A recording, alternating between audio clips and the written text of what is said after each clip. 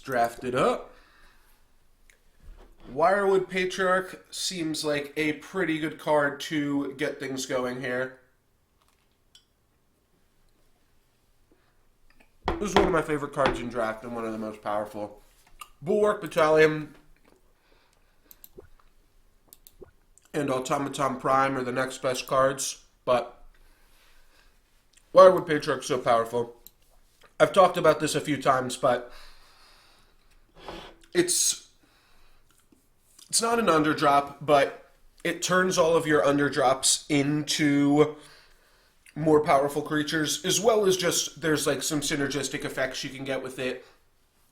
You can pump up plants, you can pump up low attack, high health creatures into big threats. So this card's real good. Being able to give, like on the final level, being able to give level 1 creatures +5/+5 to turn them into 10/10s or 12/12s, that's really strong. Like +5/+5 on this guy makes him an 11/9, which that's stronger than his level 2 version. Less poison, but still stronger. We're going to take Venom Fang here, and then we're going to take Wirewood Ranger. I'm not sure what the other color is that we're going to lock in. I was going to say Wirewood Ranger is synergistic with Wirewood Patriarch, both in name and in text. And you know what? It's the holidays. I'm going to give all of you guys a gift. I'm going to take Bitterfrost Totem, and I'm going to like it. I've actually had it played against me a few times. Card doesn't seem that bad. So, we'll take it. Ursine Strength is kind of the same thing as Bitterfrost Totem, though lower numbers, though I think Pump is generally a little bit better, a little bit more versatile than Shrinking. It's not strictly better, but it winds up being able to... It means you can be aggressive, you can play it on an empty board, you can play it when you are winning. The Bitterfrost Totem can also get the last few points of damage in, and so can Dr. Frankenbaum get the last few points of damage in. I think we will try to grab some A-bombs here. It's still early enough in the draft. We can make some A-bomb things going. I'm not sure the last time that I played Utera Necrium. Not sure the last time that I played that. Let's take a look. Yeah, this will be my third Leyline Vermin. So we'll grab it. You know, the last time I drafted it, it was actually pretty sweet. I got a free Leyline Vermin in, like, 4 different games, sometimes multiple times each game. It was mostly thanks to Damar's Pitguard, but yeah, I think this card could certainly do some work. We could try to make it work here as well. Then, let's see, we've got some life gain, we've got an Abomination, we've got a Durg Banshee, which is the most powerful card. So it's like, this is an underdrop, this is the most powerful card. Chiselhearth Hunter is maybe the most, like, well-rounded card. Though Zithian Hulk is pretty close to Chiselhearth Hunter. This is slightly better with Wirewood Patriarch, though. And Chiselhearth Hunter is also an abomination. Or, I'm sorry. Zithian Hulk is also an abomination. So I think I'm going to give the nod to the A-Bomb. And, yeah, just grab one of those guys here. We could pick up a Tangle, which I don't think sounds horrible. We grab a Blight Skull, which is the most powerful card. Or we could grab an A-Bomb.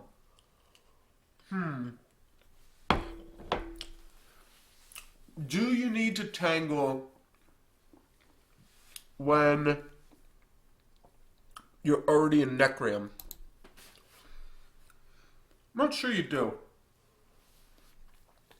Because we'll be able to pick up a Grave Pact, probably, and be fine without the Tangle. So, yeah. Wait. Sorry, I blanked out for a second and just grabbed the Tangle and put it... I was thinking about other stuff and just grab the Tangle. I don't know what TIC stands for, though I will say I haven't drafted um, I haven't drafted Dissian in a while. I don't think there's anything that really pulls you into it that much, but we can grab strong cards on both sides of that. I think I will take Ursine Strength here. I do really like Glowhive Siren as well, though. I think this card's pretty solid. You know what? I am actually going to take Glowhive Siren because we have a Wirewood Patriarch, so we can make this into 5/8. Yeah, I generally don't take a look at draft power lists. I make my own draft power lists. And we're going to take Abyssal Mauls. We're going to take every Abyssal Maul that we can find. Dark Frost Reaper, I don't think is where we want to be. Nah, I won't worry about that one. I think we'll take a Hive Empress. I think there's a chance we can make it work here. If we grab like some plants or whatever, you can automatically trigger Hive Empress with like Scatter the Seeds, stuff like that. But also Grove Huntress and just staying ahead on board means that you might be able to Grove Huntress somewhere in there. Take a Sorrow Harvester, take the A-Bomb over Virux Embrace, and take the A-Bomb over the Grow Wide creature. I'm going to take Ghost Scale Cobra here. I think all these cards are pretty terrible. The Hunter, or the Archer rather, is okay.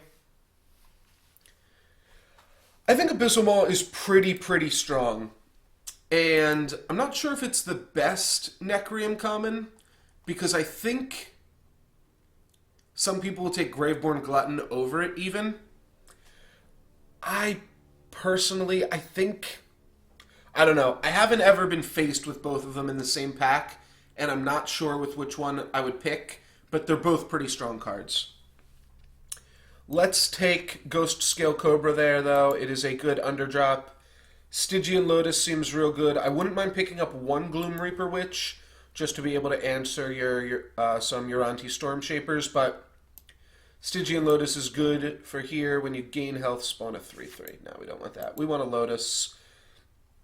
One of the good things in Dissian is Spirit Wanderers are pretty good.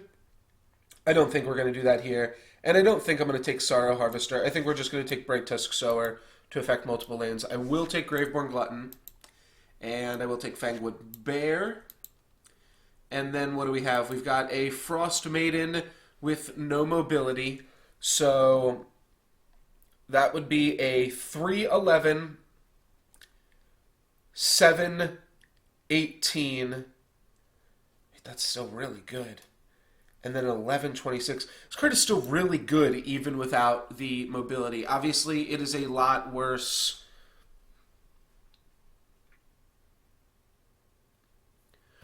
It is a lot worse without the mobility. I think that Glutton is good precisely because it can do both. And that's kind of a non-answer. But yeah, I think the card's strong because it's so flexible. It's got good enough stats on levels 2 and 3 that it can positive battle underdrop creatures.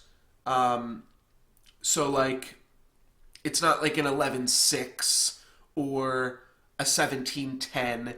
It still has enough toughness that it's going to lie around. You wind up blocking with it a lot because you don't care that it's going to die. It gives you a win condition without really having to commit to a win condition, but then it also can just be incredibly aggressive with, obviously, the aggressive stat line that it has. I'm going to go Blight Skull Phantasm here, I think, over Gloom Reaper Witch. I might change my mind on that. Alright, that's fine. We'll take one Gloom Reaper Witch just to have access to it in the deck.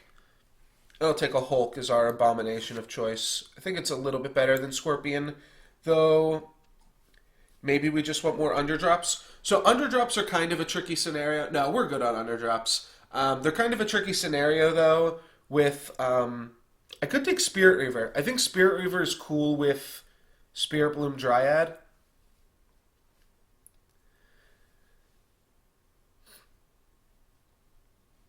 Yeah, I always do forget that Witch is also a fine card to level. It's a 15/15. You don't really trade that much for the stats on it, and it is almost a it's almost the equivalent of the one demon. Forget what it is. Wait, where's that one demon? Oh, I thought he was a demon. Maybe he's an. Oh, he is an abomination. We found that out last week. Bone Scythe Reaver. Forgot this guy's an abomination. Yeah. People that were watching me do the mono faction draft might remember me forgetting that that was a demon. Like, do I need another? Do I need another Zithian Hulk? It's probably fine. I'll take Zithian Hulk. And then none of these are great. I think I used to like Witherfrost Banshee. Yeah, it's a 5/5, 10/10, 19/19.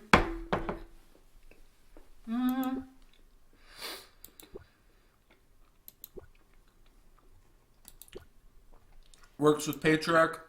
Sure. We'll try it out. Scorpion's a fine underdrop. It's a fine card. I'm going to take Scourge Knights here over Gross Scale Cobra. So, I'm probably not going to let my opponent land a creature ever. Nether Decay, I think, is a cool card. But I'm going to take another Hive Empress. That's our win condition. Hive Empress also gets pumped by... Holy moly. Hive Empress also gets pumped by Wirewood Patriarch. So, that is a reason to keep it around. Yeah, it levels really poorly. It's mostly an underdrop card. So, Abyssal Maw and Wirewood Ranger. I think that that would already be a pretty tough pick. However, I think Direhound and Venom Fang are better than their respective leveled counterparts.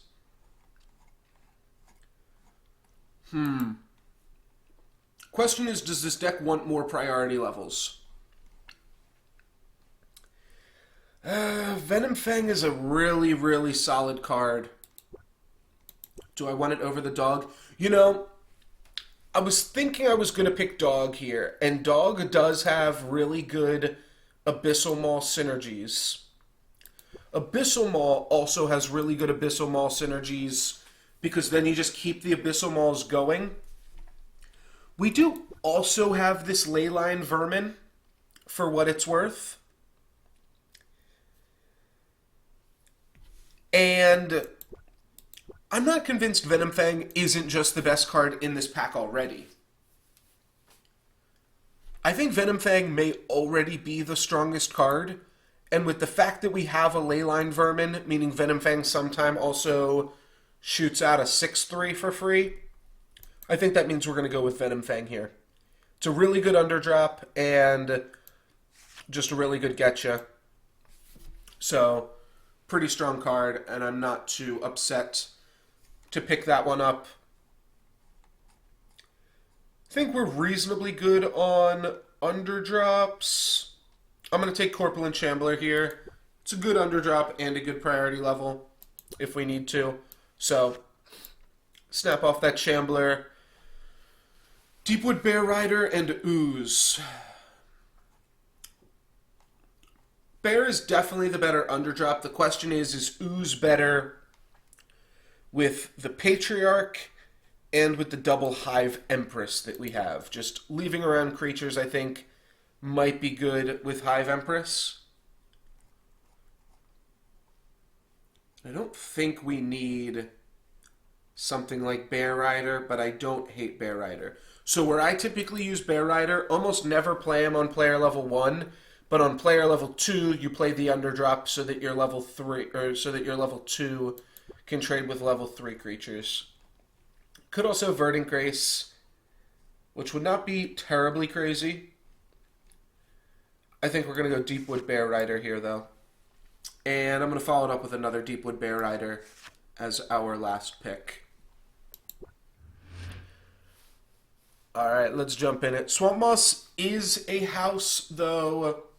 Swamp Moss compared directly to Corpulent Shambler against anything other than armor, against anything other than an armored creature, Corpulent Shambler is going to come out ahead. You've got a 8/4 versus a 5/5 and a 3/3. So, both of those are 10. Corpulent Shambler can positive battle, leaving behind a 3/3 in some cases.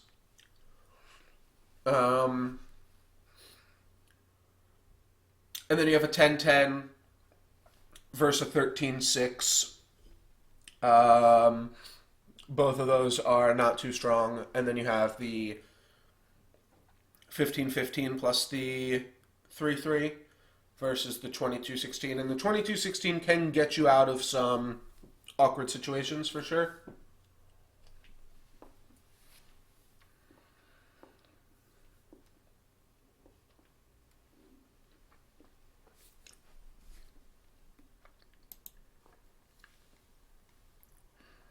Oops.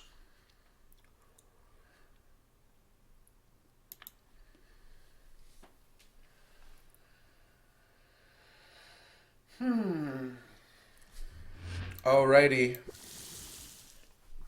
One Izame. Let's go, baby.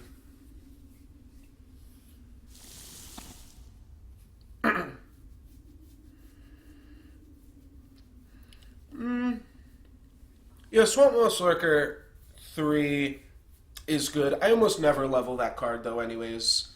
I pretty much don't use it as a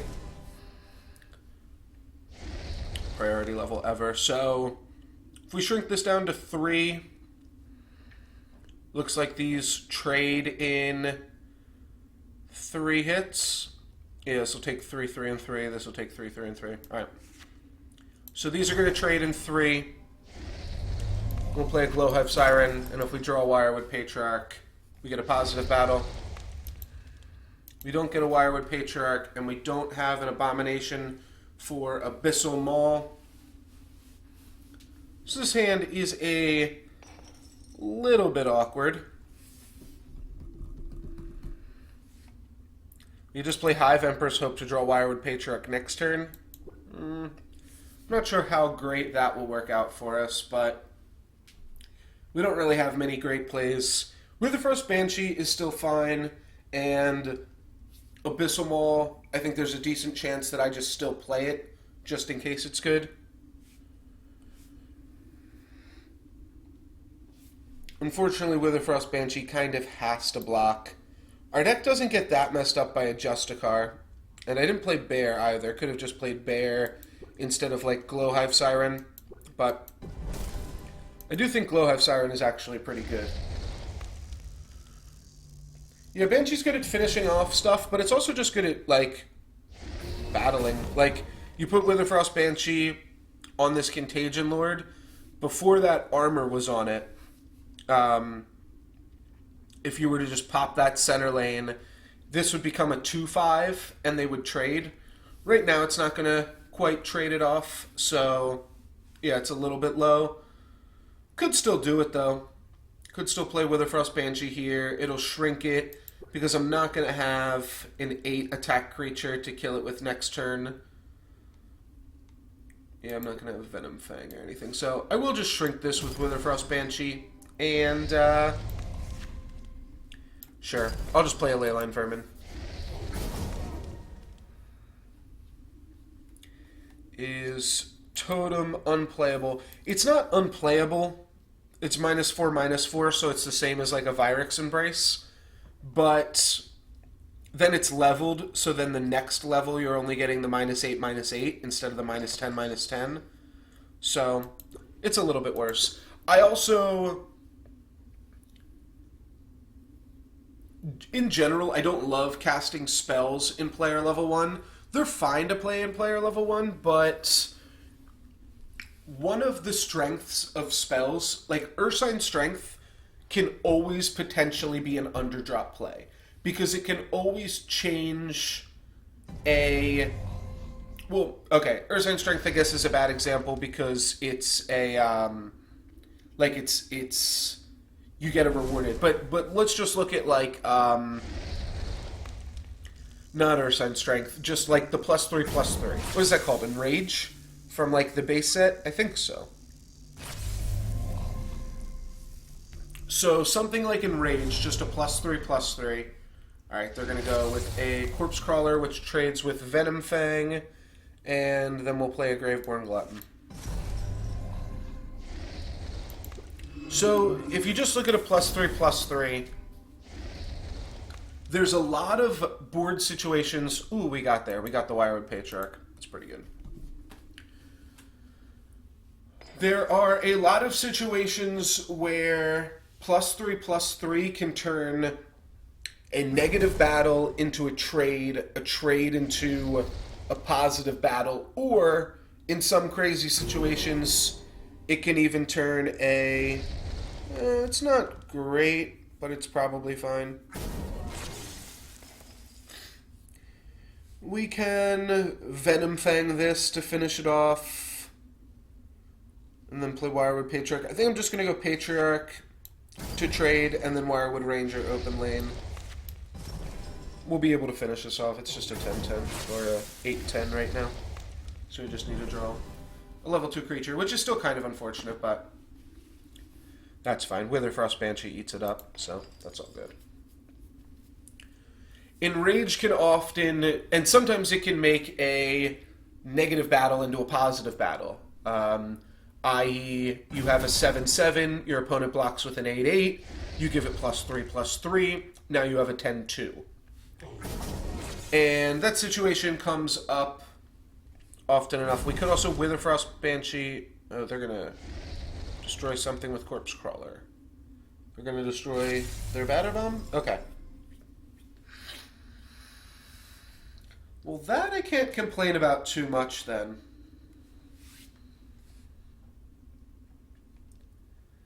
Five. Venom Fang. The problem is both of my opponent's creatures are abominations.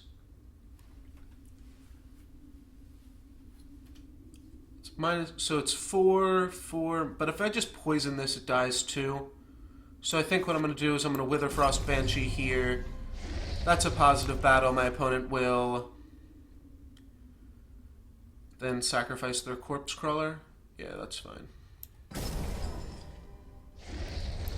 And then we'll have an 11-9.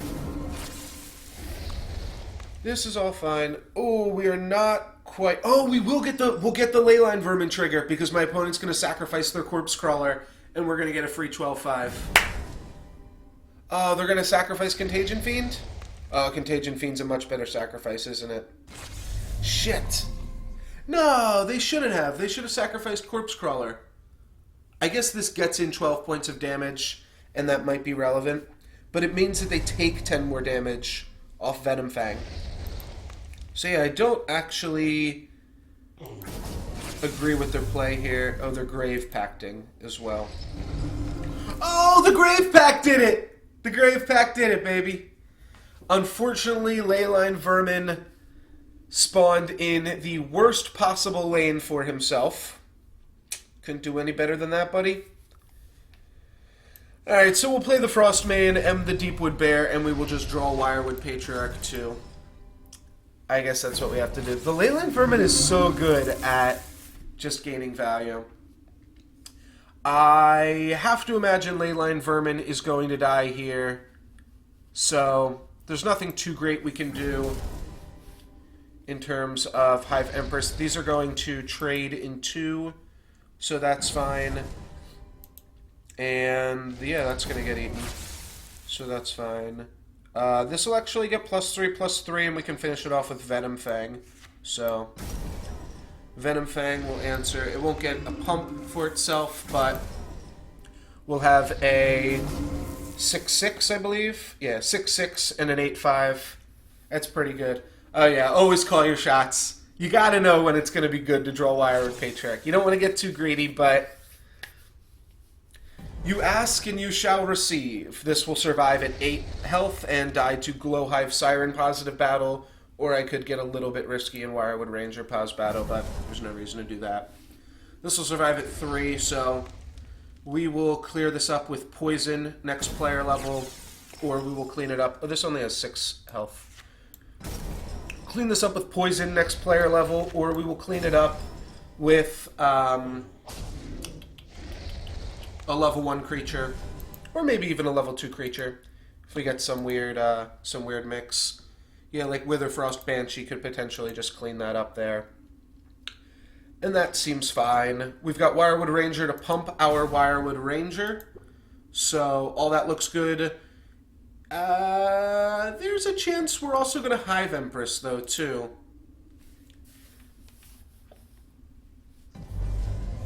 That probably means we can't Hive Empress. No, because Glowhive Siren's still going to positive battle. And then my opponent's just going to eat Venom Fang or Patriarch. Yeah, we actually... Sweet, we get to Hive Empress here. Unless my opponent has... no, Aether Hounds wouldn't do it. They need, like, a Dissian thing. Okay, that's fine. Means we don't get to pump our Ranger, but we do get to go Ranger, Hive Empress, hit you for 15, and give you 2 poison.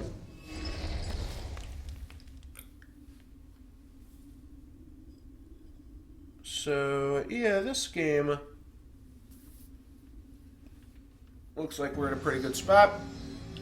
And our opponent agrees and resigns.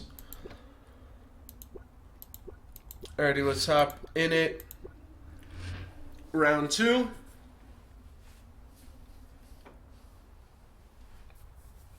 I mean, kind of an early concession, potentially, but look at it from my opponent's perspective. I had 5 creatures on the battlefield.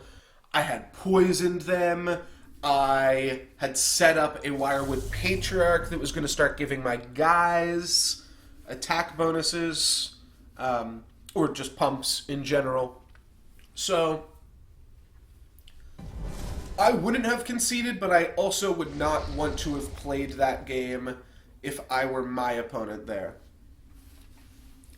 2 different potential plays, Stygian Lotus. Oh, well, that's going to make a Stygian Lotus play really, really tempting, eh? Alright, yeah. Let's go Frankenbomb side lane, and then Lotus up. Hope to get the 1 in 3 to make an additional Lotus and turn on Hive Empress next turn. 1 in 3. Didn't get there. Alright, no matter. We can clean up that 1-1 pretty easily. We also have a Scourge Knights. I think Lotus is pretty strong. It gets you out of a lot of situations that you otherwise wouldn't... Is that a Sonic Pulse from my opponent? No, that's an Alolan Strategist. Oy vey. Alright, well, Strategist means that this would have died anyways. We get to go Venom Fang on Stormweaver, finishing off Strategist. So, all of this is reasonable. We could also use a Scourge Knights here in conjunction with some of the other stuff we got going on. The problem is, if we pre-combat Scourge Knights in this lane to do anything else, they just ping and finish us off. We could Scourge Knights side lane just to take out the Warhound Courser. I don't hate that. Alright, let's do that. Scourge Knight side lane, take out their little doggy. And then we go Venom Fang, finish off Strategist. And we're trading with the Stormweaver here. Yeah, I think Lotus is a pretty solid card. I don't always love to level it. And I don't think I would have played it if there wasn't the chance for the 1 in 3 there. But my opponent had 2 plays on turn 1.1 on the play. I would have been pretty content. If my opponent didn't play Warhound Courser, my play would have been Frankenbomb and then Grove Huntress on Technosmith, powering up Frankenbomb to make a 7/6. And this damage is going to be relevant. Here we have Frost Maiden Patriarch combo. So that's sweet. We get to make a 5/11 on rank 1. Effectively a 5/13 with the fact that we're going to shrink one of my opponent's creatures as well. However, that creature might have to block. Yeah, so like... it's going to have to block and take Oh, take a lot of damage, actually. Um, you know what? Maybe it won't block Infiltrator then. Yeah, we're going to put Frost Maiden on Aloyan Strategist and then Wirewood Patriarch in lane 4. And I know this cleans up pretty nicely with Poison, but I think we can just level these cards right here. They're both pretty powerful. They both threaten the Strategist and pretty much get it out of here. So I think that that's a solid play. Then on my next turn, I can just Zithian Hulk to positive battle the Infiltrator, and that'll be fine. What we do have to watch out for, of course, is that my opponent has double Aloyan Strategist and has only played and leveled good cards. They've played 2 strategists. This is what we're banking on. Oh gosh, this is a combo too. Ordnance Captain, Warhound Courser. That's pretty good because you just lay it down and then you auto get formation. But yeah, my opponent has played really good cards. What we are banking on is that they just draw like the other half of Warhound Courser and that their deck's too big to make work. Cloud Cleaver Titan is going to finish off our Frankenbomb here. We can pause battle with the bear. That's a really good positive battle from them as well. Oh well, we'll try to finish this off with a token of some sort, but let's just trade off boards here and then rank up. And we don't need a Patriarch. Wouldn't be bad here, though. Patriarch's typically real good on the rank up, though. We don't quite get it. We do have Tangle in the deck. We've got Abyssal Maw to finish off Ice Shard Berserker and potentially affect battle in another lane, as well as a Zithian Hulk. What's that holy in reference to, Nurgles? Just how many good cards my opponent's played, or how many Aloyan Strategists they have?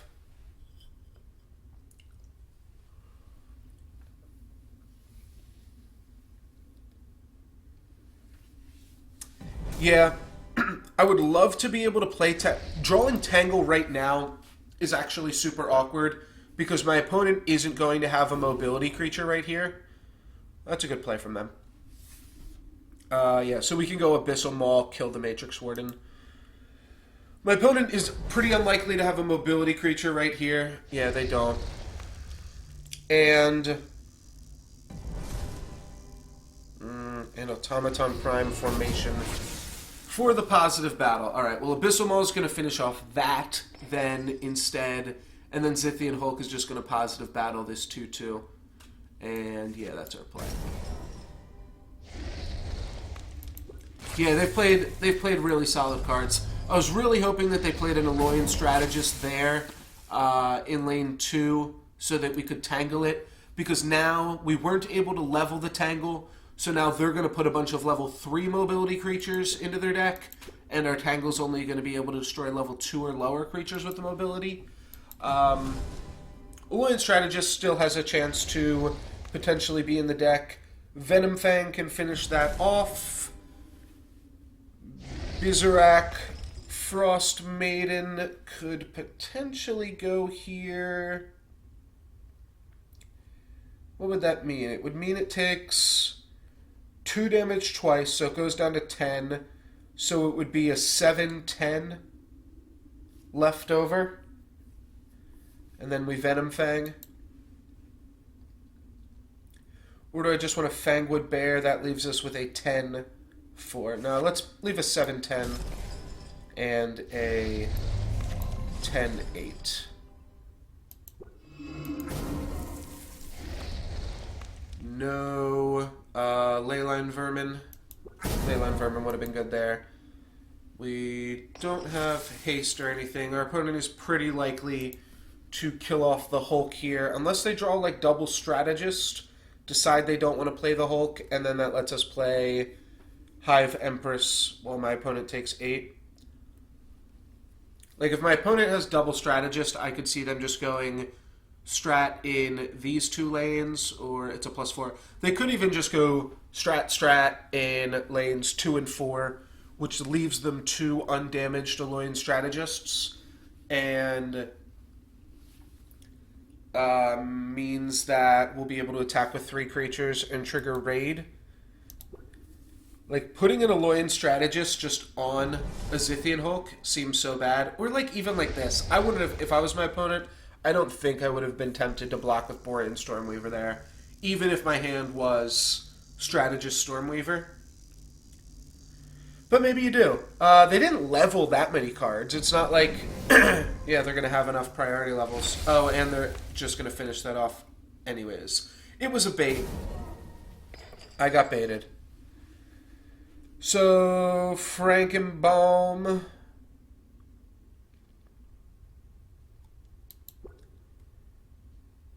I've got a decent amount of 6s. Yeah, I've got Lotus in the deck.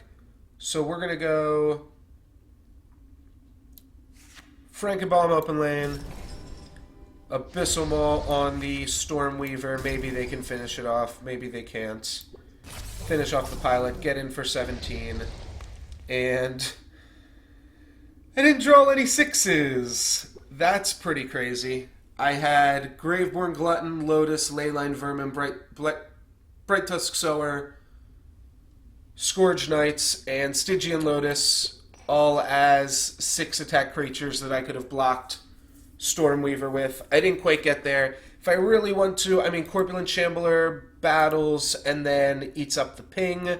I could Witherfrost Banshee to shrink and then I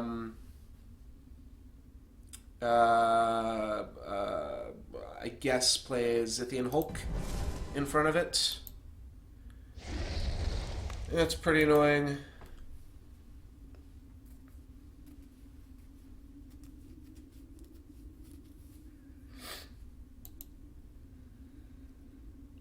And then Strategist trade with, no, Technosmith. Leveling.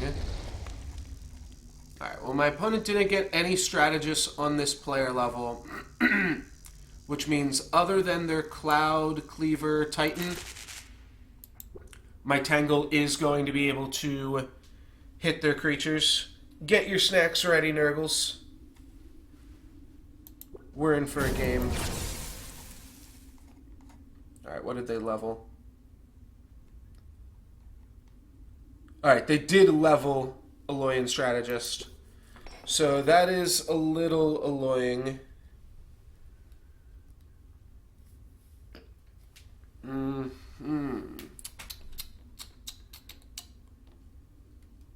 Guess we make them ping here.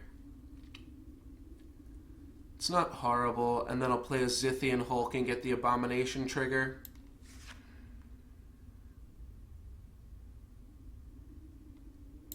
Okay.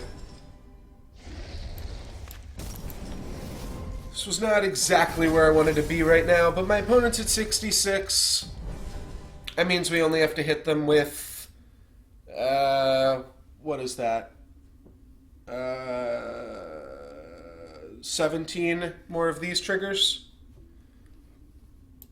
17 A-Bomb triggers from Dr. Bomb 3. We've got a Venom Fang. That card is going to do some work alongside Zithian Hulk.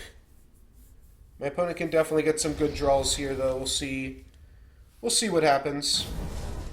No, an Automaton Prime. Okay.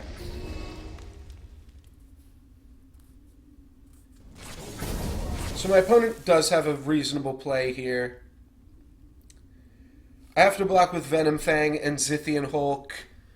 Can keep this alive at 2, and then this alive at 9, and then we poison this.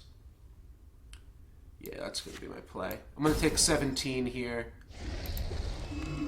but I'm going to play both of my cards. This card is pretty hard to deal with just level 2 creatures. There's my Stygian Lotus that I wanted 2 turns ago, but he's here now. If my opponent positive battles in either or both of these lanes, that could be reasonable. Maybe I needed to do something else different. Oh, wow. Okay, that doesn't actually do that much. Right, that's why I blocked like that. I wanted Frost Shatter Strike to... Oh, gosh. Oh gosh. Alright, so that's my opponent's first play. And then they play a Nexus Pilot. We can deal with this. We can deal with this. Namely, Zithian Hulk trades with that. Guess what is awkward about the Zithian Hulk trade?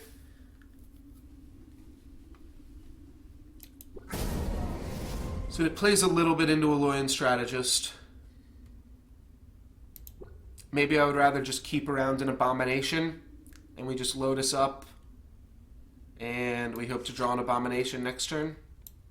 I think I'm kind of priced into this play because I don't have any other super good ones. I'll go here to leave me some different formation plays too. This does die to Scourge Knights. Berserk Frost Maiden is also a reasonable card to take her down as well. Frost Maiden gets +6, so goes up to a total of 11, and it'll only take 4 damage from that, so it'll be an 11-14, which is nothing super powerful, but yeah, we lost a little bit of our lead here in the interim while you were gone. But I don't know. I'm just kind of playing around a Loyan Strategist right now. This is what I played already, this player level. These were both level 3s. Oh, I already drew Scourge Knights, so I can't draw that again. That is obviously pretty unfortunate. And an Ordnance Captain to get some more rub-ins. Alright, we're definitely going to want to play Frost Maiden here, and then I guess we'll just play Bright Tusk and put a 1/1 that is ping fodder. My other option, if I put an 11 here... Oh, you know what? I can Ghost Scale. And then I put an 11, it shrinks this guy's attack. Okay, yeah, that's a better play. So we Ghost Scale for the trade. They did level in a Loyan Strategist with Technosmith, so I think that was it. Alright, and this will trade. And they can just send a Wayward Ping at the Stygian Lotus. We get to give something +3/+3, so these can deal 8 damage to potentially try to finish something off here. Frost Maiden almost gets to positive battle. Instead, it is actually going to negative battle and stay at 1 here. Still is not the worst thing in the world. We just trade a Graveborn Glutton into it. We just have to deal with this 8/2. Okay, well that obviously is the unfortunate part of all of this. Loyan Strategist is so strong.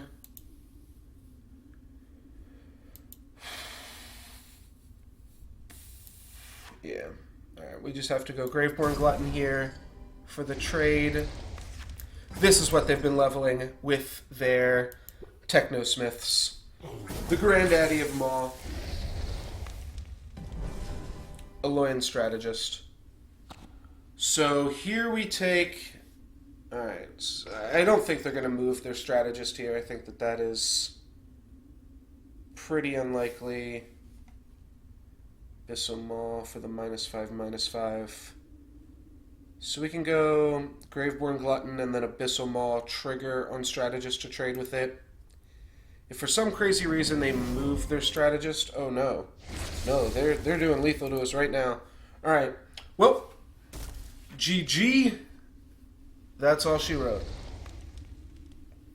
It's 28 + 26, which is 54.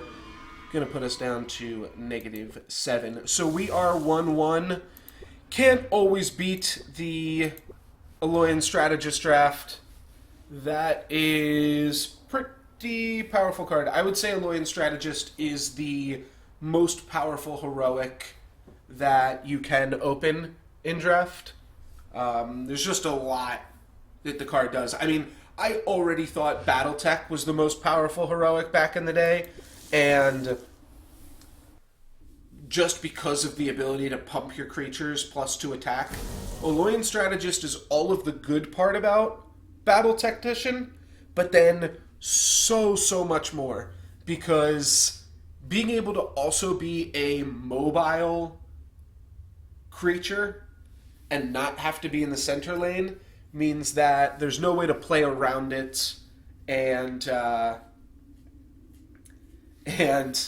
it means it also can just be a late game threat because it can, like, you can't block it, and then it can move over and deal more damage. So it puts you in this weird place where you can't block Oloyan Strategist, or I'm sorry, you don't want to block their creatures because they might draw Oloyan Strategist. Like, there was one turn my opponent had the Nexus Pilot in the center lane. It was a 10-14. And I didn't want to block it with my 8-11 because if they have a Oloyan Strategist, I just lose my 8-11. And that's really bad. We'll do it like this. So I didn't want to lose my 8-11, so I didn't block. So what happened was, in some scenarios, I just wind up taking 10 damage there because I choose not to block. And then, all right, you're taking 10 damage there and 8 damage there. And then they play the Oloyan Strategist, and he's a mobility 14 attack creature with 3 mobility. So you're not blocking him. And then pretty soon he's just lethal by himself because you've taken so much damage throughout the course of the game trying to make the safer plays. I am pretty tempted here to just try to see if I can't Hive Empress into Patriarch, though Sorrow Harvester might be a decent play here too. I think this Frost Maiden is a reasonable card, but if we Sorrow Harvester, we'll get to draw 2 cards, and those 2 cards might help us hit the Wirewood Patriarch that we need. Something like Ferocious Roar would be quite insane for my opponent. Ferocious Roar or Epidemic. That would be pretty crazy.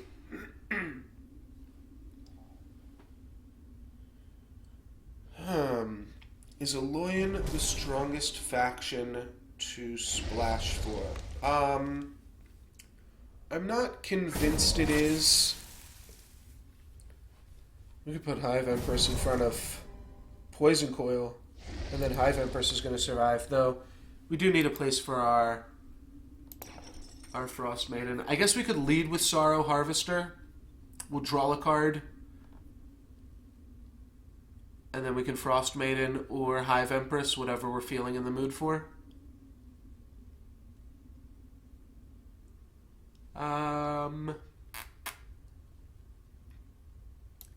Yeah, let's draw a card. Let's see if we can get anything just a little bit sweeter. We don't. So Hive Empress isn't going to activate, so we'll just play a Frost Maiden.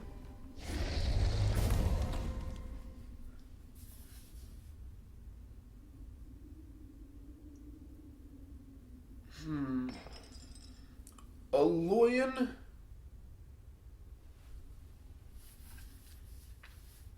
So, I think Tempest is the best faction because it has the best common in Borean Stormweaver.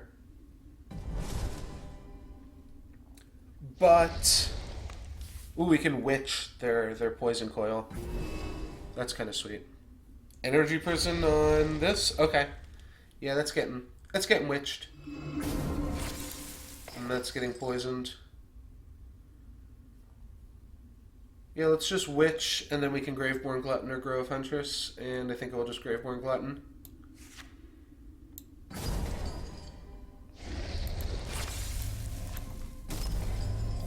Yeah. Get witched, bitch. Scourge Knights lines up real well against Shimmerfang Serpent. We can use the formation to take it out, or just block it and use the formation elsewhere. Unfortunately, we don't have any way to activate this card because we can Wirewood Patriarch and then we can rank up and we're going to Wirewood Patriarch it again. We don't have anything that makes use of it. Our opponent might get scared of it at some point in the game, though they don't really have any reason to. But we can keep this around just for formation.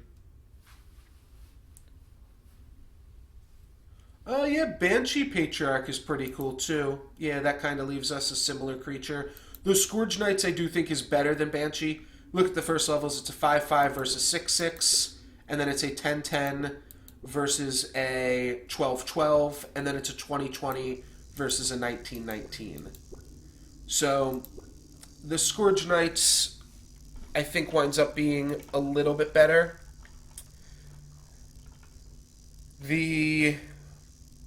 It's just one stronger at every point, and you also don't have to put them at the same point. So we can just, like, Scourge Knights and... I guess there's a few creatures. We could level the Tangle this game so that we don't die, but I'm going to keep Tangle under-leveled. I think it'll work out for us this time, and we'll be okay. You know what we could also do is ignore this Shimmerfang Serpent a little while longer. Wait till we draw Lotus or Venom Fang or just an incidental thing to deal with it. And we just go like this. If we really need more lanes, we can overwrite the Bizarrak Frostmaiden. We might actually just want to overwrite it right now because we're in an awkward spot here if we draw Lotus. But yeah, even something like Grove Huntress, I'm fine. And this gave us the chance to draw Wirewood Patriarch, so I think it was a worthwhile risk. Okay, so best factions in draft. Tempest has the strongest common.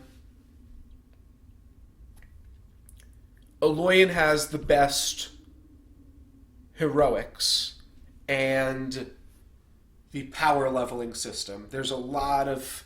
You're able to pick up... Like, if you draft Aloyan, it's not unreasonable to get a draft with, like, 6 power leveling cards. 3 Technosmiths, 3 Nexus Overwatch. That's really strong. Technosmith, it could be argued, is a more powerful common than Borean Stormweaver. You'd have to crunch the numbers, but I actually would not be that surprised to just find out that just leveling a card actually turns out to be stronger than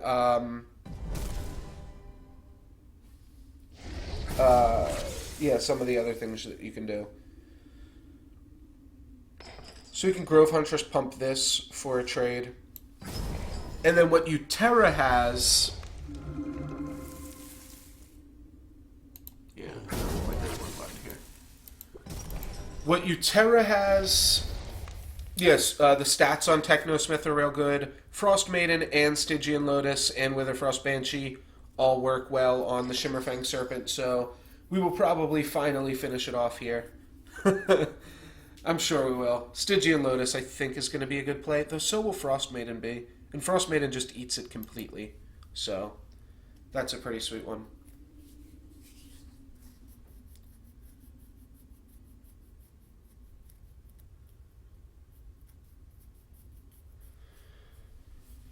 So...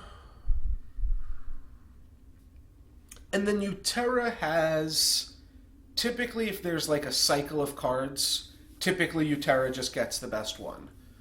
Pump is just so much stronger than Shrink or temporarily pumping your attack or just pumping your attack. Like, yeah. Shardbound Invoker is the best. Seal of Deepwood was the best. The card that gives +2/+3 and Breakthrough to a Uterra creature. That was the best one in that cycle by far.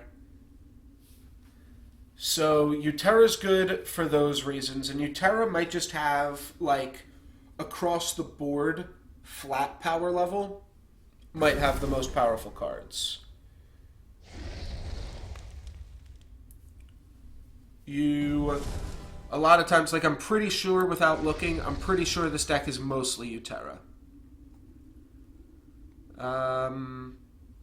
So that's even, that's up 2 Utera, now it's even, it's up a bunch of Utera, it's up 4 Uteran cards, it's up 3, and it's up 2. Okay, so this deck's actually pretty evenly split, but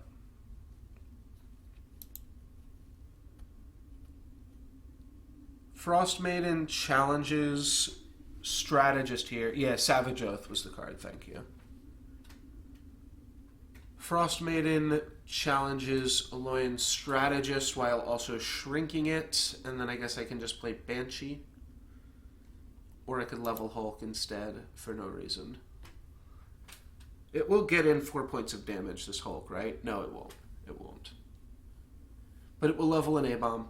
Let's just go Frost Maiden here. And Banshee Positive Battle. The Strategist can move over and eat the Banshee, but I don't really think I could have prevented that. We kind of brick again here. We've got a lot of good cards in the deck, though, so I'm hopeful. It doesn't really matter how many Mauls we have left, because my Zithian Hulk would have taken 3 damage, and then 3 poison on their turn, and then 3 poison at the start of my turn, and would have died as a result of that. Alright, so they're going to eat this here, and I can't even change the tide of that battle. We can Deepwood Bear Rider. So I guess we'll just do this. This is going to die to poison, so we will replace it. Yeah, we had a bunch of Mauls in the deck, but our guy would have died to poison before we started the turn, so it wasn't super relevant. No Wirewood Patriarch for this level. Also no Scourge Knights, but we do get to go Graveborn Glutton, Abyssal Maul, and we can put -5/-5 on the Forge Guardian Beta. Graveborn Glutton can trade with one of my opponent's creatures. We could Tangle now. Guess maybe it is worth just leveling Tangle where you can, because you can't always level it in the next player level. Gloom Reaper Witch is also a pretty reasonable card, right? 4 or less. I guess it's not great. It does positive battle with beta, though. So might be worth considering. Might be worth it.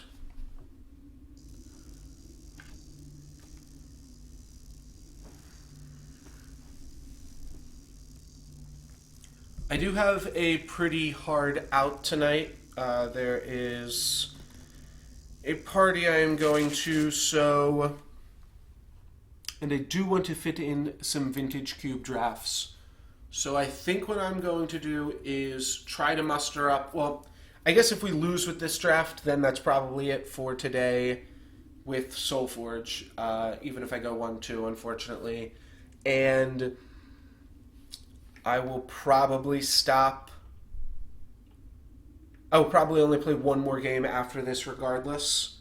So I will either stop at 3 wins or 2 losses, whichever comes first.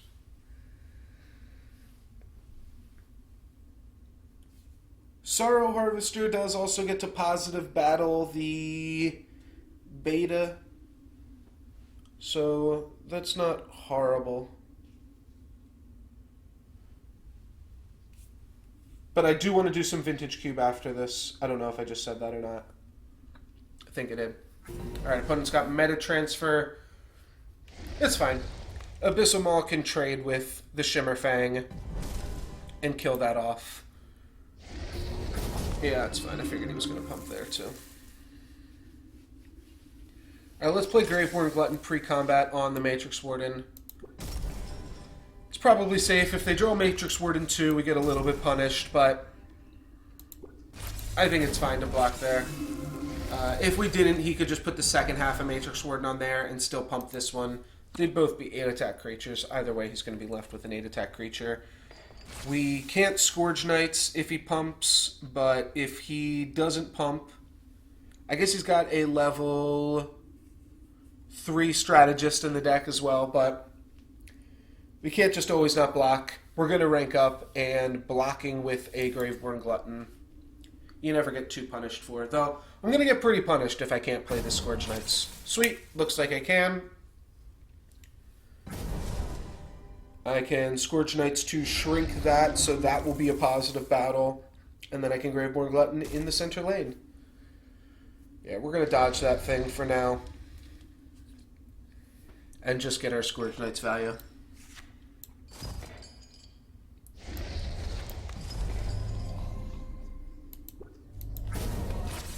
And that's acceptable. Deepwood Bear Rider coming in clutch as an underdrop here. Yeah, this is exactly what I like to do with Deepwood Bear Rider.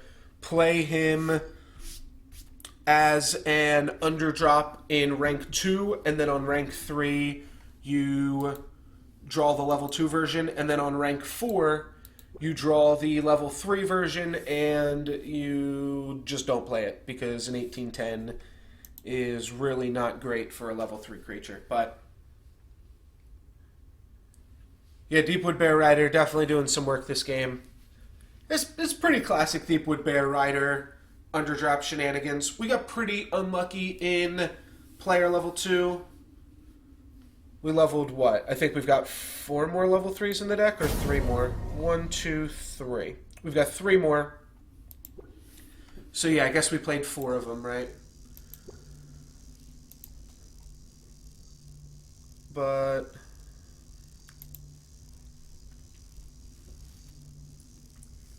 yeah, Grove Huntress can potentially trade with a level 3 that Graveborn Glutton kills.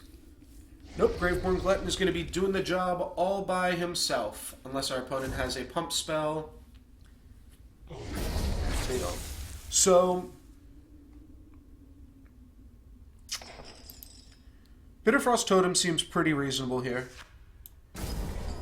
We can give this -6 attack. It'll only hit Graveborn Glutton for 1 poison and 1 damage. Or we could Grove Huntress, and we can Grove Huntress on the Graveborn Glutton.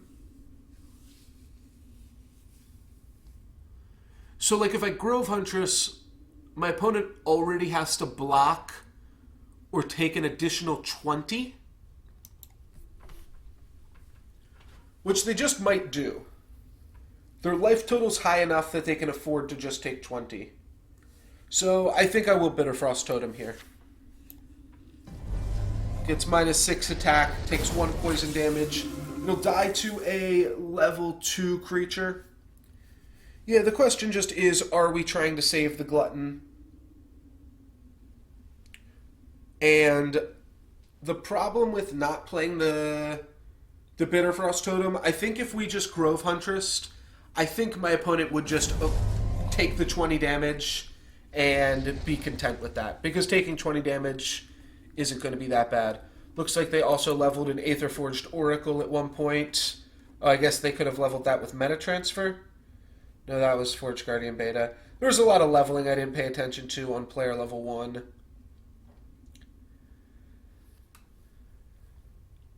Did the level 2 maybe level 2 Meta Transfer leveled the Oracle?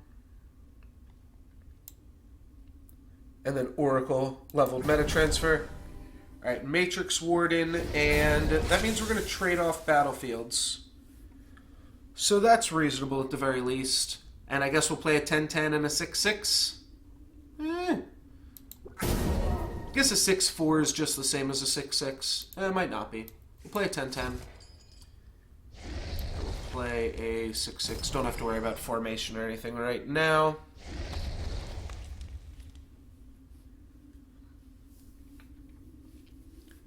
So my deck isn't super leveled, but... And my opponent's deck is pretty leveled, but they haven't done anything crazy with it. Obviously, they have a Forge Guardian Beta 3 in their deck. Obviously, they have a Forge Guardian Beta 3 on the battlefield. But Eh, we'll figure out something. We have Gloom Reaper Witch to trade with Blight Tusk Sower and not eat the plant. We have Witherfrost Banshee then to give this -4/-4, though I think I rather the Banshee on the beta. So I'm not going to affect battle, right? No, I'm not. So it's battle first. Let's take a look at these numbers. 16 for... So 16, what that screams to me, this creature's got 16 health left. That means it dies to Graveborn Glutton. If we shrink it, which we can shrink it down to 12, that's not going to make it any easier for Witherfrost Banshee to take out. So I think what we're looking at here is just dodge on the beta. We'll take 20. We Witherfrost Banshee to kill the Blight Tusk Sower. And we positive battle one of these two things, or with one of these two cards. I'm going to go with Gloom Reaper Witch. A leveled Gloom Reaper Witch seems reasonable. Though, I actually didn't consider the rank up. That was a mistake. Because if I had Witherfrost Bansheed here, I would have been able to draw Gloom Reaper Witch and Gloom Reaper Witch this. As is, we get to give their creature -10/-10, which also would have meant that it was dead to Witherfrost Banshee. So, yeah, that was definitely a miscalculation on my part. I should have realized I was about to rank up and played accordingly, because that would have given me a lot more live draws. If this had -4/-4, then we could start looking at, like, alright, how does it line up against Abyssal Maul? Well, -9/-9 would have been able to take it out. Alright, on the bright side, looks like we're going to have a target for our Gloom Reaper Witch, and then we're going to hit our opponent for 2. Yeah, so we just have to go Totem, Witch, kill your Tree Folk, nothing else. Yeah, it doesn't look like we get to do anything else here, but we get to positive battle on a Forge Guardian beta. Hit our opponent for 2. That damage will maybe add up eventually as we draw more Graveborn Gluttons. We've got a Venom Fang to hopefully make some work of this situation. This obviously trades with a level 1 creature. And this is just... That's just nothing. That's just 2 damage for the small satisfaction of hitting our opponent for 2 damage. Venom Fang, not sure if I said this out loud or not yet, but Venom Fang obviously lines up super well against Pterodon Mauler.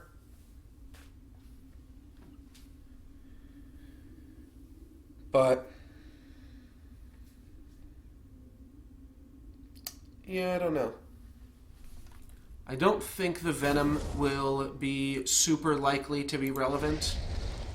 I guess it's relevant on an Alolan Strategist. No, yeah, we're going to kill off this Shimmerfang Serpent here. Alright, so Venom Fang was indeed quite relevant. My opponent drew 2 level 3 creatures, which is actually good for us. We wanted them to draw their level 3s now while they could positive battle.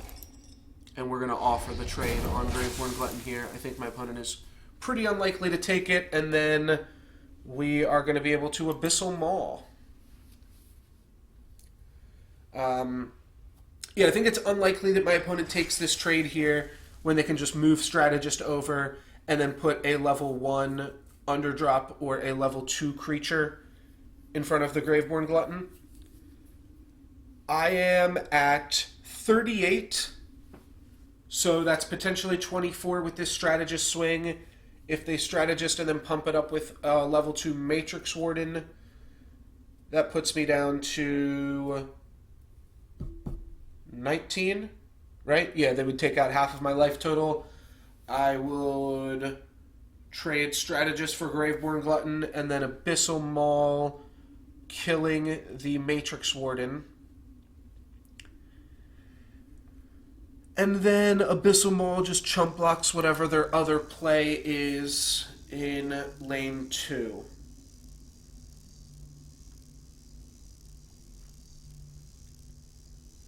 If my opponent has an all level 1 hand here, which I think seems pretty unlikely, then they might trade.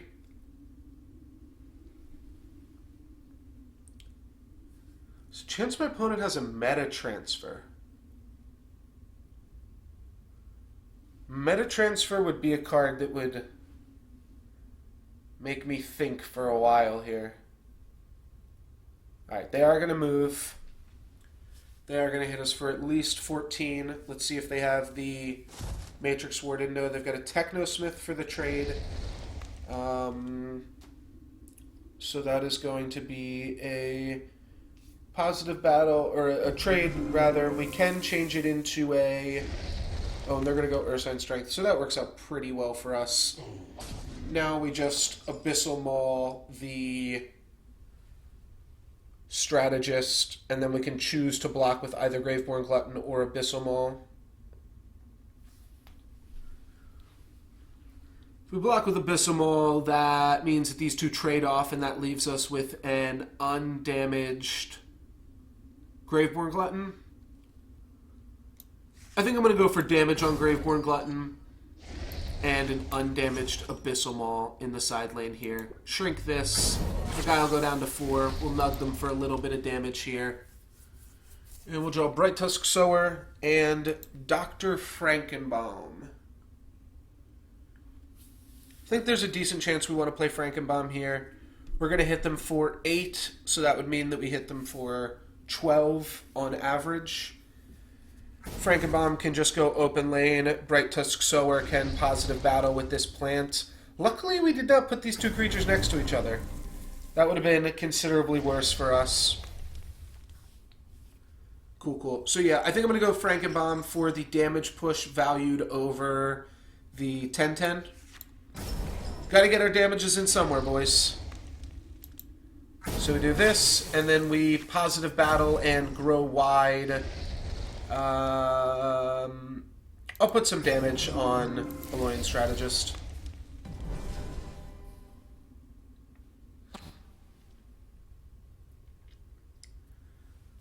Frost Maiden, Gloom Reaper Witch combo. One time. Can we get there? It is not nearly enough to... It's actually one off from being able to take out an Alolan Strategist flat. So if Alolan Strategist, like if I was also able to play Abyssal Maw and Frost Maiden and then Gloom Reaper Witch, I could kill something. But there's a chance if they play a level 2 here. Nope, that's a big boy Strategist. Oh, and it's going to make that a positive battle. Well, that's why I blocked with that plant, right? Alright, and then a Forge Guardian Alpha. That one I am not going to worry about. Right, I forgot to mention this earlier, but the fact that my opponent has been playing Forge Guardian Beta means that their deck is actually slightly bigger.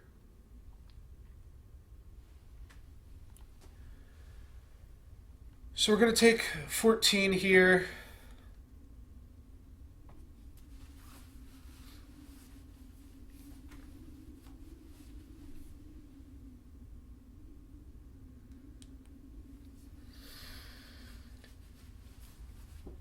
Do we want to shrink its attack with Abyssal Maul as well?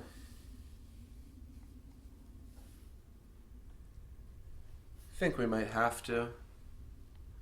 Yeah, we go Abyssal Maul, Shrink, Frost Maiden, Shrink. That gives it -9 attack. That means we take 5.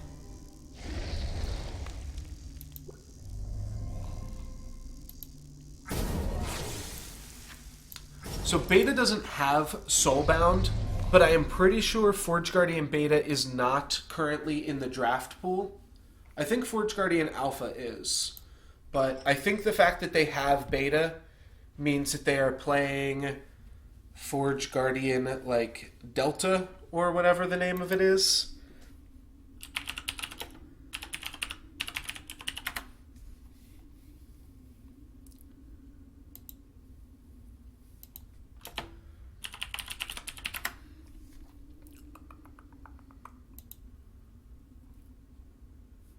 Alpha, Gamma, Omega. No, not Gamma. Is it Omega? Oh no, Omega's the biggest one. Oh yeah, it's Delta. So Delta puts a copy of Alpha, Beta, and Gamma into the deck. It's like Shimmerfang Serpent for a trade into positive battle here. You can go Grove Huntress and then Venom Fang, and we have a positive battle. But I don't know how we ever hope to deal with Poison Coil. Doesn't really seem like we can deal with Poison Coil regardless. We don't have to deal with Poison Coil, but at the same time I think we do.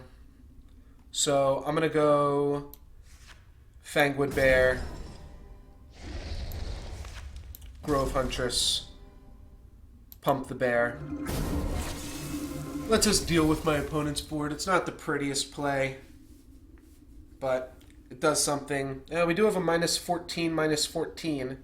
Bitterfrost Totem, not gonna lie, it's kind of coming up. Card has kind of been showing up for us here today.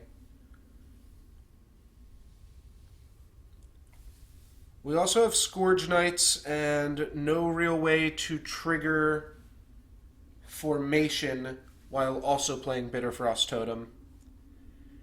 Bitterfrost Totem does seem like it will probably be good here, though.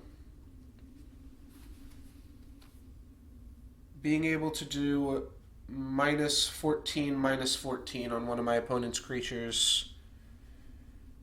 Like, I think we're probably going to wind up Bitterfrost Toteming something in the open lane and just letting Bear die to this poison. I guess my opponent has the option if they want to poison and finish off the Bear, or if they want to poison and finish off the Grove Huntress. I would take the Bear if I were them. That kind of means our Bitterfrost Totem play isn't insane. Ooh, is that a meta transfer on the Bear? It is indeed. Well, that's probably going to mean that we have to Bitterfrost Totem. They're going to meta transfer leveling. Stouthide Stegodon, level 1. And an Ursine Strength to flip the script there. And then Poison to finish that off. So at this point, Lotus gives us a 50-50 to Poison Coil. If we just go Lotus here, we're 50-50 to get the Lotus right here. And then we can Scourge Knights. Because we do want to kill this thing right now, right? Yeah, we have to. So, roll the 50-50. What's -6, -6? Oh, is -6, -6 even good enough there?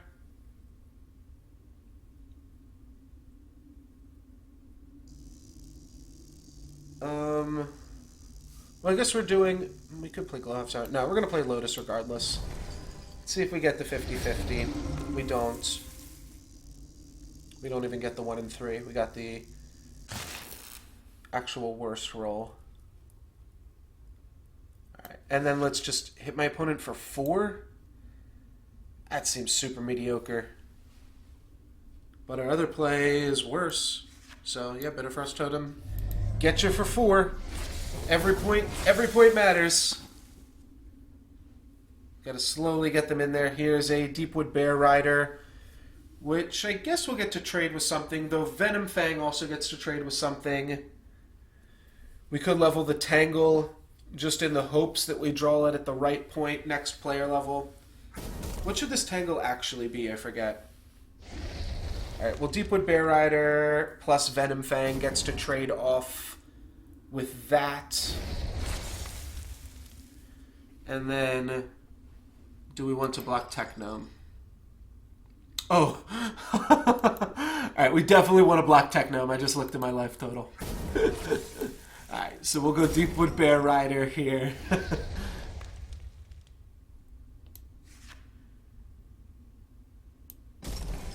Could have battled then night. Means the poison that could have been better. That could have been better.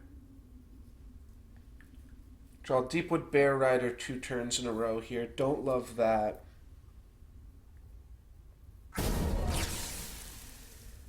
But we have Abyssal Mole or Frost Maiden to finish off that guy. We have Frost Maiden or Deepwood Bear or... Oh shit, yeah, my opponent gets to play 3 creatures. So I'm going to take 15 here.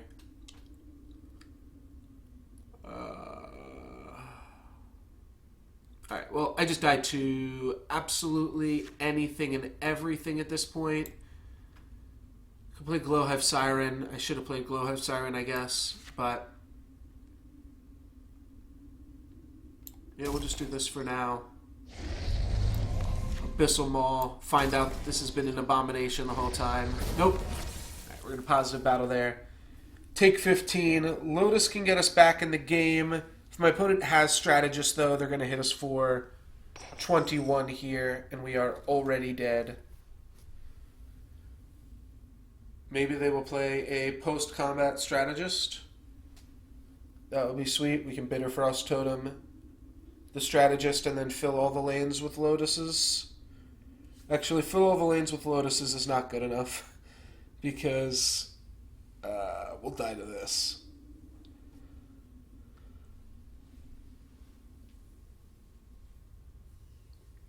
Yeah, I think we're dead here regardless of what we do, unless my opponent has a level 1 creature that isn't, or a level 2 creature that isn't Matrix Warden, and then like a level 1 creature that Lotus can trade with.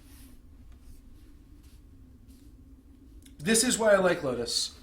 It can get you out of some situations that you otherwise would just be completely dead in the water to. Alright, there's the Ursine Strength. That is going to do us in here then. And yeah, that's going to kill us. How many people are in the chat right now? We got 8 people. All right.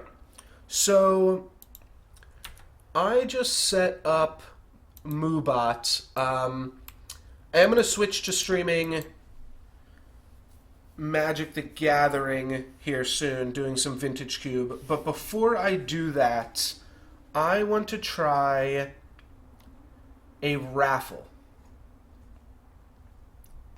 So I'm going to open it up. And I'm not sure if the raffle appears just yet. This is my first time doing this, so bear with me here, guys. But I think you want to put ! raffle in the chat to be entered in the giveaway, and I'll give away some Solforge shareables.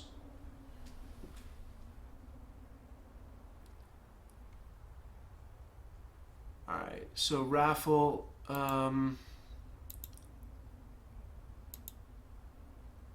weird. I can't, it should be open.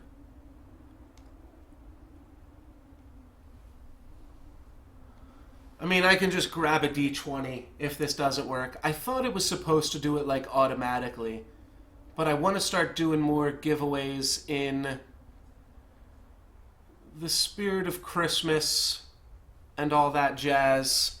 And I think most of you guys, actually I think the 3 of you that have entered so far definitely are, but we'll say too that you have to be following the Twitch channel and subscribe to the YouTube to claim your prize for the raffle. So if you're not already doing that, go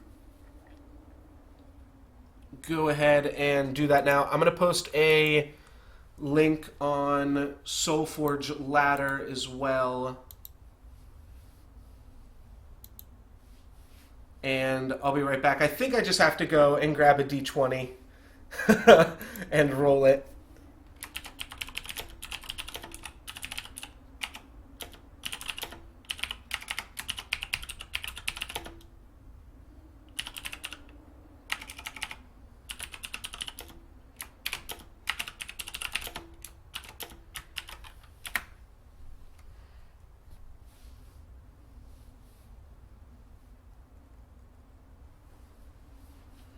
Cool. Yeah, Solforge Ladder. That's just a place where some Solforge gamers hang out. I would recommend checking it out, Nurgles, if you are interested in Solforge. They run tournaments, I want to say, probably 4 or 5 nights out of the week. And there's different types of tournaments, most of which are free entry. It's also the site where Titanium players get to play the Titanium Challenge at the end of the month. It's like a tournament only for Titanium players. So, alright. Looks like it is just you guys. Alright, I am going to... I'll wait another second here, and I'll see if I can't get this figured out, because I do want to try to figure out how to run the raffles here. None of you guys have experience with Moobot, do you? Could not draw anyone from the raffle. Maybe I have to allow raffles? Gebru, thank you very much for the follow. I think that's how you say it.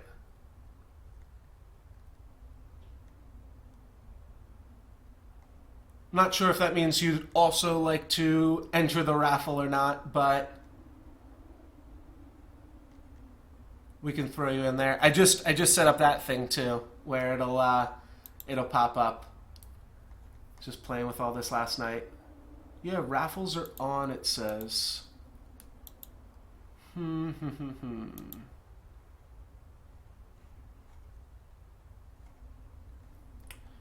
Thank you very much for watching. If you want to enter into our drawing here, Gebru, to... Yeah, that is the default notification with Moobot, just the Mario coin. It's sweet enough to keep it.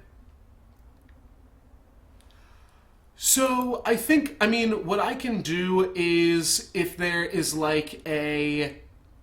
Because I'm pretty sure the way that forging works, it's like 10 heroics, and you can get...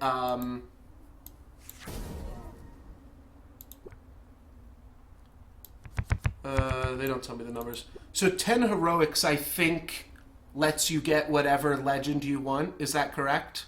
So I can just send somebody, like, if I don't have a legend that they want, or even if it's just easier, I can just send them 10 Sonic Pulses, and then they can grab whatever legend that they want.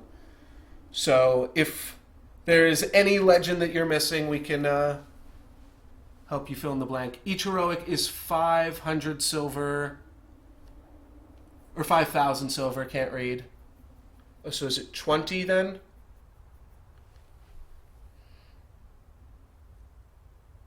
Yeah. Okay, so it's 20 heroics, but I can send somebody 20 heroics, and they can make whatever they want if they don't have any legends that I want. So that seems pretty reasonable.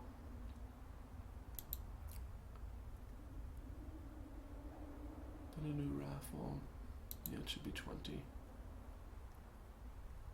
Alright, I see some new people. If you guys want to enter, just throw !raffle in the chat and subscribe to the...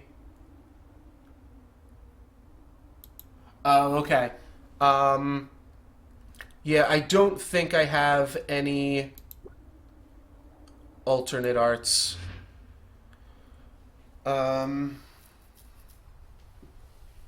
Yeah, I've got one, but I think I'm gonna hang on, or I've got a few, I guess, but I want to hang on to those for potential special points. If we roll you, we can just re-roll as well if you don't want it.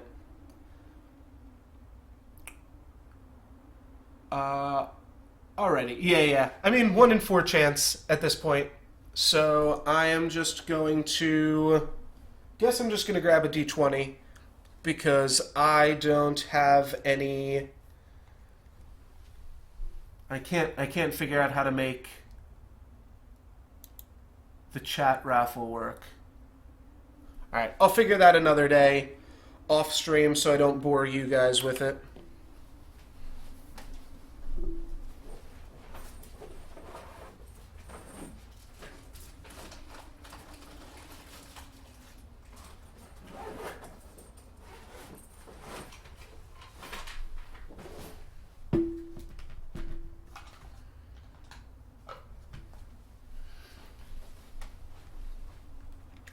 Luckily, a d20 is always within an arm's reach.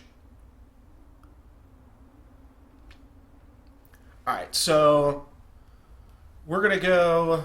We've got 4 of you here. We're going to go 1 through 5 for Bacon Pet, 6 through 10 for Nurgles, 11 through 15 for Hergrata, and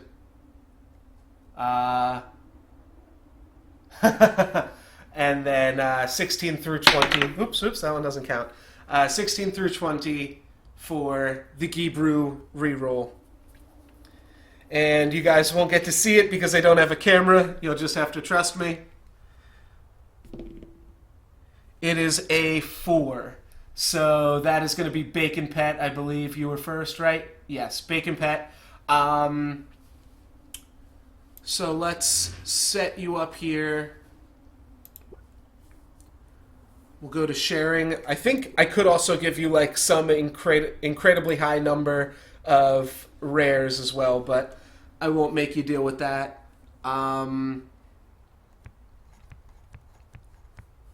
Let's see. If there are any legends here that you see... Do I have you added? No, I don't. Alright, I'll have to go back and add you then. Oh, have I been saying pet? My bad. I think I've been saying poet sometimes, but sometimes I also just read it too quickly. Yeah, Battle Tactician was the best card in draft in alpha, so that's why I've got 60 shareables of those. I guess I'll just scroll through here. Maybe it's easiest just to do it off stream. I'll hook you up. You know what? I'll just do it real quick. Let's go to...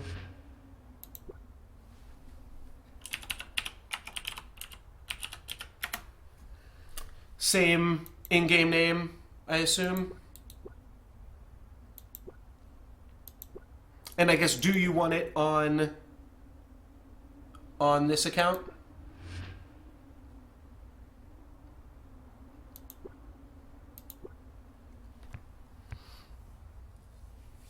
So if there's any legendary specifically that you would want, I can just give you that legendary. But what we were just saying, like, if I give you 20 Aloyan Highlanders, which I guess the best way to do that is just click Aloyan Highlander 20 times. Devour, Taliesin. Oh, okay. So you're pretty low on legendaries then. Let's just hook you up with sweet ass legends.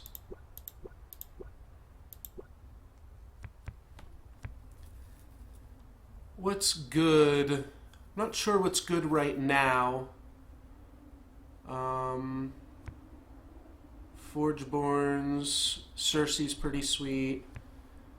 Arcflight Squadron, both of these cards I think are good. The robots.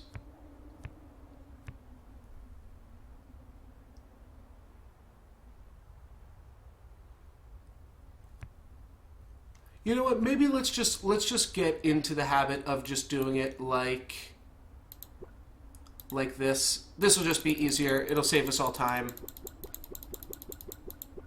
Because it's going to be too hard to communicate it otherwise. Maybe in the future I will have like a list. Alright. Good to hit send?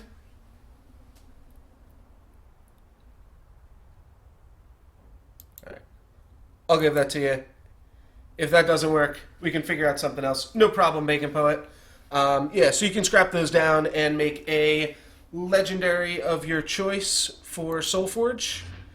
And that is going to be it for me for today for Solforge. And I know you're already subscribed on YouTube as well. I caught your message the other day. Thank you very much for that. Everybody else that is here for Solforge, thank you for watching. I'm going to switch over now to Magic the Gathering Online, and we're going to do some vintage cube drafts.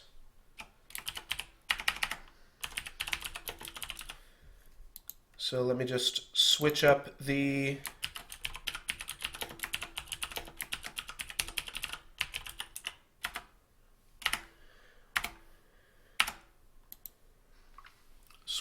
title there.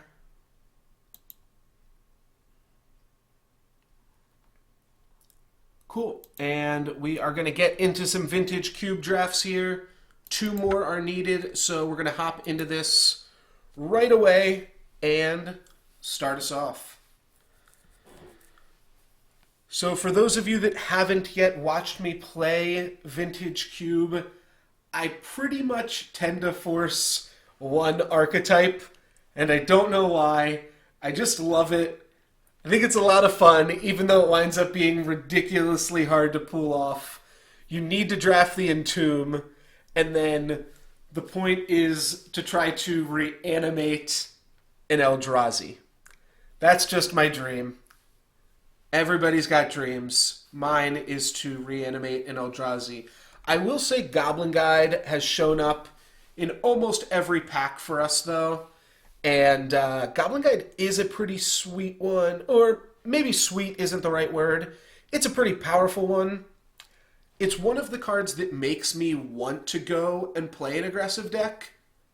Thalia is also a pretty nice hate bear and fucks up a lot of what people are doing. I would consider here Goblin Guide, Thalia, and Lotus Cobra. Careful Study does also work with reanimation. It works with reanimating Eldrazi too, and does put us in blue. So it's a reasonable card to consider. Maybe we just take a Careful Study here. There's so much more powerful cards in this cube than Goblin Guide.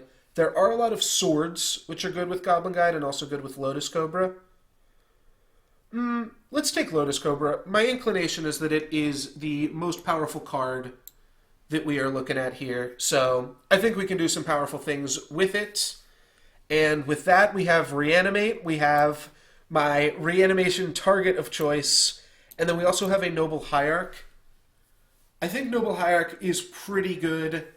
It's in the color that we're already in. Ulamog is definitely a powerful card. But I think I'm going to snap off a Noble Hierarch here. I think that keeps us like relatively open into a bunch of different green things that we might want to do here. Obviously, if we wind up in green, there's a chance that Ulamog would have just been better when we get past the channel.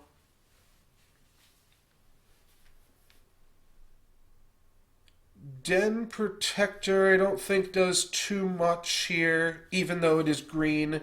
Marsh Flats gives us some color fixing while also being pretty good with Lotus Cobra. Then there's like a Wrath of God and a Recurring Nightmares. Primal Command is also sweet with Lotus Cobra because with 5 mana it means that, with Lotus Cobra it means you'll typically have access to 5 mana on your next turn. But I think the other half of that combo, Marsh Flats, is also a reasonable pickup. So, yeah, we'll take the Lotus Cobra. We can also go the Dream of turn 1 Noble Hierarch into turn 2 Lotus Cobra, fetch land, Birthing Pod? I'm not sure. Some type of weird 3-drop here. Windswept Heath, on color fetch land, Kiki Jiki. Not on color, but I don't think Rug is horrible because it allows the splash of Kiki Jiki to work really well. There's also Raging Ravine, Firmarole, which would work in the Rug shell. I think we would take Windswept Heath first, even though Raging Ravine is pretty strong. And then there's also a Thragtusk. So I think the pick here is between Windswept Heath and Kiki Jiki. And I think we could make Kiki Jiki Greeny work. There's not going to be like Court of Calling in this. I think we pretty much just get Green Sun Zenith. Though we could pod.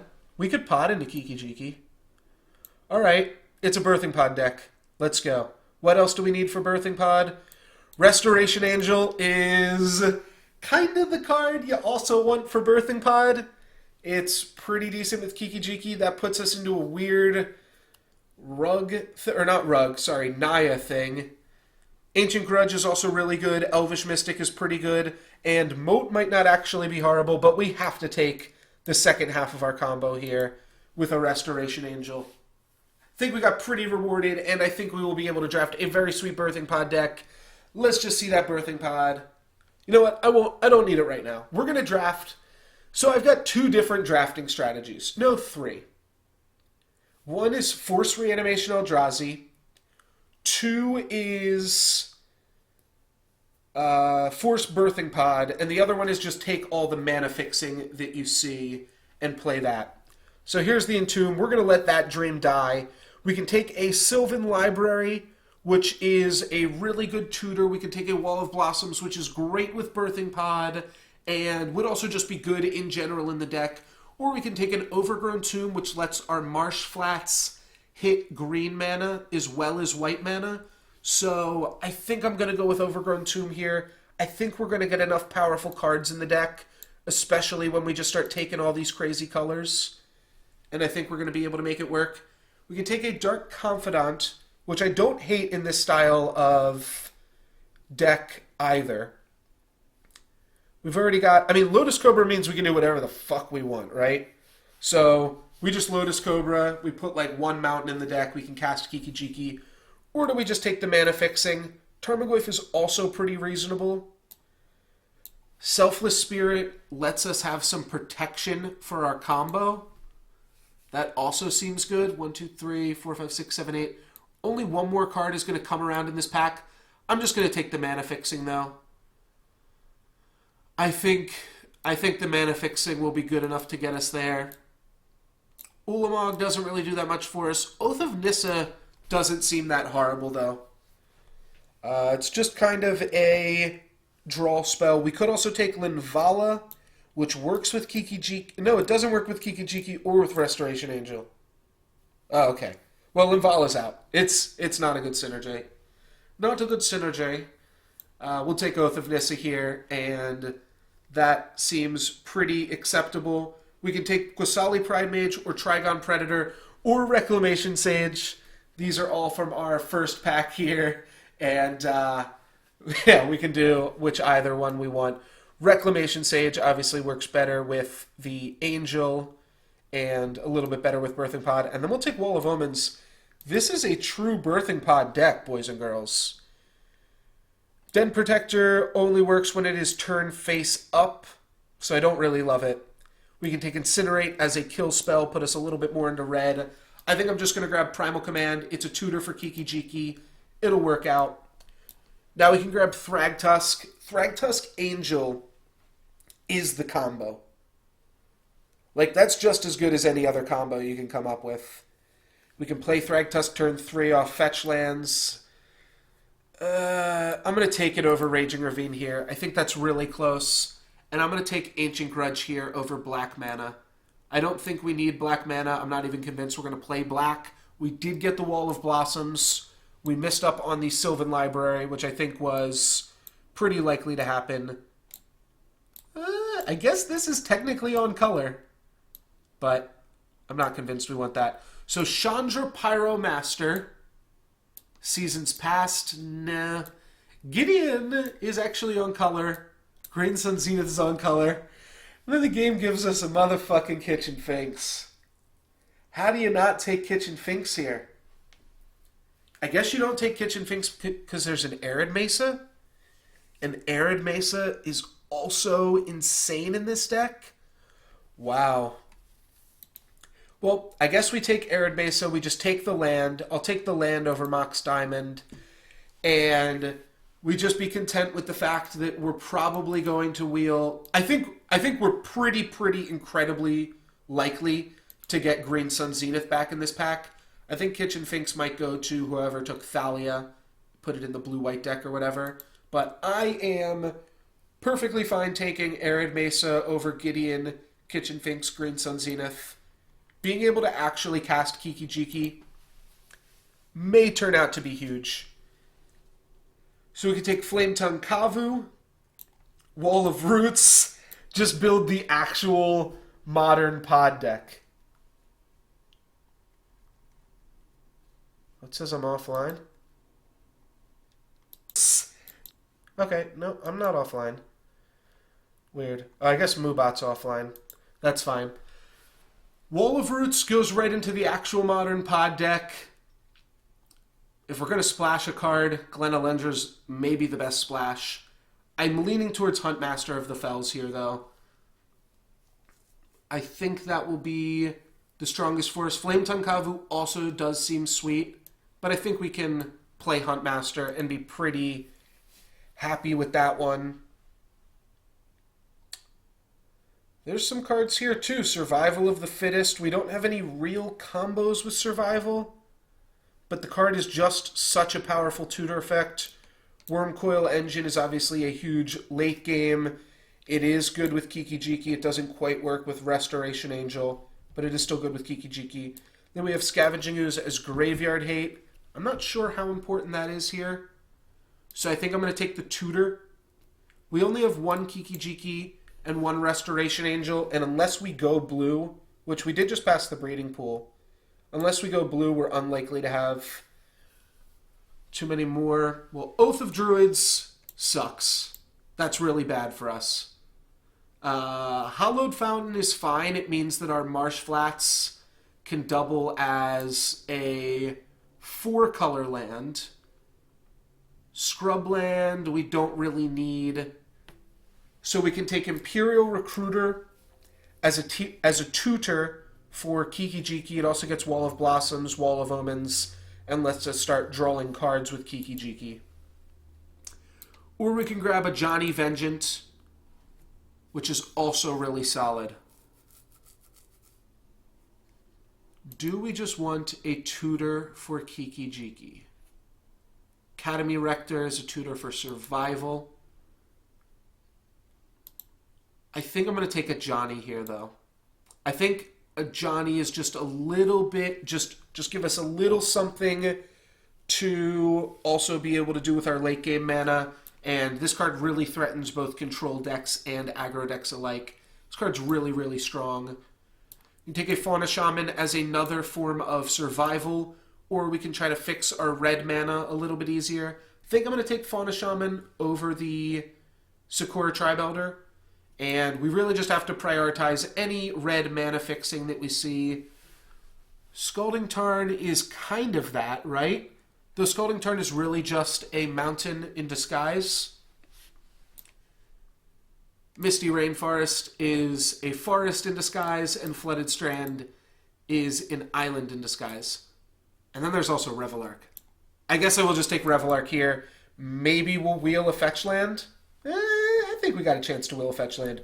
Revelark is just so strong in this shell that I think we want to take it here.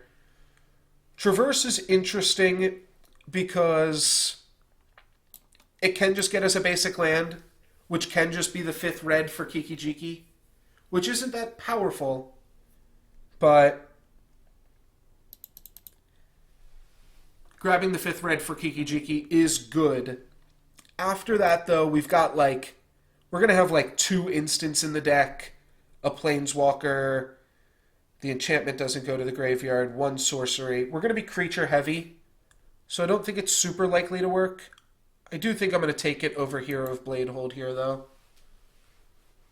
And Signets. This is the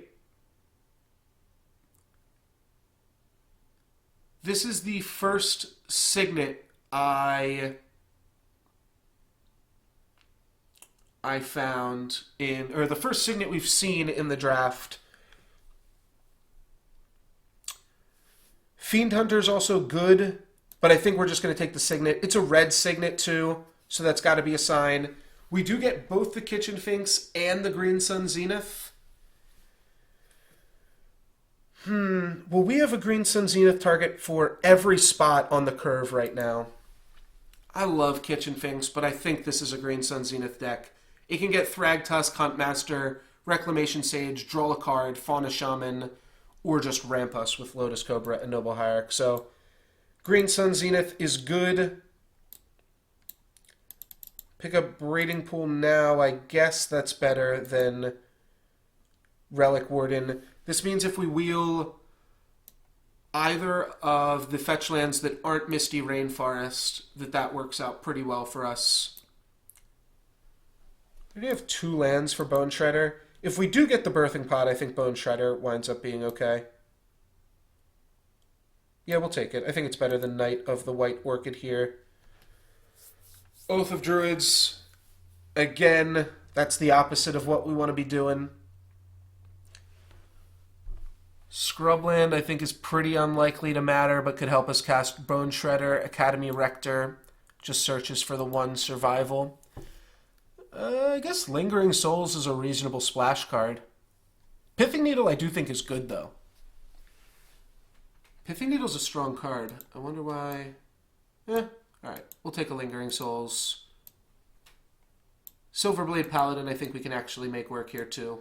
And we'll skip out on the red card. So we've got 3 black sources. That might be enough to support all these cards.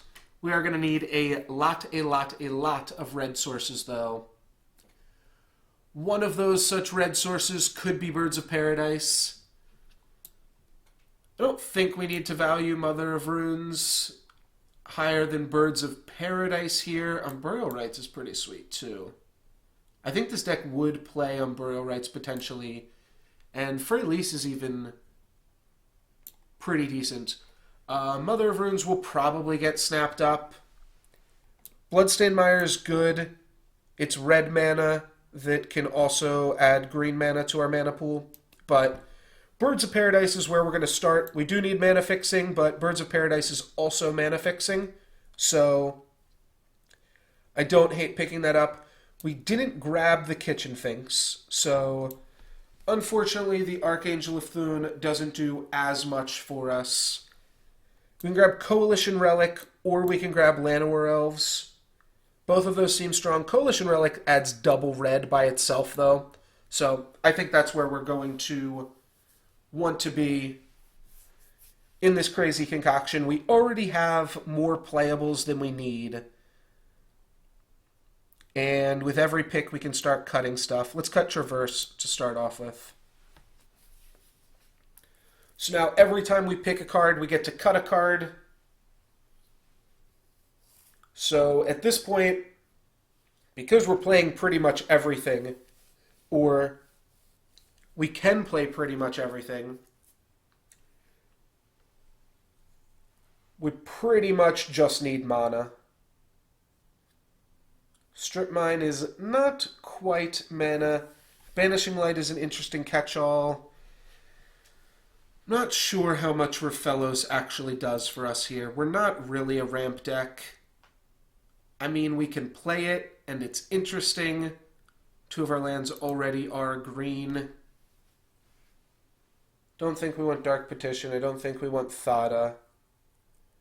Don't think we need Nature's Claim when we've got Reclamation Sage, Ancient Grudge. Yeah, I just don't see playing Rafellos actually even in this deck. Maybe that's crazy. Maybe he's still good. He's like a double mana dude. Yeah, he's probably still fine. I don't think he's great, though.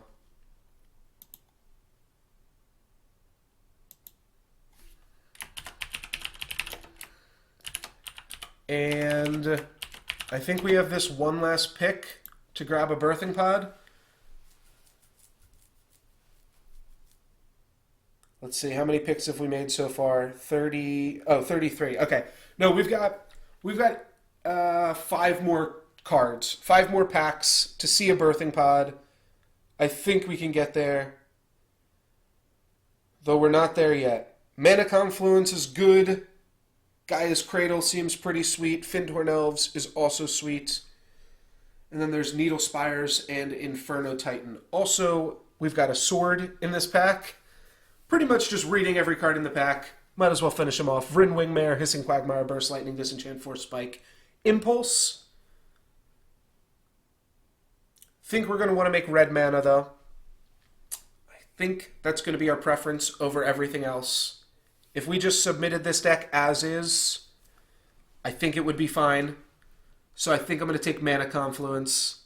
It gives us green mana for turn 1, red mana for turn 5.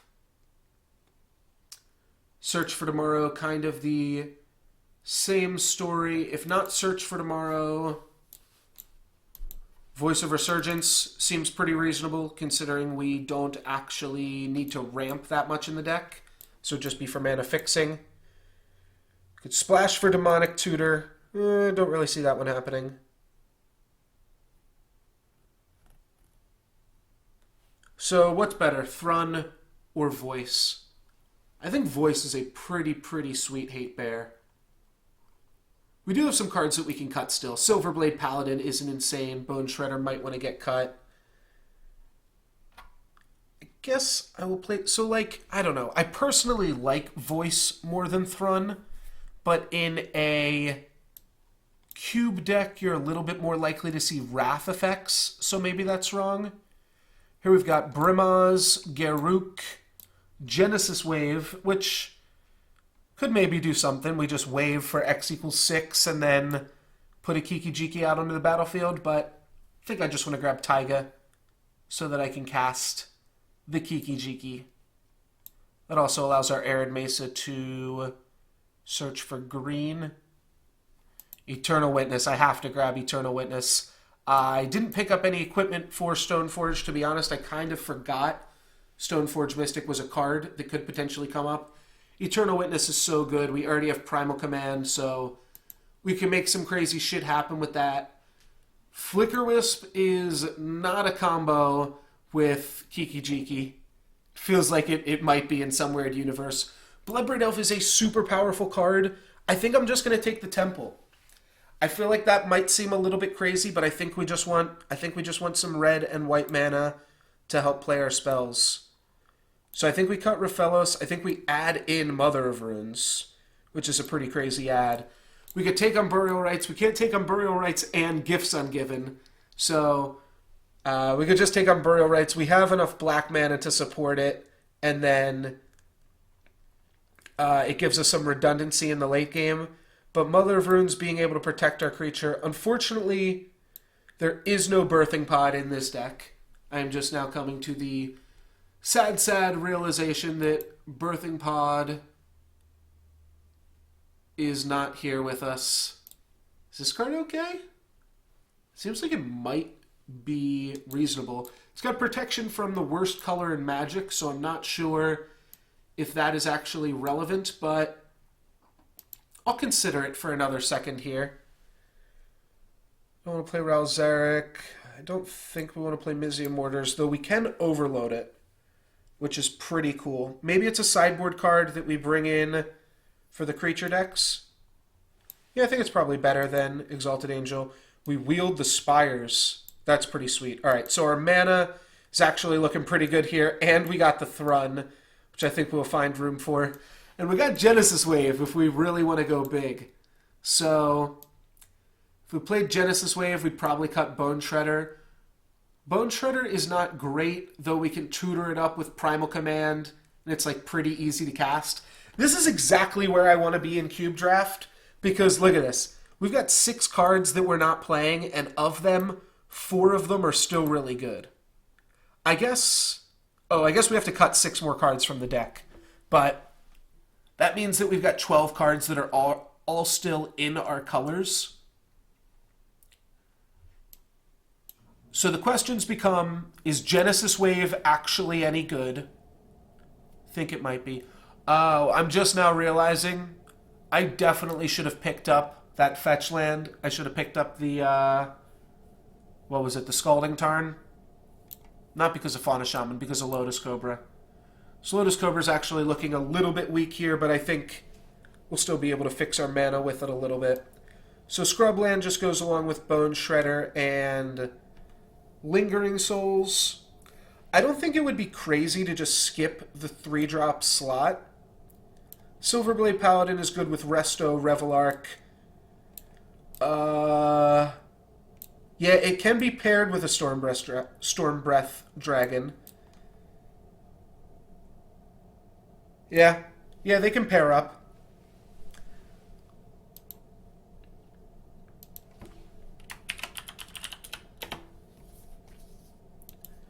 Alright, I am going to have to edit the name of the stream here. It is not quite a Birthing Pod stream, but it is an almost Birthing Pod Vintage Cube.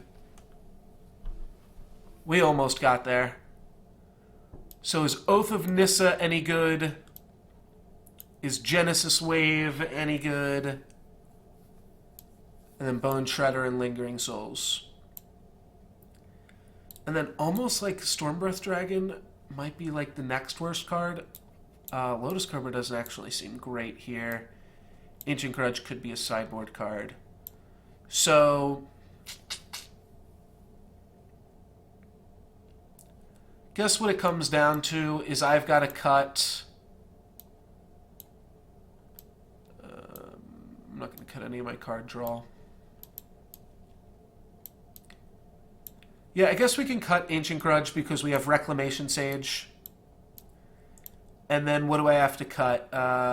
10 lands, so this is 27 cards. I've got to cut 4 out of these 9 cards. Let's cut Oath of Nissa. I've got to cut 3 of these cards. Genesis Wave just feels like it could be sweet. It gives us a real big mana sink. But what else is a mana sink? This is... Kiki Jiki's pretty much a mana sink. Oh, I don't know how Green Sun Zenith got over here. You stay over there. Excuse me. You stay over there, Green Sun Zenith. I guess Thrun could potentially get cut as well.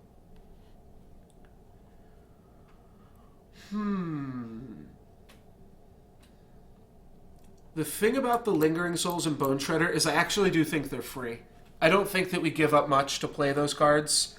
I think I might play... So Lingering Souls I think is actually better against aggressive decks.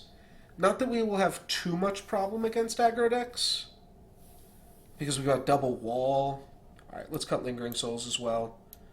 So we're going to cut Scrubland. We keep Marsh Flats and Overgrown Tomb in there, though, because they're a combo. And then what are we looking at? We've got 9 lands, so 24 cards, 16 lands. I don't really want to play a 16-land Genesis Wave deck, right? We do have Lotus Cobra, Gruul Signets, 2 Mana Dudes, and a Coalition Relic. None of these cards, well, Lotus Cobra could potentially get cut. None of these other cards are going to get cut. They just might not be enough to support a Genesis Wave. We really only want a Genesis Wave for 5, so it's an 8-drop. But it's an 8-drop that is super, super powerful. It's also an 8-drop that we can't bin away to Survival of the Fittest or Fauna Shaman. Right? So like in that regard, I'm like kind of more likely to keep her on Bone Shredder. I think we do cut Genesis Wave. I think it is just asking a little too much. We're not playing the Rafellos because we're only going to play like... I guess 3 of these are forests already, and Marsh Flats will get a forest about half the time.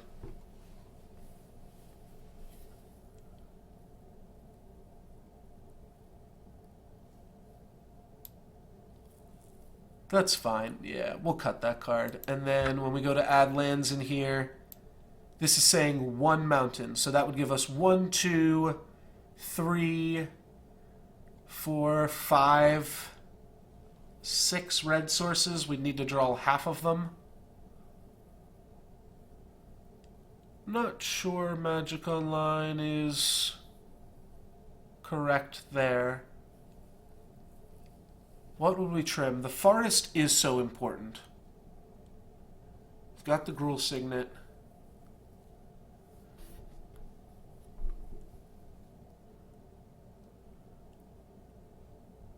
The white is pretty light. I think I can get away with this.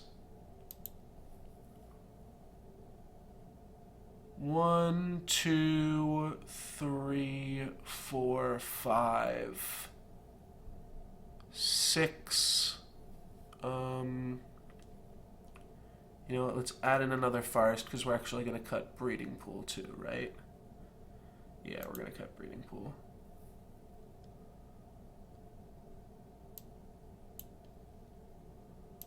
Alright, so we do like that. So let me just see what kind of colored sources we have in the deck right now. Oh no, let's not cut that. We got 3 minutes here to just figure out this mana base real quick. White source, white red, green red, right, yeah. Green white.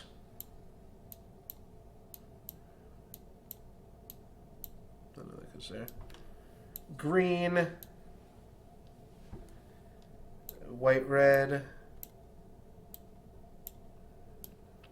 This is a white-green source. This is a tricolored source. And this is white-red.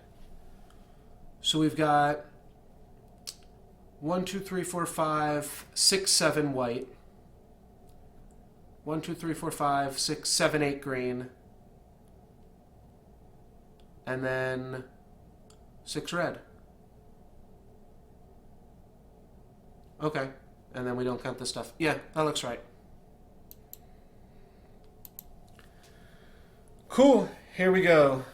Podless Kiki Pod, but still pretty solid here. I think we cobbled together something good.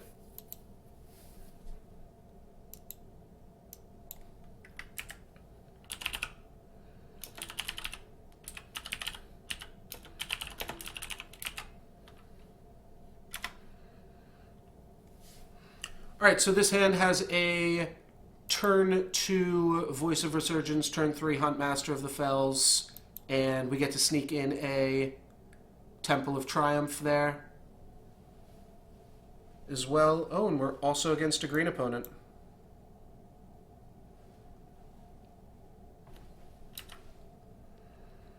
Cool, so let's just lead with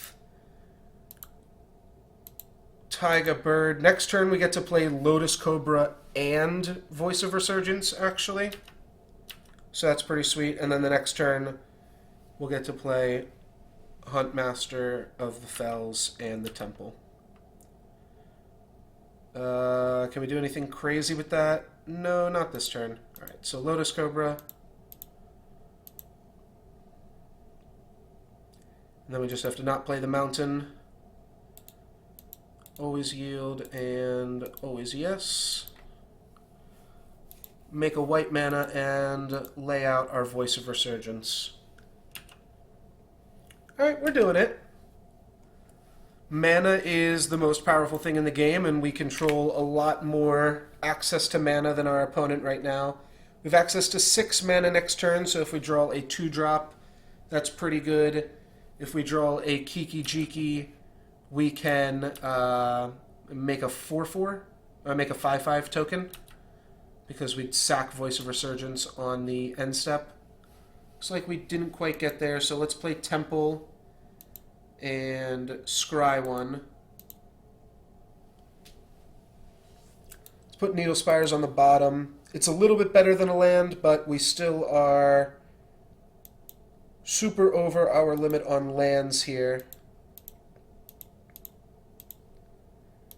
And we'll play a Huntmaster. We'll get a little dude. We can chump block the... Or, I'm sorry, not chump block. We can double block the Brimaz with Voice of Resurgence and a Wolf token. And, you know, the fact that we don't have a play next turn, definitely not great. But if you have to not have a play and flip your Huntmaster of the Fells, I guess that's a fine card to have out on the battlefield. We will also get to kill Oracle of Moldiah by doing nothing. Alright, looks like nothing it is. If my opponent attacks here, that would be pretty good for us too, I think. Alright, my opponent is going to do that. Well, Johnny Vengeance real good too, isn't he? Johnny Vengeance is also real good. I can swing with Wolf Token, Voice of Resurgence. I almost want to bait my opponent out into using Mana Tithe at one point. If like I have a really bad spell, I just cast it and then they get to Voice of Resurgence. Though I'm unlikely to tap out for a bad spell, right? I guess one of the ways that I tap out for a bad spell is by triggering Huntmaster. I guess I can play a Johnny Vengeance anytime. So let's just go Huntmaster right now.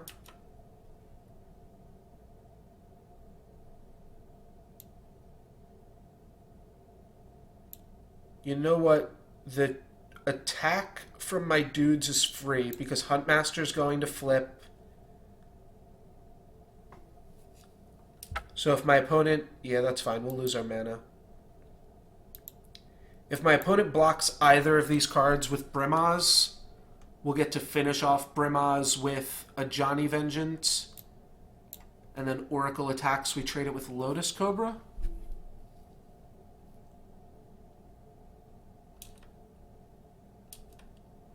And if my opponent doesn't block here, we just flip Huntmaster and kill Oracle. Yeah, because a Johnny Vengeance isn't good while Oracle's on the table. So this play allows us to potentially trade our Wolf Token for our opponent's Brimaz here. Alright, they're going to do us one better. Alright, they're going to get a 1-1 as well out of this. That's fine. I'm going to order the blockers like this. My opponent's going to take 2. I'm going to get a guy here. Then I'm going to Lightning Helix my opponent's Brimaz. And if my opponent attacks with both of their creatures... Oh, I also have a 5/5 that can block now, too. So I guess a Johnny Vengeance is pretty safe here. My opponent did not get anything off of Oracle. Looks like they don't have any good attacks. If they don't play anything main phase 2, I'm flipping a Huntmaster. Okay. Because this guy has Flash, right? Oh, Natural Order, sacrificing Oracle of Moldiah, getting something huge. Progenitus. Okie dokie. Well, we kind of would like a Kiki-Jiki then. Alright, looks like we're not going to get Kiki-Jiki. We've got some time here, though. We've definitely got some time. We're going to tap down one of my opponent's forests. Do nothing and kill the cat soldier. Yeah, sounds good. And by do nothing, I guess we should also just play a forest here.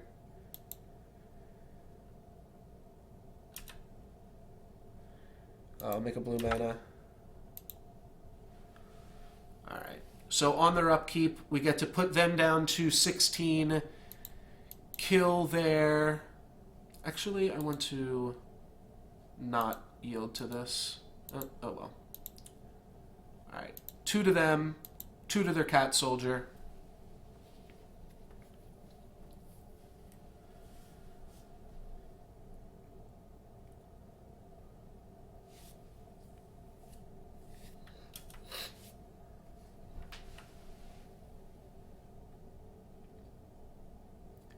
Now my opponent will either attack Progenitus into a Johnny, which buys us a lot of time, or they will attack Progenitus into me. I don't see them just hanging back to block here. We will keep in mind that taking my opponent next game off of green creatures is potentially relevant when deciding what to do. Like, if I had just Ravagered, flipped him, my opponent doesn't have any other green creatures, so would have been a decent spot for us. Looks like it's coming at me. Oh no, it's going to kill off a Johnny. Alright, that's reasonable. So we've got 3 turns to kill my opponent, and we've got some big creatures. My opponent taps 3 mana for... is this the Spirit? Oh no, this is Parallax Wave. Alright. Okay. So they get to eat our tokens for free. Okay. Well, that's pretty good. They could also eat everything except for the Elemental. And then that'll also kill the Elemental. They are going to just go ahead and eat all the tokens, though. Maybe not all of them. Alright, well, let's attack first. I have to imagine they'll eat the Wolf token now. I'm a little surprised they ate the Huntmaster, but it makes sense. Alright, so this puts them down to 12. So with Thrun and Lotus Cobra, we have a 2-turn clock here. Play Mountain. Make a green mana, and we'll have double regen open on Thrun. So we don't want to F6.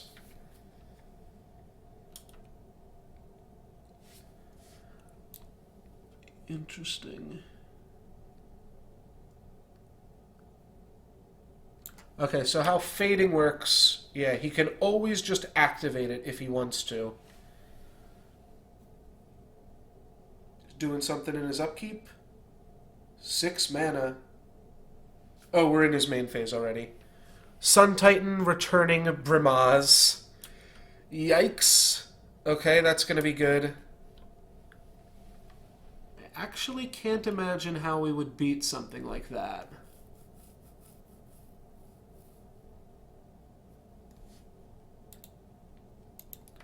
We can F6 here.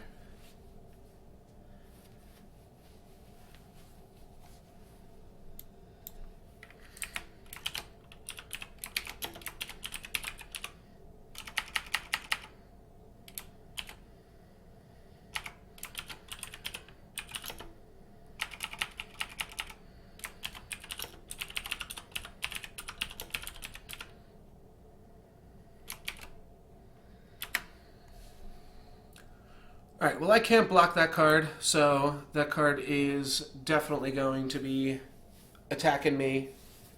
And the question is just, can I beat that card next game? We've got a Sun Titan, or not a Sun Titan, we've got a Thrun to block some aspect of cards here. We'll play Lotus Cobra. No Genesis Wave in the deck. Genesis Wave would be our out here.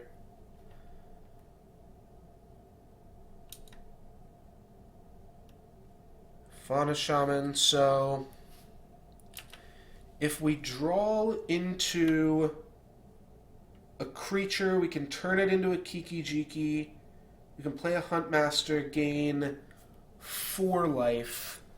That's not going to be enough.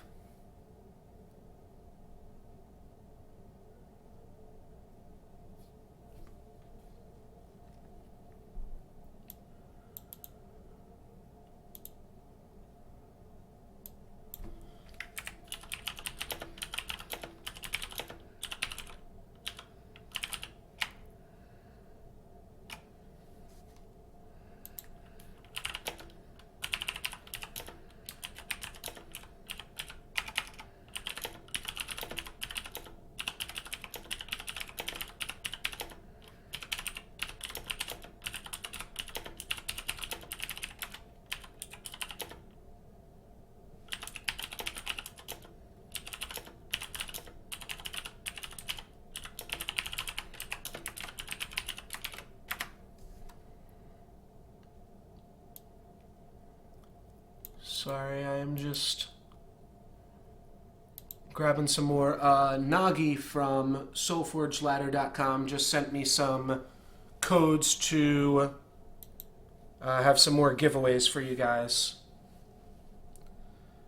Happy holidays to you too, Nagi.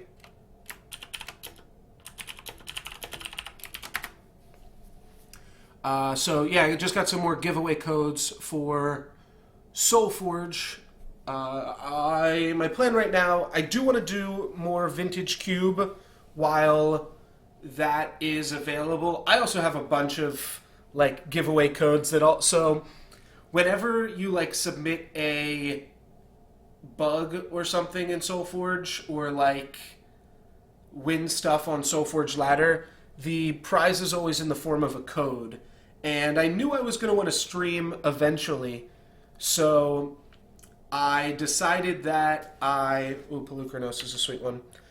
I knew I was going to want to stream eventually, so I always just saved my codes that I got. So I've got a decent amount of codes stockpiled that we can potentially give away at some point here. And he is going to Parallax Wave the Fauna Shaman, so that means I won't get Kiki-Jiki. Don't exactly know how I'm beating 2 Progenitus swings anyways, because that will be lethal. Just Progenitus. He doesn't swing with either of his Vigilance creatures, which I think is actually a pretty reasonable play here. So we just played against a bigger green-white deck here.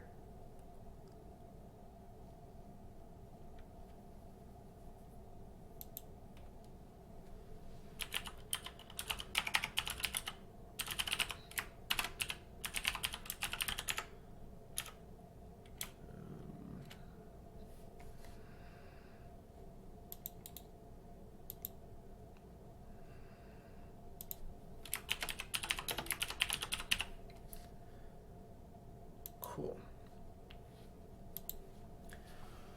Alrighty. So, sorry about that. Gruul Signet, that is not going to be enough to do it. We can concede this game and move over to the sideboard. So, Mizzium Mortars isn't great against my opponent's deck, but I think it still winds up being okay. Is there anything that is bad against my opponent's deck? Did we see anything for Reclamation Sage? We didn't, but it still seems like a little crazy to just cut Reclamation Sage. Stormbreath Dragon, my opponent is not a control deck, however they are playing white, so Stormbreath Dragon is still pretty likely to do a decent amount of work here. Mother of Runes, I think, will still be pretty good. Question is just, can we get in Mizzium Mortars, and can we get in potential Genesis Wave? Like, we're just going to be stalling out on creatures, the two of us. Thrun still lets you block forever in the creature mirrors. Alright, so we would have to cut Reclamation Sage and I guess Thrun to play Genesis Wave. Is that reasonable? Thrun is really good, but my opponent's playing green-white. The combo is going to be good against our opponent. He's going to have the least interaction out of all of our opponents.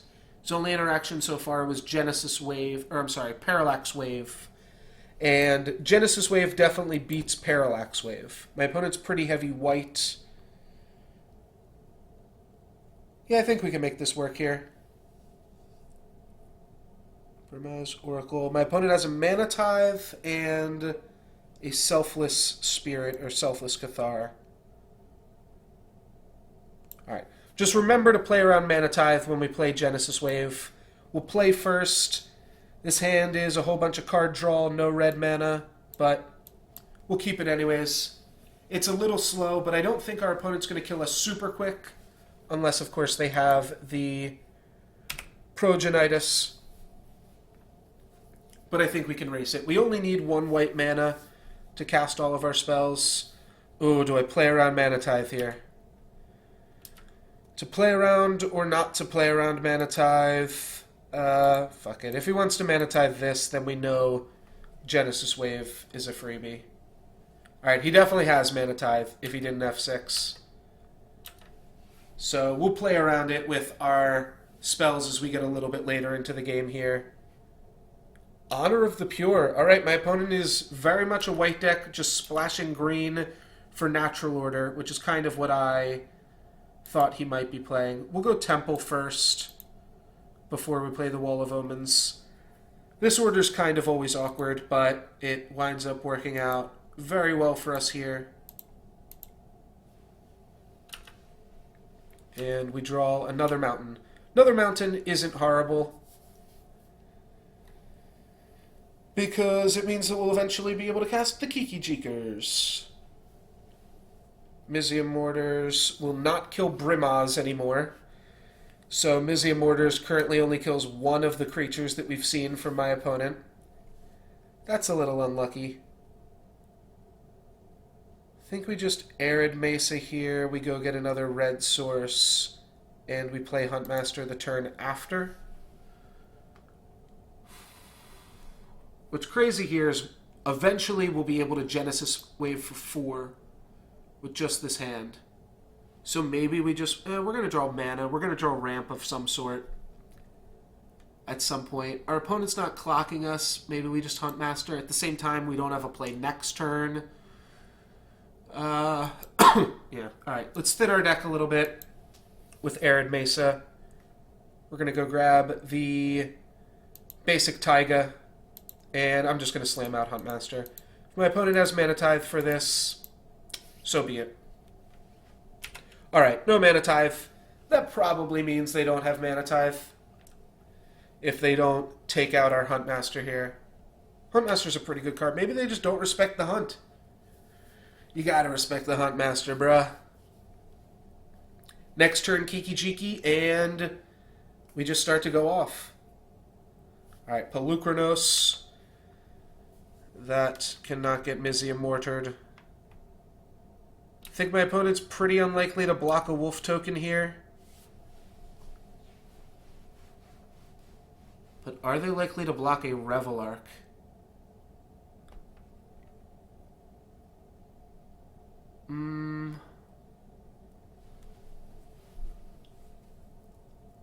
I don't know why I said, are they willing to block a Revelark? That's not what I meant. What I meant was that we can get back Huntmaster with Revelark, so are they willing to block Huntmaster? I'd block Huntmaster. Alright, let's attack with both of our dudes. I think my opponent would be expecting an Ajani here, but that also means that this is a free attack for us, because I don't actually think my opponent's going to block, and we're not blocking with either of these creatures. And if they do block, we have the way to punish them. So this attack, I think, is pretty good for us. And if they block the Huntmaster, I get to Mizium Mortars here, and then Revelark next turn. Alright. And my opponent's probably thinking, alright, well, I'm fine just making that trade. And they're not wrong. Like, they also got to make a trade. They thought that I was going to play in a Johnny and, like, trade that off, and they were fine doing that. So this works out reasonably well for my opponent. I think I'd be happy if I were my opponent there.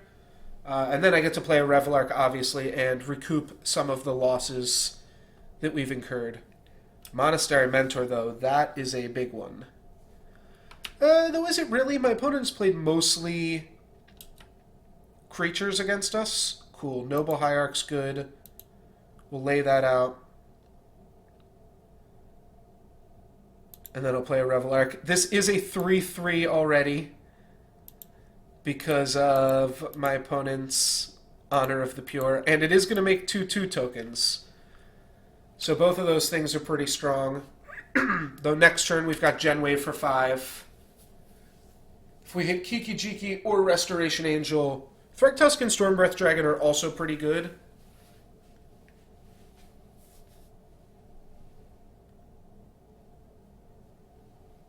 Yeah, Genesis Wave for 5 on on turn 6 or turn whatever. All right, Parallax Wave. They hit the second white source there. I wonder if they're going to take out Noble Hierarch.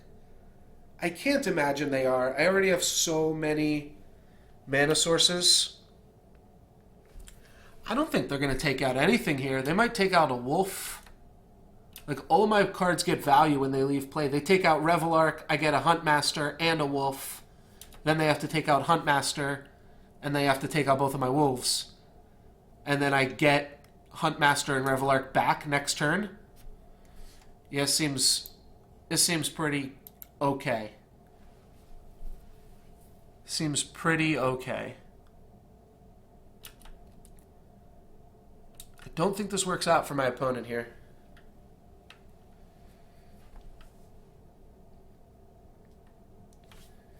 Next turn, we have Kiki Jiki, Stormbreath Dragon, Restoration Angel, Thragtusk, and Birds of Paradise entering the battlefield with this Genesis Wave.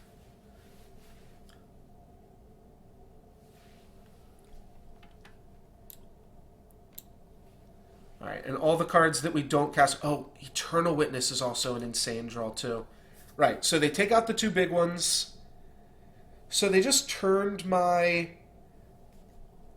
Revelark into a wolf token. They're going to eat the wolf tokens, and then I'm going to get back Revelark and Huntmaster. Right? I'm fine chump blocking this. We've got a Revelark coming back soon. So if we play Lotus Cobra for 2 mana, then play Genesis Wave, it'd only be for X equals 4. Let's just run it out. X equals 5. It's not getting any better than that. Next turn I'll be scared and want to play around a... whatchamacallit. Alright, so we get a Needle Spires. Alright, we want all of these cards. And then Primal Command goes to the graveyard, and we can activate Survival of Fittest and tutor up Kiki Jiki or Restoration Angel, and then Restoration Angel can get back Wall of Blossoms and Lotus Cobra. We draw a card, and then we use that card to tutor into... No, it's even better than that.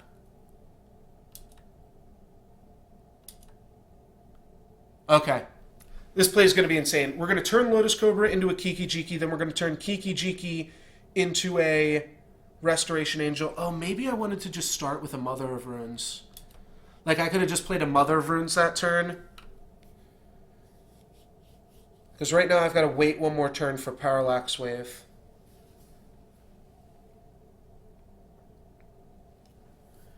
So what I want to do is turn Lotus Cobra into Kiki Jiki, turn Kiki Jiki into Restoration Angel. Restoration Angel will be able to blink our Revelark. Revelark will return Kiki Jiki and Wall of Blossoms, and then I've got Kiki Jiki Restoration Angel on the battlefield. The Sun Titan wouldn't be horrible here. We can beat a Sun Titan. What can we not beat? Invala. We actually just can't beat Invala. That's not totally true. Now I have to... Oh, shit. Alright. So first I've got to Eternal Witness... Oh, wait. Did I board out Reclamation Sage? I boarded out Reclamation Sage. Because I need to be able to destroy Parallax Wave...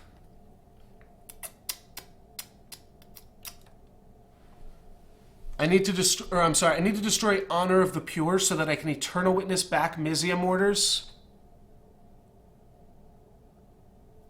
See you, Bacon Poet. Thanks for watching. So what I need to be able to do is Reclamation Sage Honor of the Pure, than Mizium Mortars my opponent's Linvala. I might still be able to kill Linvala here if my opponent ever blocks with it. Or attacks with it. Maybe I have to play Eternal Witness and Restoration Angel all at the same time. Let's see what else we're working with here. Oh, Stormbreath Dragon. You just hit them for 4 in the air, though. That might not be good enough. Problem is, if I just get Eternal Witness here, then our opponent knows, and the jig is up. So maybe I just go grab Kiki-Jiki to put him into my graveyard. And how much mana does Mizium Mortars, Eternal Witness, Mizium Mortars cost? Only 7. We can figure that out. We cast it for 7, and then we get back Restoration Angel. Alright, so let's throw Kiki-Jiki in the graveyard for now. Or tutor up Kiki-Jiki. And this conceals the fact that we've got the Fauna Shaman. Always yield.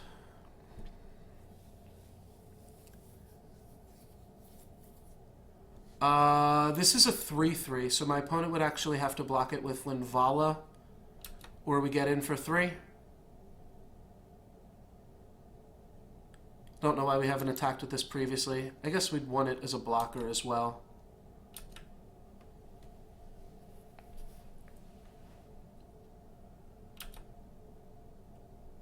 Alright, does my opponent make the same block yet again? Looks like they are done the blocking game.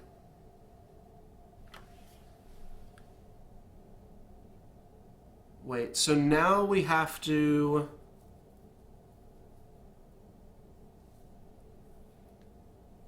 turn Mother of Runes into Eternal Witness. I guess we just turn Kiki-Jiki into Mizium Mortars. And then next turn we blink blink Eternal Witness with Restoration Angel and cast Mizium Mortars twice. Alright, let's do that now, just so that we have the mana for it. Survival away. This, get Eternal Witness.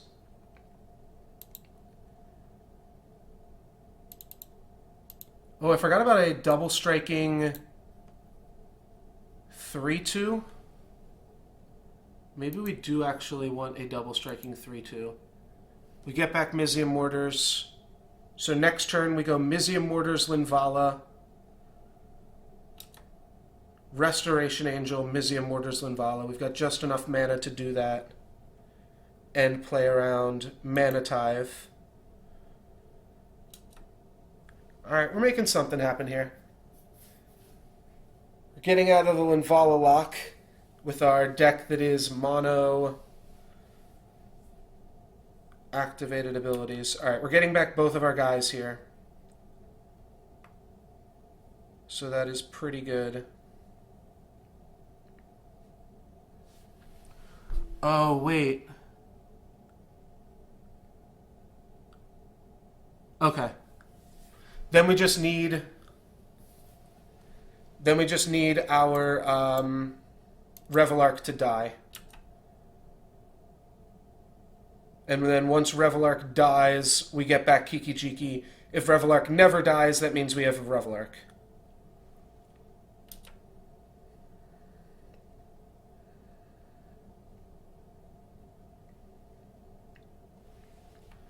Alright, my opponent's coming in with the Prowess. Unfortunately, we can't Restoration Angel here. The only other thing that we could do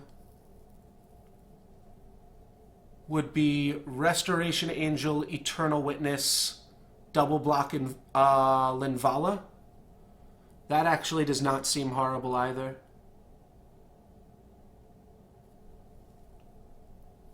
Yeah, that puts a double block on Linvala. My opponent trades off Linvala for Resto. I get to... Oh, wait, I have Primal Command. Oh, geez, Primal Command makes some interesting plays here too, doesn't it? Because Primal Command can put Honor of the Pure back. Though I don't think that's as relevant. Alright, I gotta watch my clock here. I'm just gonna start making plays. And stop discussing them quite as much. So we're gonna Survival, get Resto.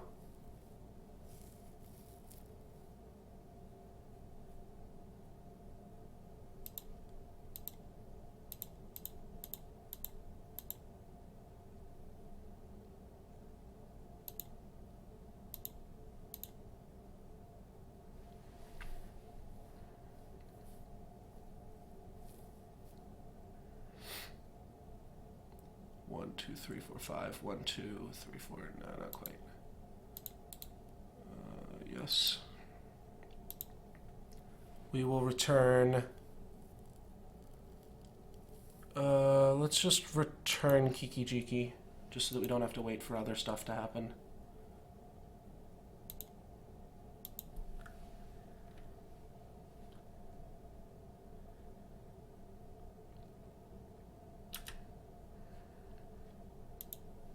Alrighty.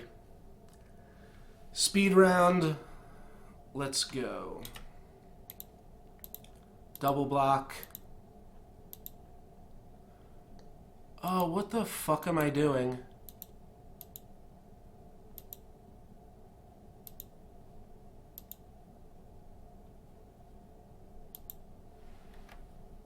I just tried to give my Restoration Angel flying out of fucking nowhere.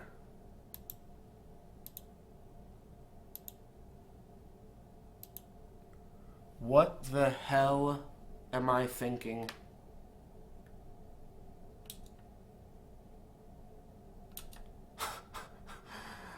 I don't know. I don't know. All right. Let's make a red mana. I'm just going to play Kiki Jiki here.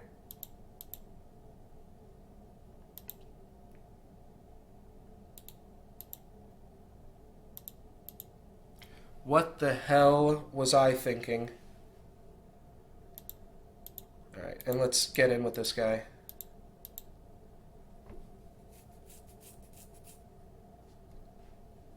I've got no idea. Alright, get in for 6. What a crazy-ass play. Block your flyer with Eternal Witness. Sure. Sure. Oh, God. Alright. I'm losing it, but I'm also getting back a Revelark and a Huntmaster.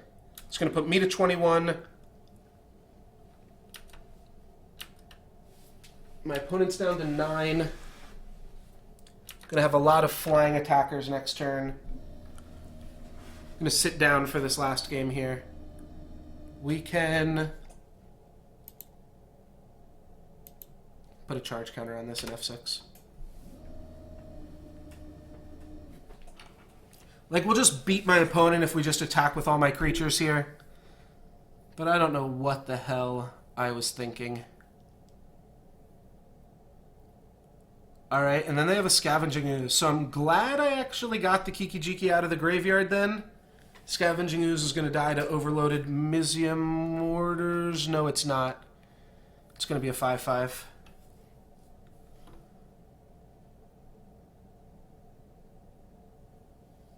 Alright, I think we can still make some things happen here, though.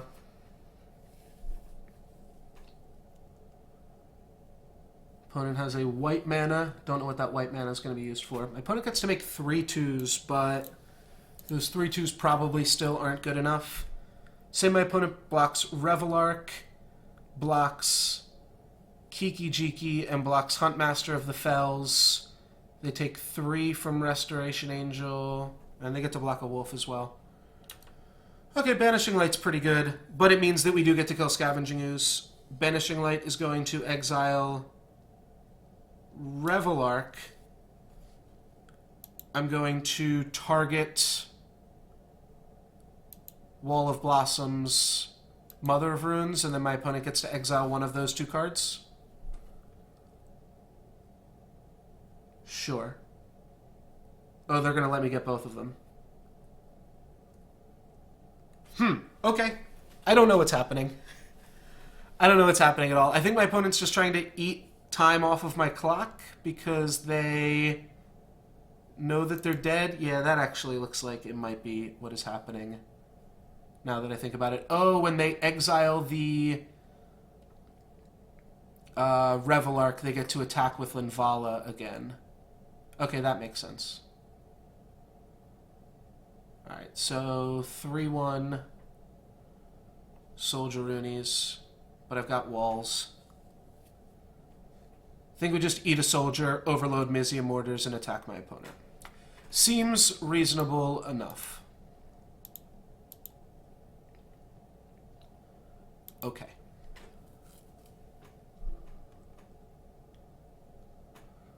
My opponent wasn't expecting the Kiki Jiki Beaties. It sounds like I was trying to make a diabetes joke. I was just trying to say beats, as in, like, attacks. Alright, and my opponent takes out the Lotus Cobra. I'll make a red mana. Cast this with Overload.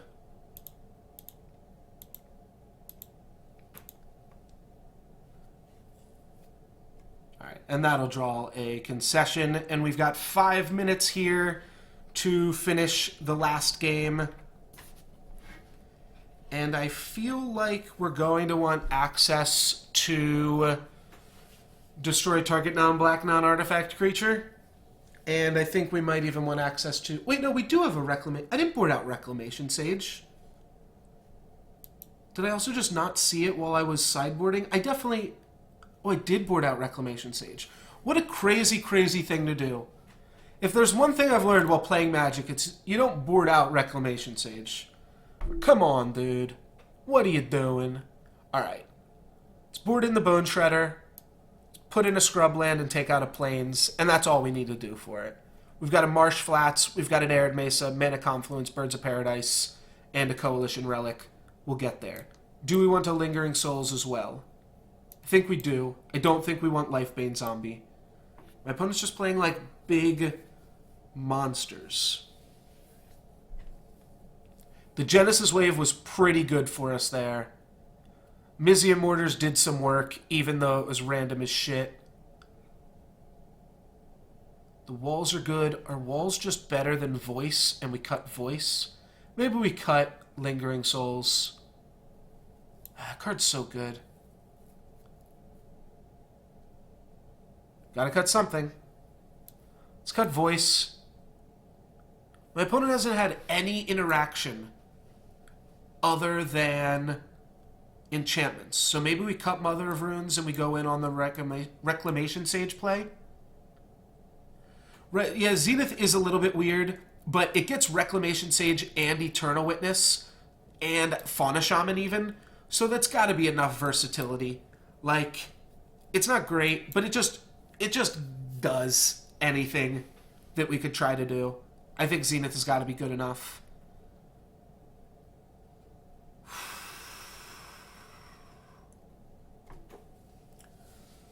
Primal Command is kind of slow, kind of weak, but it tutors Kiki Jiki. It doesn't really do anything against Parallax Wave, but it's a strong card.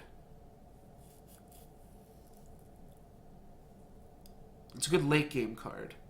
And it can get Bone Shredder to answer Linvala, which is now a problem card.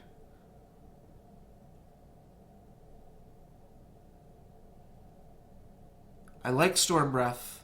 I think the Pro White's good. It's not great against Linvala, but it still can block it. My opponent's a mono white deck, almost. Cut Primal Command. Huntmaster, I think, buys us a lot of time.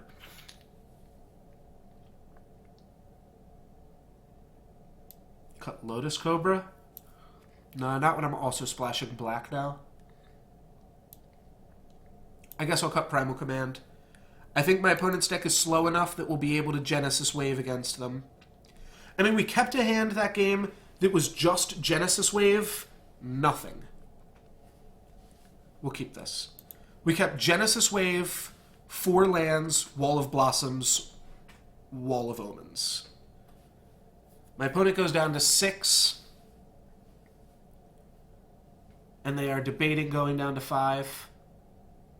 Yeah, I don't know if I have enough red to make Kiki Jiki work without Lotus Cobra. And the fact that I also just added black cards into the deck means I probably don't want to cut a Rainbow Fixer. Alright, we'll just lead with a bird here. It's like a small chance we don't want to play that bird because we've got survival in hand, but it's a chance I'm willing to take.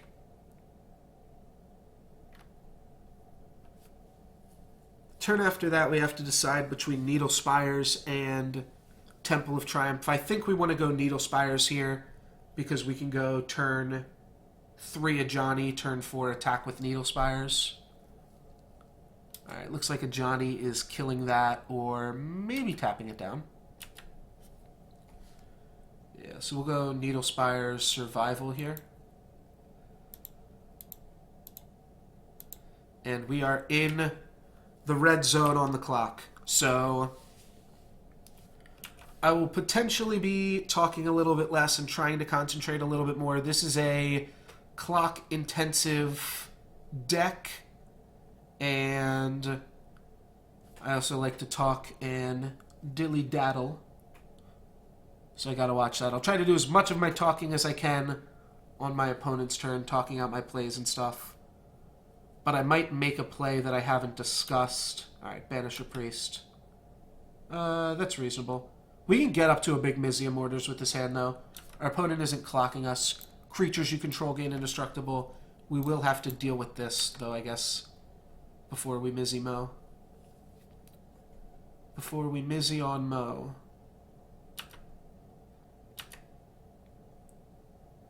Should just be F6ing on their turn. Okay. Draw Revelark. Let's scry 1. Scry 1 is going to give us a Restoration Angel. We will keep this, and then F6.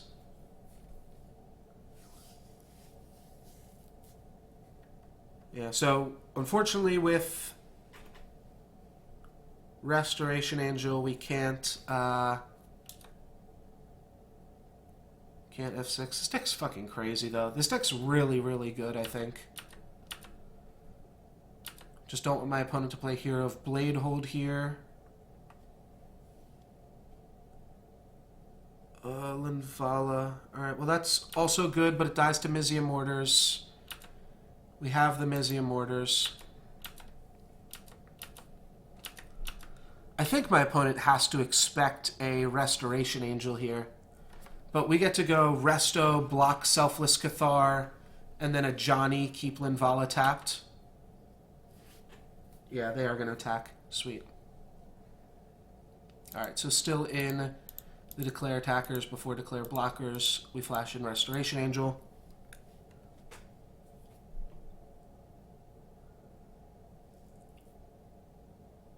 We block Selfless Spirit. My opponent will sacrifice Selfless Spirit for no ability. No, they're just going to let Resto take 2 damage. I'm going to take 5, go down to 9. At which point we will then next turn use a Johnny to tap down Linvala, or keep Linvala tapped down, rather. My opponent can swing at a Johnny for 3. That's not going to be enough to kill it. And then we just have to draw a land next turn to be able to cast Mizzium Orders. I'll keep open a green mana if I decide I don't want this wall, which I think I will get rid of the wall here.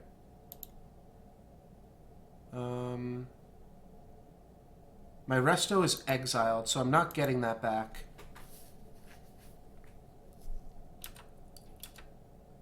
But yeah, we can definitely throw away wall here. It would help us hit another land drop, but we don't need to. I guess we're not planning on comboing this game. We can't combo, but we can still combo Kiki Jiki and Thragtusk. Can't copy Kiki Jiki Voice. Yeah, we can just do Kiki Jiki Thragtusk, which is still a really, really good combination. 6 mana for a Sun Titan. Alright, we really need to hit a land badly. Oh shit, my opponent gets to return Selfless Cathar. Oh shit. What I would have liked to have been able to do would have been Lightning Bolt, Sun Titan, and then overload Mizzium Mortars.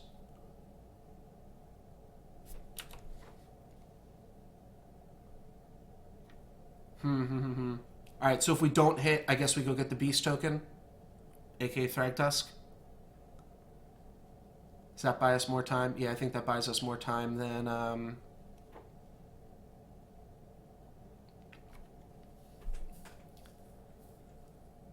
buys us more time than Hunt Master of the Fells. Alright, my opponent gets in for 2. I'm going to discard Wall of Blossoms to Survival, go get Thragtusk, and F6. Fuck, I don't have the mana for Bone Shredder. It's really awkward. I can't Stormbreath Dragon.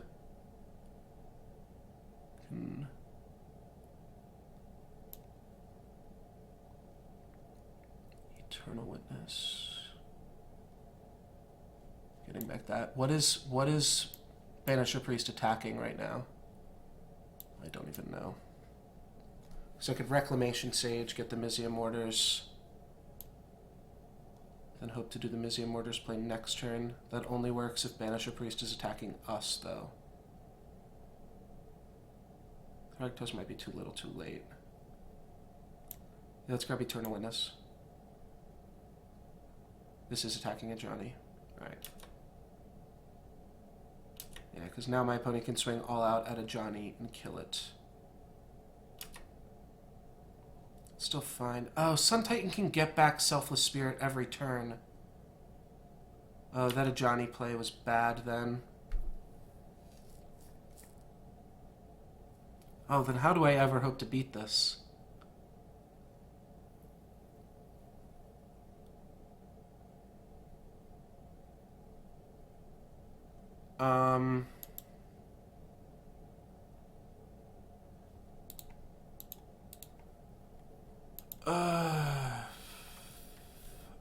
I don't think I can.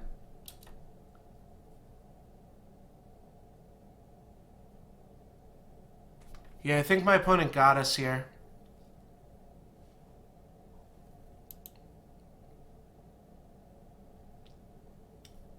I'm gonna lose to the clock regardless. Alright, I guess let's discard this. We'll try to go for some Thragtusk shenanigans. Play Thragtusk this turn. We can play Kiki Jiki next turn.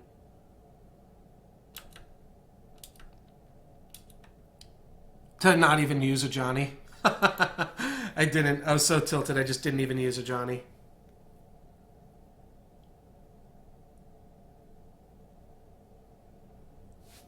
Yeah, alright. Well, that was silly. Now my opponent can...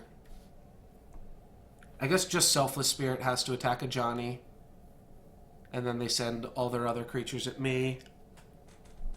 They just don't even bother attacking with Banisher Priest. They hit us for 9, put us down to 5.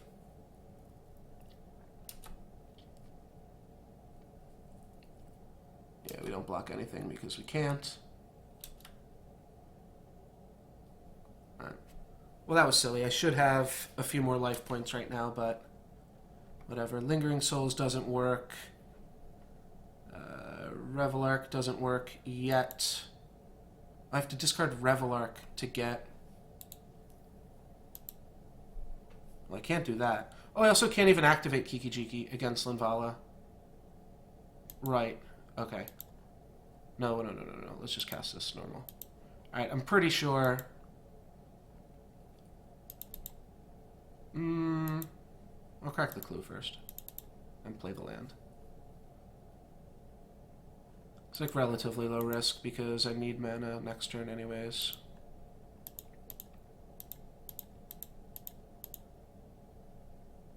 Wait.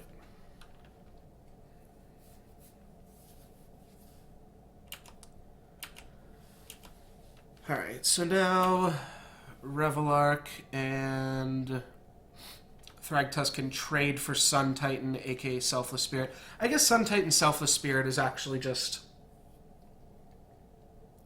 a combo that I couldn't hope to beat. It is a sweet combo. My opponent has done some sweet stuff here with their draft. Now they can't really attack with Linvala. Oh, they are going to attack with Linvala because they can. Because I'm only at 5 life points. Because I didn't use a Johnny last turn. Oh, right. So I just block their 2 biggest creatures and take 5. Maybe they will sacrifice Selfless Cathar, though, and then I don't die. I think they're just going to let me take 5 here. GG, Huiza. GG. Alright. Well, that was tough. Drafting a deck with all creatures with activated abilities and then playing against a Linvala, that's just unlucky. But we're going to jump into another one here. Restoration Angel was sweet for us. Archangel of Thune is sweet in general. It's funny, both me and my opponent... I think I need to grab some water. I'm getting a little dry. Both me and my opponent were playing white that game. It's white off. Alright, we can go Grave Titan, though. That's a decent reanimation card and ramp card. We can just grab Boros Signet, which is going to go in whatever deck we eventually land on. Metalworker's sweet, but I don't think you want to first pick it. I think first picking a Signet is actually fine. They just go in so many different strategies. They're not really good in the aggressive strategies, I suppose, though Boros Signet would have been fine in our last deck. Grave Titan, Restoration Angel are both really strong cards, but...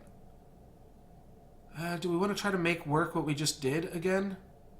It was a sweet deck. I'm going to take a Boros Signet, though. Can follow it up with a Gruul Signet, a Reasonable Planeswalker, another artifact in Upheaval. Upheaval is kind of a Legacy Cube deck, but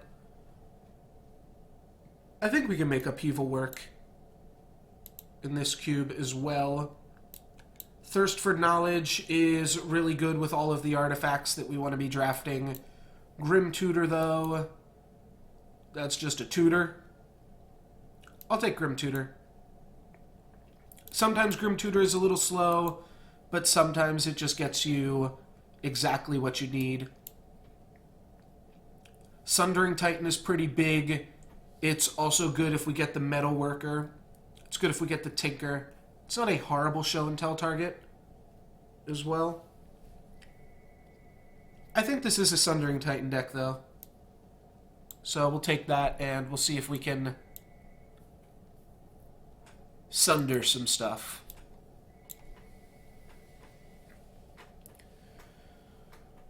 Where does Sundering Titan rank among the other Titans?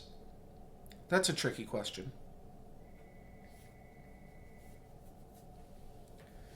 Gilded Lotus is pretty powerful. Zealous Conscripts is good for the other deck that we're not drafting right now. I think we'll just take a Gilded Lotus. It's one of the better cards with upheaval, and there's a chance. I mean, this thing almost makes Eldrazi's castable. We could play like Blue-Black Ramp. Is that a deck? Blue-Black Ramp?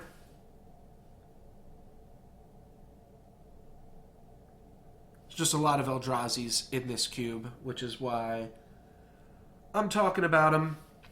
Karakas will... I mean, this deck might just be like casting the Eldrazi's or something. I'll take a Watery Grave.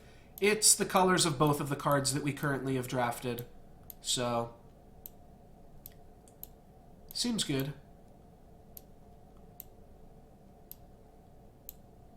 Cool. Watery Grave, yeah, reasonable mana fixing here. Hoping for turn one. I guess, like, an early upheaval doesn't actually do that much for you. I was thinking you can go, like, turn one Mox Boros Signet, turn two Gilded Lotus, turn three Upheaval. Though that doesn't really do you that many things. Mystical Tutor seems fine. It's another thing for Upheaval. Maybe we will turn into a combo deck down the line.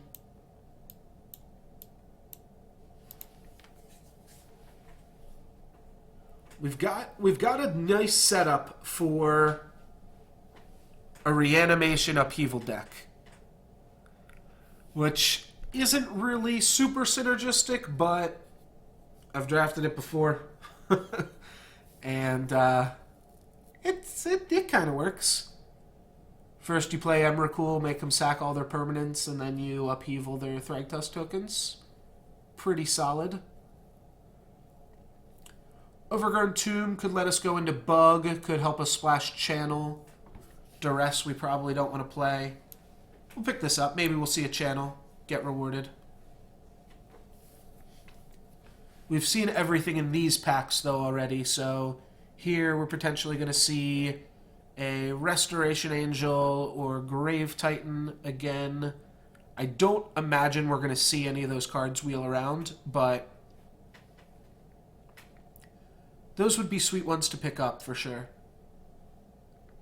Yeah, just Archangel of Thune. I don't think we want to be disking.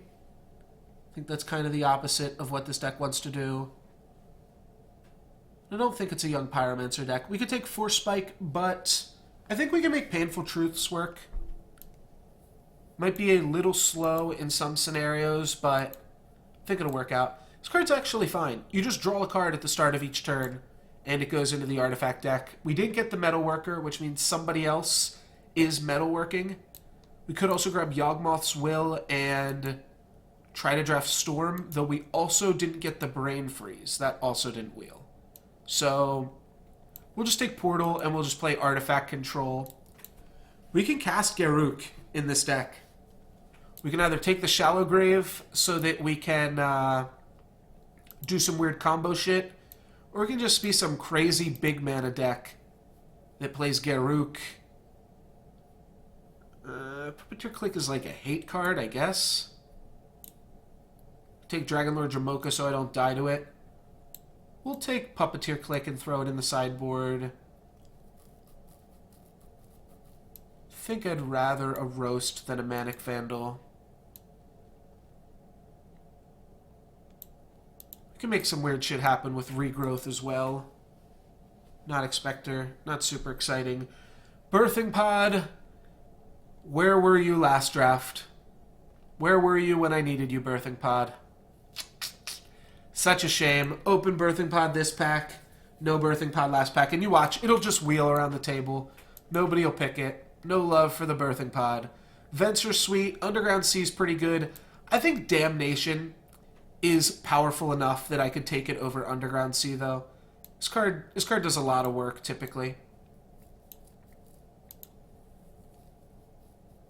We could splash for Sphinx's Rev. Something tells me we don't have to go that deep, though.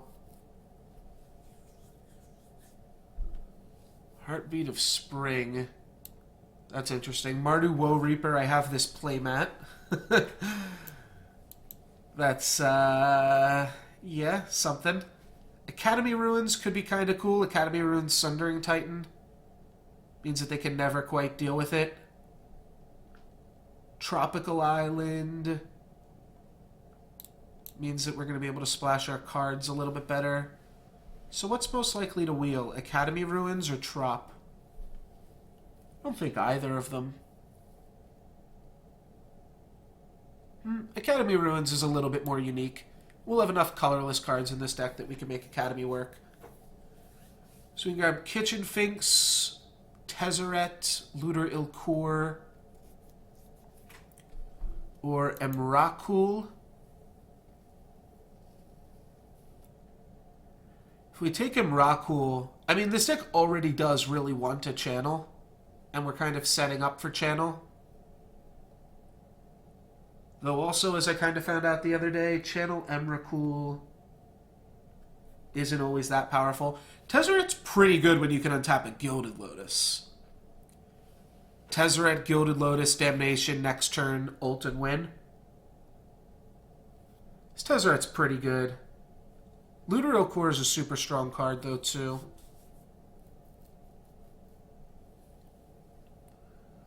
I think we can try out Tezzeret. This is more of a control deck than anything combo crazy.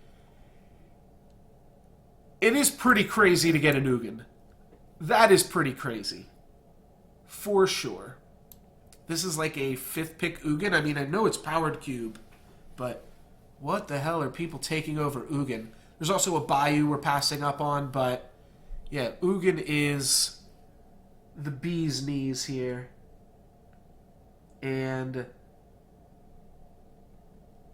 super strong. We could take a Shackles.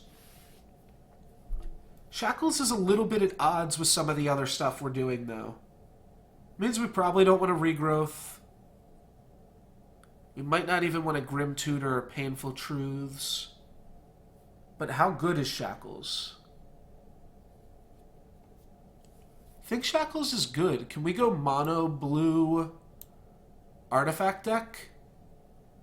Bazaar is bad. Hedron Archive is good. That's on theme for mono blue artifacts. Careful Study is kind of mono blue artifacts, but not really. Mystic Snake works with the splash, but I don't love it. We're probably not going to play Careful Study, but I think it's our best card. Take Scrubland in case that opens up. Yeah, I'll take Scrubland. I'm not going to play any of the cards in that pack. I can't really even imagine a world where I play Careful Study. This Emrakul is castable. Card is actually very castable. Deceiver Exarch when we're not in red at all seems meh. Yeah, I think this Emrakul is good. It's castable enough. Birthing Pod did wheel. It always does. Feels bad. Yeah, that's what happens with Birthing Pod. Nobody respects it. Man, it would have been so good in our last draft, too. Oh, well. I don't think anything else is great here. I guess I'll just take a Nature's Claim. Just lay claim to that so that we have it if it should be relevant, but I don't think it will be.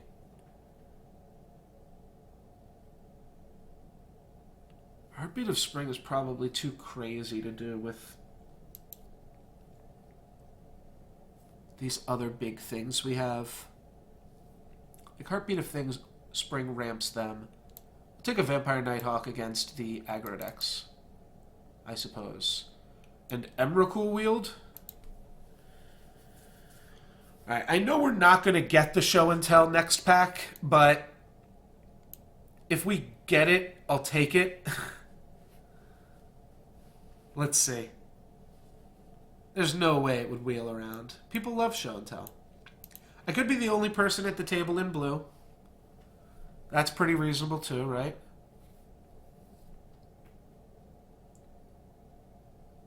I think Show and Tell is not great in Cube, but if you're putting out an Emrakul the Aeon's Torn, I think it actually is good. All right, so Show and Tell didn't quite get there. We did get a Phantasmal Image, which I think is probably better than Caryatid. I don't even think we're locked into green at this point. I'll take a Badlands before I take Ancient Grudge, and this deals with Emrakul, so we'll get that out of there. Yeah, I don't know how likely we are to actually play green here.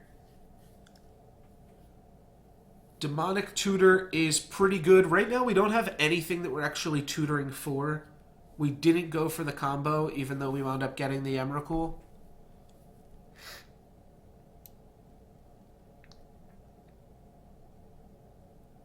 Take Demonic Tutor. I'm sure we can find something to tutor for.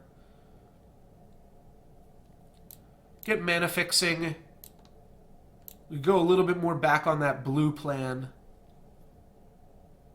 We'd probably cut Regrowth and Garruk and just play Cryptic Command. That seems pretty reasonable. Could also play Phyrexian Revoker or like Dark Ritual out in Emrakul. Problem is, if I take this Cryptic Command and I find the channel, I'm going to really wish I had this Lumbering Falls. And this deck does want channel a whole lot. So let's take the Lumbering Falls. We'll hope to get a channel within the next 2 picks here. I think we just grab another Signet. That's pretty okay. Signet's good. Isochron Scepter with only Mystic Tutor to get. Meh. Not great. Smuggler's Copter with nothing to activate it. Phyrexian Arena. Liliana's interesting. Oh wait, Eureka's really good. Yeah, this deck can play Eureka. Alright, so we're not playing Shackles, we're playing Eureka. And we're just going to put some of the dumbest permanents ever made out onto the battlefield. Like, you can Eureka pretty safely into Ugin. The only way that they beat it is with an Eldrazi of their own or Progenitus. And then short of that, you just kill everything that they play. And then maybe you also have an Emrakul. Alright, so this is a Eureka control deck. We can tutor for the Eureka and then start tutoring for some dumb shit to put into play with it. That's pretty sweet. Unfortunately, we did pass up on the Karakas, so we might lose to Karakas yet again. Shardless Agent gets some pretty decent stuff. Azorius Signet ramps us. Baleful Strix is also pretty good. I think we just go for Ramp here. Ramp is good because Sundering Titan, Ugin, and Garruk are castable. The Abyss is just fine. Eternal Witness is just fine, yeah. So let's go Azorius Signet. And we are not quite in the colors for Nicol Bolas Planeswalker. We can Oath of Druids out in Emrakul or Sundering Titan. Which means we might cut Phantasmal Image.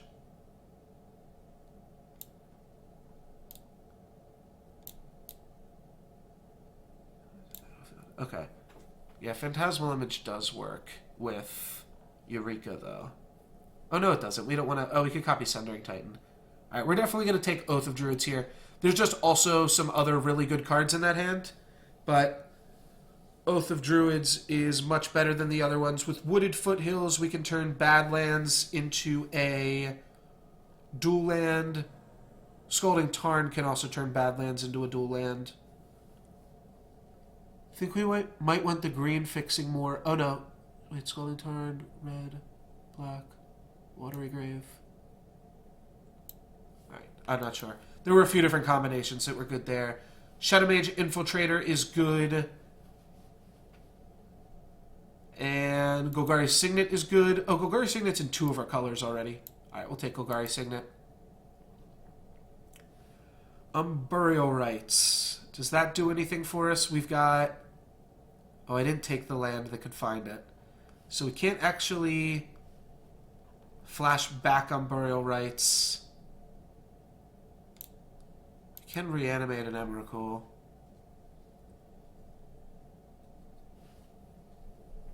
We're not going to play any of these other cards. We're going to play Avenger? We could play Avenger. I don't think it's good, but we could try to play it. Dark Ritual's interesting. Cryptic Command might still be okay. Can get you out of any situation. It's a Kiki Jiki just going super late into the end of it. Pithing Needle, answer for random ass Planeswalkers. Breeding Pool seems real good.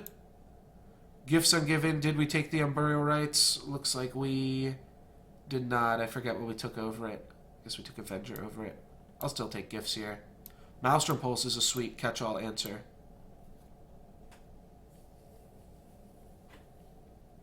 Okay, we got something going on here. We got 26 picks, which means we're going to want to cut 3 cards. Probably cut Avenger. Could see cutting Tezzeret, but it's good. Tezzeret can also just tutor for Coercive Portal. So like in a pinch, Tezzeret is just a copy of draw another card. It also comes out with Eureka. So I guess the big takeaway is we've got 3 tutors to find Eureka, 2 tutors to find Oath of Druids, and then we just have to cast those cards and win. We've got a bunch of shit that we can Eureka out. We've got double Emrakul that we can Oath of Druids. Maybe I cut Phantasmal Image so that my Oath of Druids is just that much more likely to trigger. I'm not sure if we need Painful Truths. Not sure if we need Portal. Tezzeret still seems fine, though. Yeah, this deck looks pretty sweet. We have Upheaval and Damnation in a pinch. We've got Maelstrom Pulse and potentially Cryptic Command to answer any problem permanents that might come up. So, we've got a lot of signets. I'm going to separate these signets over here for a second. And I'm just going to look to see if our mana base can support this Cryptic Command. Obviously, Gilded Lotus is a sweet combo with Cryptic Command. Just auto-cast it. So here's our blue sources. This is a non-colored source. This is green-black. We want to move all this stuff over one more, even. This is a blue source. This is an everything source. This is a blue-black. This is just a black. This is black-green. This is blue-green, blue-green. This is just black. And then this is colorless.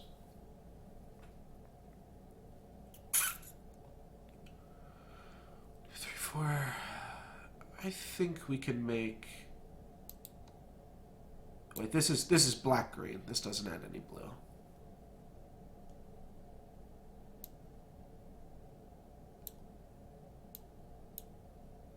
And Scrubland doesn't do anything. Potentially cast Painful Truths for more.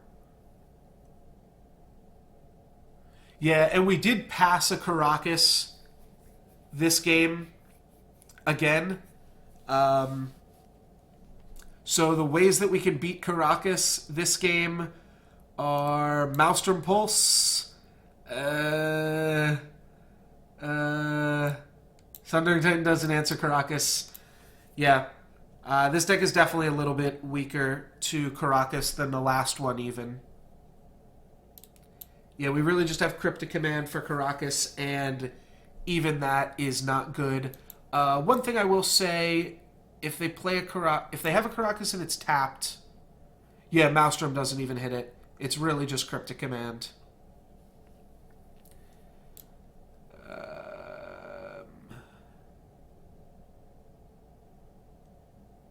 Target opponent gets an Emblemeth. This thing is pretty random. Yeah, Avenger's decent against Karakas. It's not great with Oath. or with Eureka. Like, cheating out Avenger, there's always this awkward thing where cheating out an Avenger isn't as good as just playing it. And we're playing it with artifact mana too, not like actual ramp. But it's still reasonable. I don't think either of these Planeswalkers are super powerful. We do still have, like, Sundering Titan and Ugin can still put in work against Caracas. So we're not just completely dead in the water to it. But it will be super, super annoying. We just have to hope to race it. We've got a lot of ways to put things out on the battlefield quickly. So that's good. Alright, let's sort by converted mana cost again. We've got 8 lands. So that's, 24 cards. So I guess we only have to cut one more card. I think I'm going to try the Cryptic Command. We can always search for more blue mana with our stuff. And we have some other double blue cards, though. Tezzeret also isn't great.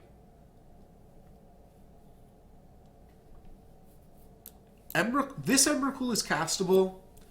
Some Emrakul is like kind of castable. I guess this makes him cost 5 less. So there is that. The regrowth is kind of meh. Maybe we just board in regrowth for... We just board in regrowth for the control matchups where we need redundant threats. Like, it seems like we've got a lot of threats already. Though regrowth can also buy stuff like Damnation or Maelstrom Pulse against control. I feel like the deck is good enough that we don't need one of these 3 cards. That we can get away without the redundancy of either Painful Truths. Though, Painful Truths is kind of good with Eureka.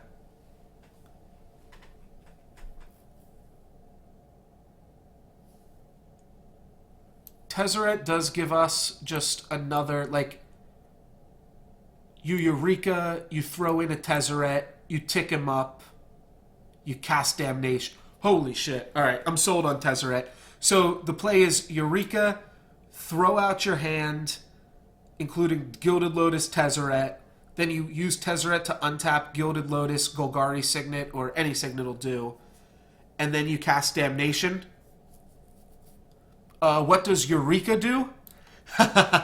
Starting with you, each player may put a permanent card from his or her hand onto the battlefield. Repeat this process until no one puts a card onto the battlefield. So, the deck is a Eureka deck. We play Eureka and we put these big things out onto the battlefield. We are not trying to cast Emrakul the Aeon's Tauren. We have Eureka and Oath of Druids to treat it into play. The Tez combo does seem sweet. Tezzeret can also just go get... Oh no, it can't get Gilded Lotus. It can go get Hedron Archive or Coercive Portal. Tez seems good. It's just redundancy. So we take out Regrowth, we take out Maelstrom Pulse, or we take out Painful Truths. Or we play 24 spells and a little bit less lands.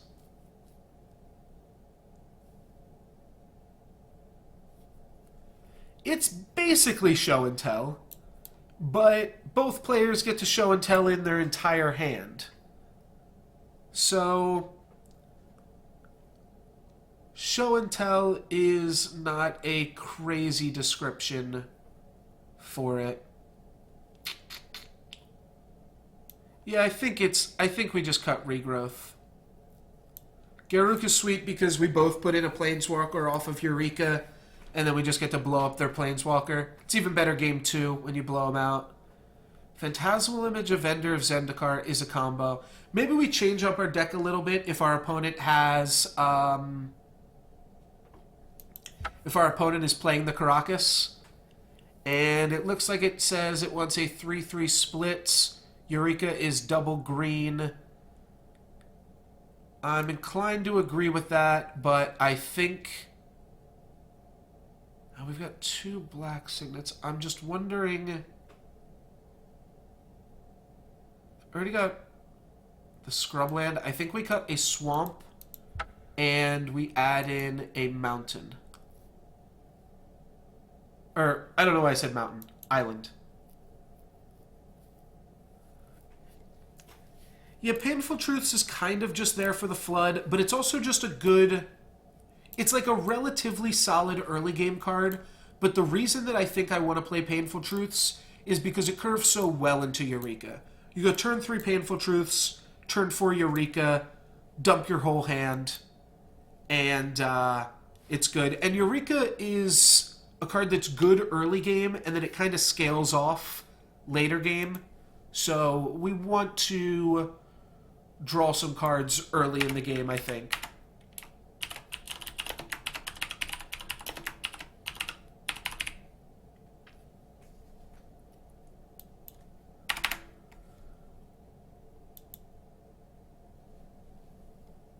All right, we are here with round 1. We round 1 the die roll. We have a Eureka. We'll have to tutor for a green source, though, to play Garruk. We'll keep this hand regardless. It's got double black, it's got Damnation, and it's got Eureka. It's got 4 sources of mana to potentially try to cast the Garruk off of. So Garruk is still a little ways away. But if we can Eureka into Damnation, that's pretty sweet as well. Good draws here are Emrakul and green mana. Let's lead out with the green signet right now. Emrakul's and green mana. Painful Truths would also be a pretty solid draw here, I think.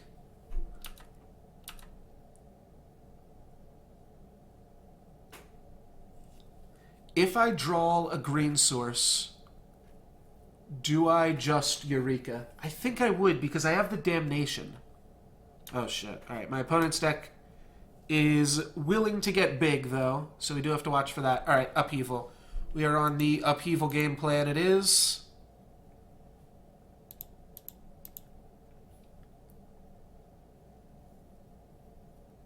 Signets only cost 1, so we are just trying to ramp as much as possible so that we can play a big Upheaval. Upheaval, Eureka, not really a combo. But we also have Damnation, so we can buy ourselves a lot of time here. And like I said, we do want to actually cast Eureka here so that we can play a Damnation. Because if we can just survive with this Garruk, I think that's all we need. Alright, that Garruk's pretty strong, though. So here what I would be looking to do would be draw Forest, Eureka, their okay, Painful Truths. We Eureka out Garruk, and then kill their Garruk. We can make all this work here, though. We'll go, is it Signet? Or no, we tap this one first. Then we tap this one, then we tap this island. Play a black, a red, and a green. Maybe I should have kept my green mana around. Okay, well we can Mystical Tutor, but Mystical Tutor isn't good enough. Yeah, we can't Grim Tutor here because of how signets work. I don't know what we'd want to Mystical Tutor for. Let's check out the deck real quick.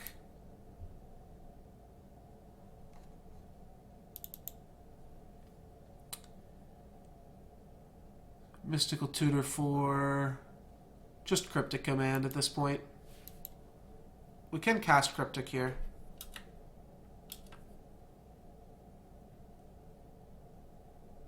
But I'm not sure that does anything for us.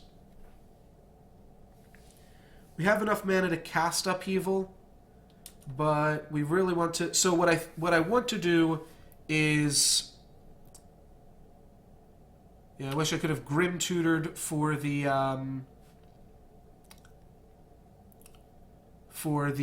Lotus, the 5-mana Lotus, whatever that's called. Gilded Lotus. Okay.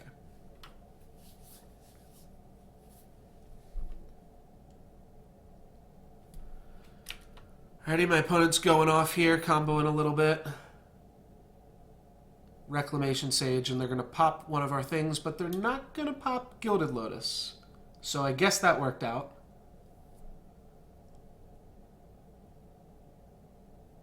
Well, now I could Mystical Tutor for Cryptic Command and not even be able to cast Cryptic Command. Can Mystical Tutor for Demonic Ritual, and then next turn I'll have 5 mana to cast both Demonic Ritual and Eureka.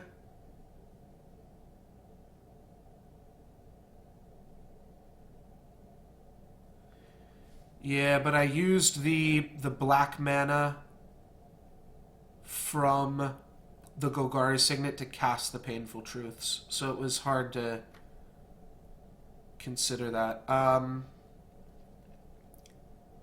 If we Mystical Tutor for Demonic Tutor, I mean, that doesn't really make that much sense, but maybe we do it. Because that's like drawing a green source next turn.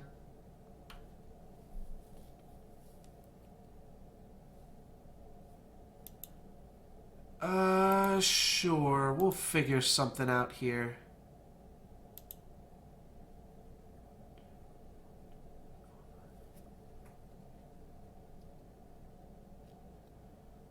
I also need to not die to everything that my opponent's currently doing. Maelstrom Pulse isn't unreasonable. Oh, we can Demonic Tutor for Oath.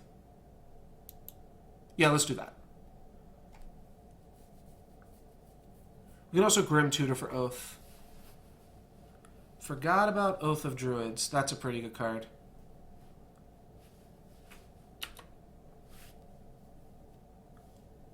This turn we can Grim Tutor for Oath. That puts us kind of low.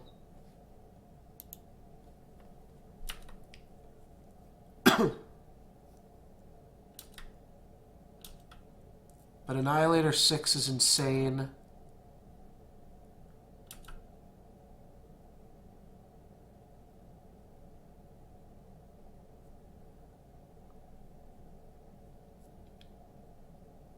Yeah, I think we Grim Tutor for the Oath because that just lets us have more mana here.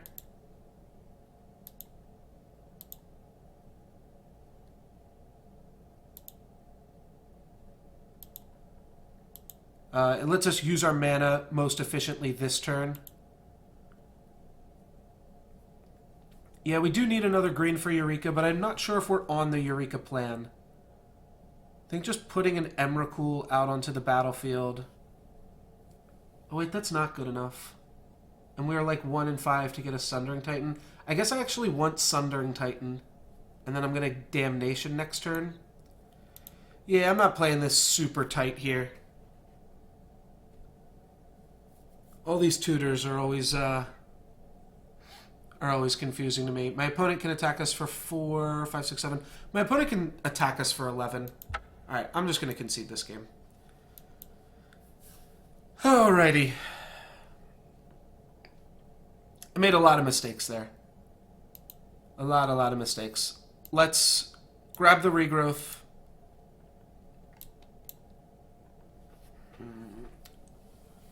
Oh, I could have also just tutored for Ugin. That's another thing to consider. It's like you tutor for Ugin and then you tutor for green mana. Those are the things you do.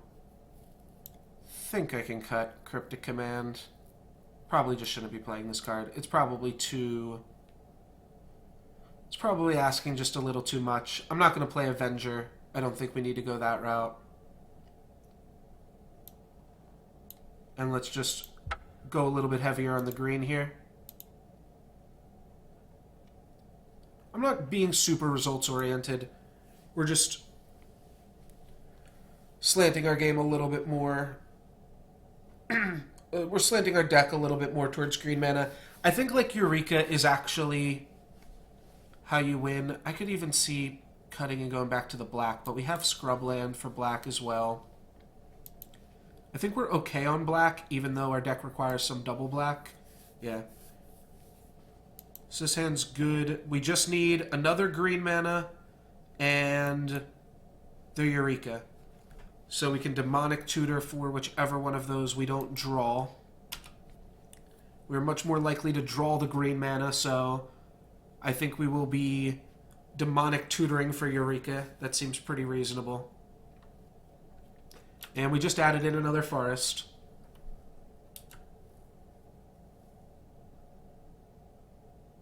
Yeah, this is going to be a little bit better for us here. And what does this Emrakul have? Protection from instants. Alright. So he does get Maelstrom Pulsed, he does get Planeswalkered. Coercive Portal isn't great, but we can play it if we hit any land, and I think we will. And that'll let us draw a bunch more cards so that our Eureka is even sweeter.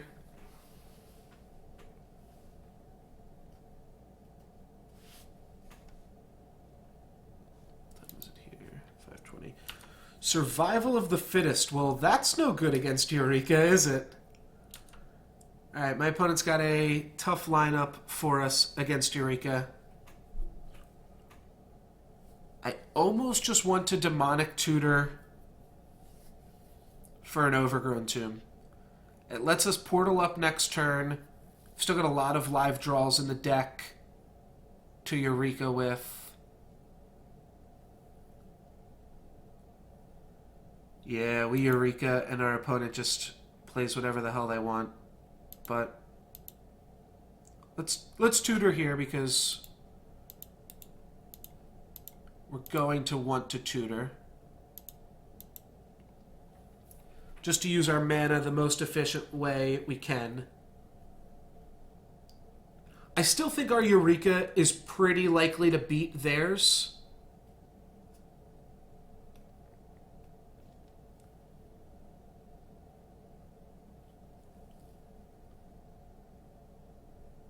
We just get Maelstrom Pulse here.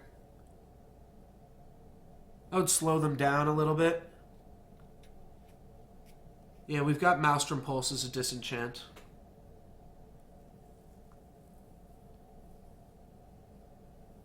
Otherwise, we are grabbing Overgrown Tomb to play Coercive Portal.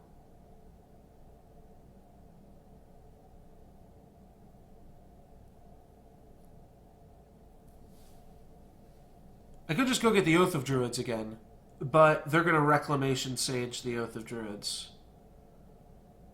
So let's just get Maelstrom Pulse.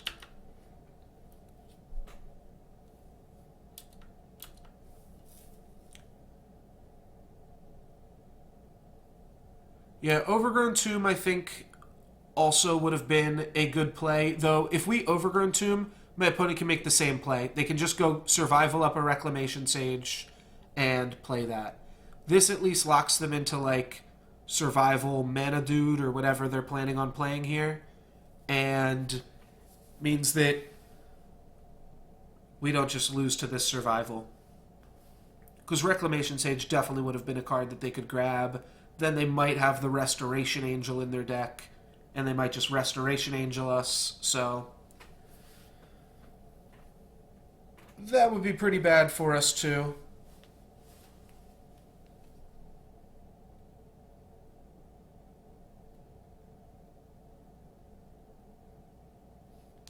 Alright, it is just going to be survival into mana development.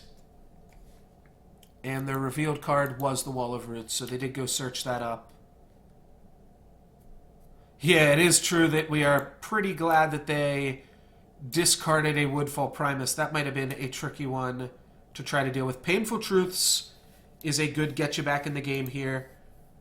We're going to kill this. Our opponent is going to survival away something in response. They are not. That is very curious. My opponent could have discarded a creature to get a creature with the Wall of Roots open. They're just going to play a Garruk and then a 3-drop. Maybe a Courser. Nope, they're just going to play Garruk into a Beast. Okay. We got to be able to beat this here.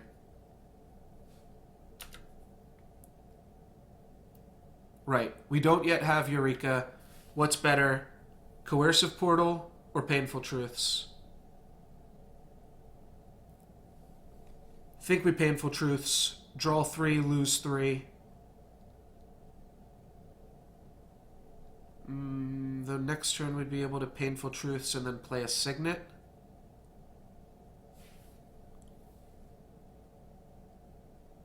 Okay. Let's play Portal here. We're going to draw slightly less cards in the short term. But yeah, it's just about mana efficiency. We're not dead right this second. I'm not going to lie, it kind of scares... Like, there's kind of some solace in the fact that my opponent didn't activate Survival of the Fittest. It means that, you know, they didn't get some dumb shit into their hand. But it's also pretty scary, because it means that they didn't want to get rid of anything in their hand, potentially. The mana isn't always potentially the most important thing here, but alright, if my opponent's just going to... Well, no, they're going to Harmonize and they can still play a 4-drop. So they can make a lot happen here. They're looking for a Reclamation Sage for the Portal. Oh, I forgot about the other mode of this card. We can also just blow up the board whenever we want. I thought this card was just at the beginning of your upkeep, draw a card, and I knew that there was like some other mode that you might not ever use. But yeah, if we just vote Homage at any point... Oh, no, no, no. That's not how it works, right? If Homage gets more votes, or it's tied, draw a card. Okay, so I can never choose to blow up the board, because my opponent can always just vote Homage, and I draw a card. My opponent has no incentive to ever vote Carnage if they don't want the board to get blown up. No blocks. Now, like, at the same time, if my opponent chooses Carnage here, I might take him up on that offer. Oh, I have to vote first. Alright, I'll draw a card. Nah, and then it doesn't matter what he votes for. So I guess I should have voted oppositely.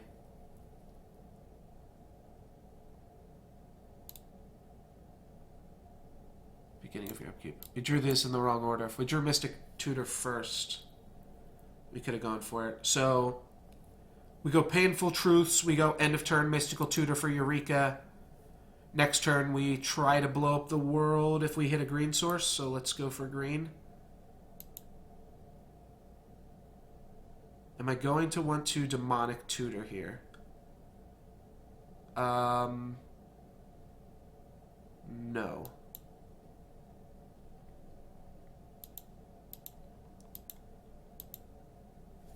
I could have also drawn less cards.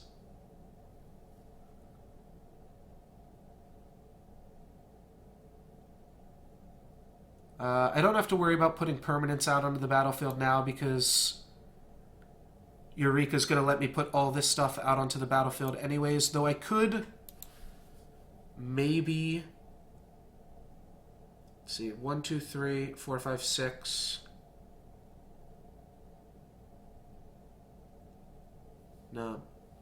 Just thinking I could upheaval if I wanted to. But upheaval into Eureka doesn't do anything.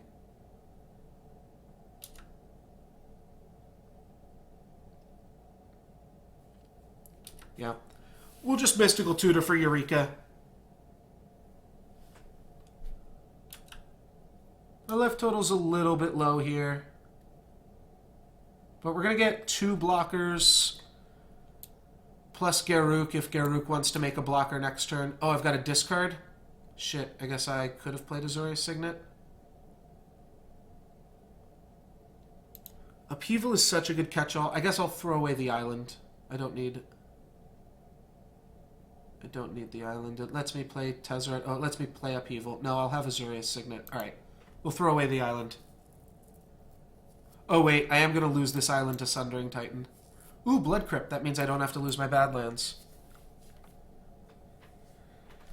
I get to blow up Plains, Mountain, Swamp, Forest, Island with Sundering Titan. Doesn't really matter if you blow up all the lands, but you let your opponent put their entire hand out onto the battlefield. I guess that's not really real. Genesis Wave would be crazy here. My opponent can Genesis Wave for 3, 4, 5, 6, 7, 8, 9, 10. They can Genesis Wave for 7. It's not enough for Craterhoof Behemoth.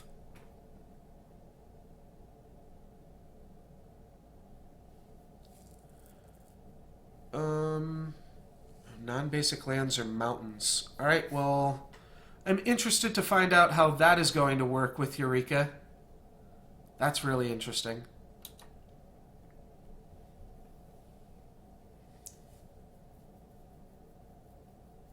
Yeah, so if I wanted to play Azorius Signet, I would tap out for Azorius Signet, and then I wouldn't have a mana to activate the Signet, so I wouldn't be able to use it. Alright, he untaps his lands. He untapped an untapped land. Plays a Deathrite Shaman. Looks like my opponent might not have that much. If my opponent had access to 10 mana and played 2 measly creatures, I think we are in a really good spot here. Yeah, alright, I go down to 8. Cool, cool, cool. Alright, so this deck worked because my opponent played a Harmonize and didn't draw shit from it. So that's sweet. We will Mystical Tutor. Go and get Eureka. Alright, upkeep. Let us... we can choose Carnage here. Sure. If my opponent wants to blow up their whole board, they can.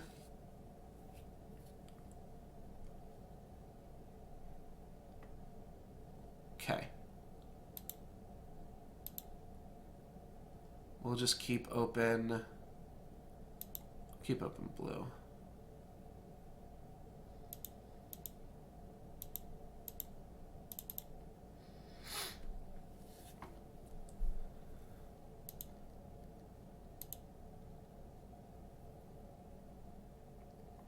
Still not sure how Sundering Titan works against my opponent's Magus of the Moon.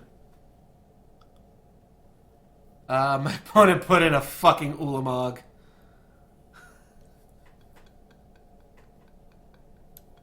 Why did my opponent not just cast Ulamog? My opponent had access to 10 mana and just didn't play Ulamog because they wanted to play a Deathrite Shaman and a Magus of the Moon. Destroy target creature doesn't work. Oh, God. Alright, whatever. We'll figure it out. Is this 2 mana to draw 2 cards? Yeah.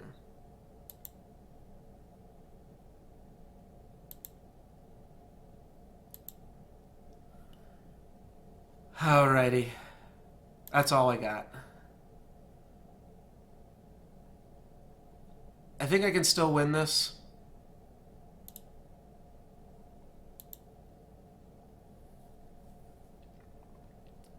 so this is a mountain. This is a forest. And this is an island. That's all we get to do.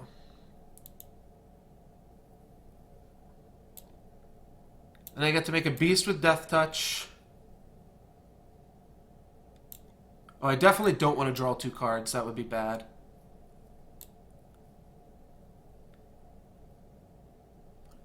Destroy another target planeswalker. Make a beast. I don't think any of this is going to be relevant. The problem is that when my opponent attacks, he mills the top 20 cards of my deck. And I only have 21 cards in my deck. So I'm pretty sure I just lose to that.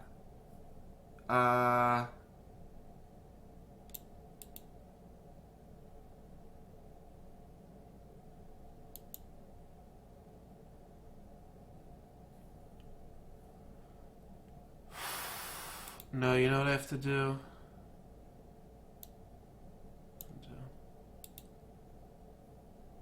Gotta create a beast this turn.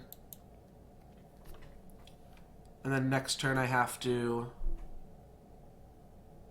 destroy some creatures.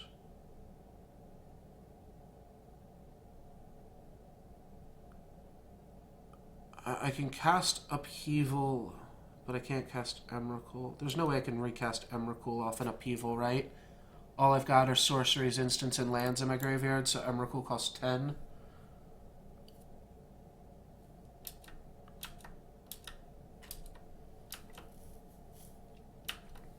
If I Will of the Council, my opponent keeps Ulamog. I lose all of my stuff.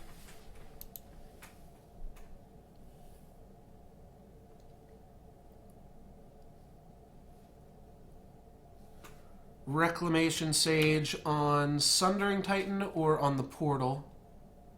It's going to be on Sundering Titan. Alright, so this was the way I was thinking I might be able to win. If my opponent attacks all out, they're still going to have the Wall of Roots, and they're still going to have the Beast token from Garruk. So we go Mountain, Forest. Done. So we need them to untap 2 creatures with Garruk, swing with everything. I need to draw... No, I don't have any more kill spells in my deck. Took out Cryptic Command. Oh wait, I'm going to die to Coercive Portal. I'm going to die to Portal. Drawing a card. I won't even get to attack with Emrakul. Yeah, I'm just dead. I need my opponent to not realize Ulamog is indestructible. That is my only out here. If they don't realize Ulamog's indestructible, I attack with Emrakul, and then they attack with Ulamog and kill me. Alright, untap 2 target lands. They're going to play something else dumb. Yeah, Portal kills us. As ridiculous as that is. Oh, wait. Wait. If my opponent doesn't attack with Ulamog, we need to draw a basic island to cast Upheaval. We need to draw a basic island or a Signet. Yeah, there's a lot of reasons to attack with Ulamog here, though maybe we can mind control my opponent and make them think otherwise here. Alright, Mizzium Mortar's on the Beast. That seems like an attack is coming.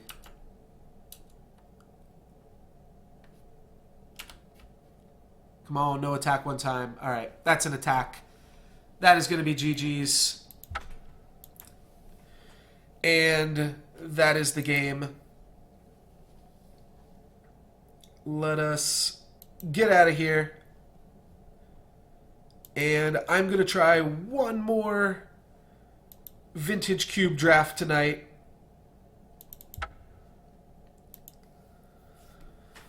Let's see if we can make it happen. Vintage Cube one time. Draft some sweet goodness.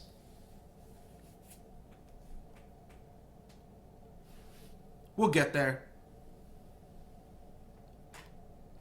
We'll get there eventually.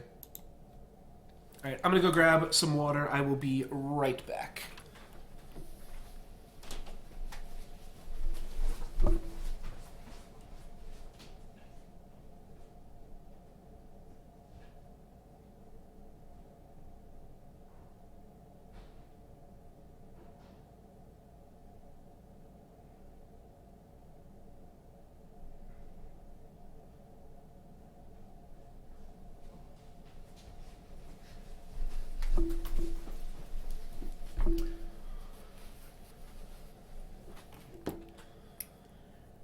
Looks like I got another minute here, or another second, at least.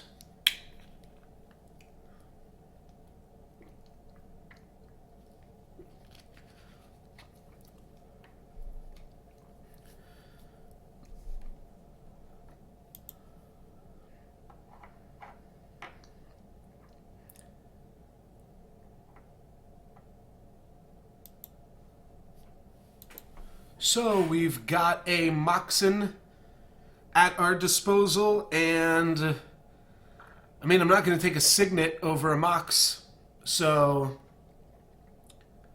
yeah, Mox Emerald it is. There's some sweet ones. Reanimation Spell, Torrential Gear Hulk is definitely a card that I'd like to try out at some point. Thran Dynamo, Simic Signet is a pretty loaded pack, so we get to give some people some good cards here. Breeding Pool is a pretty good dual land. Sword of Body and Mind is pretty good if we want to try to play something aggressive.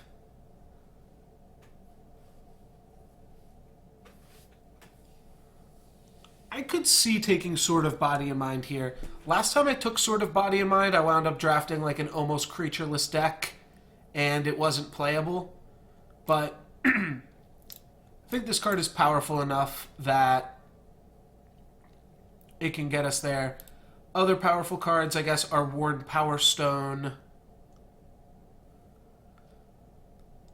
and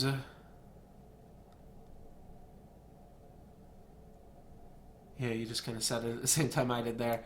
I don't hate Worn Power Stone either. I guess I'll take it. It'll go into whatever concoction we wind up putting together here. We can continue the theme of just ramping, and I do think I like that. Question is Grim Monolith or Orzhov Signet better?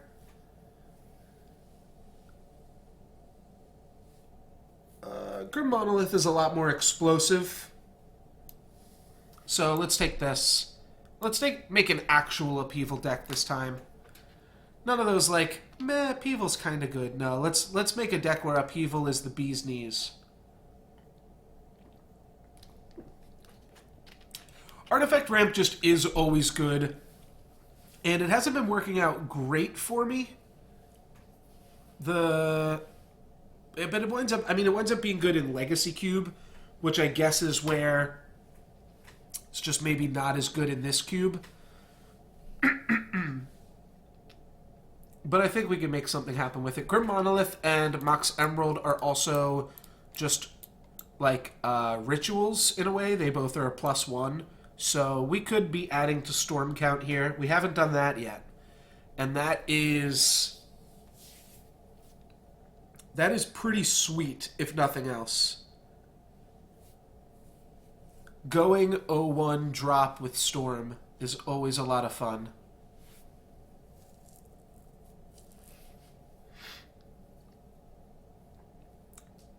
No Storm cards here.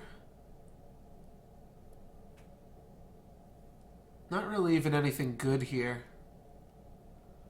Temple of Silence is mediocre. Elvish Mystic is good. I didn't think this was where we wanted to be in the Elvish Mystic deck.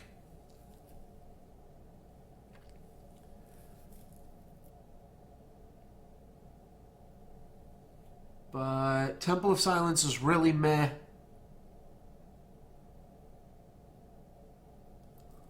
I guess it's Elvish Mystic. Like, I'm not really in green because we took Mox Emerald. I just think Elvish Mystic is the strongest card here. Nahiri's good, Geist is good, but they're both dual-colored cards, which you can make decks that support them, but I don't know. Nothing was really jumping out at me too crazy there. I don't think there were any Storm cards, but I don't know, part of me does just kind of want to try to force Storm. We would be taking the Empty Warrens here, hoping that the Seething Song wheels. There's also a Pack Rat and a Dark Confidant in this pack, but they're not good with the cards we've already drafted. Let's grab an Empty the Warrens and let's try to make something happen with Storm.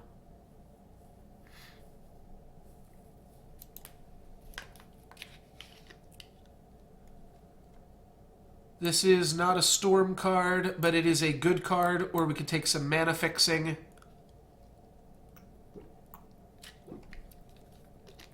Draga Tree Speaker's really good.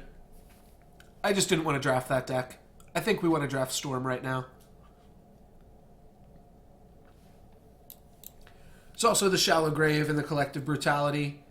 Yeah, Chandra's good for ramp, but no, we're gonna try out some Stormy shit.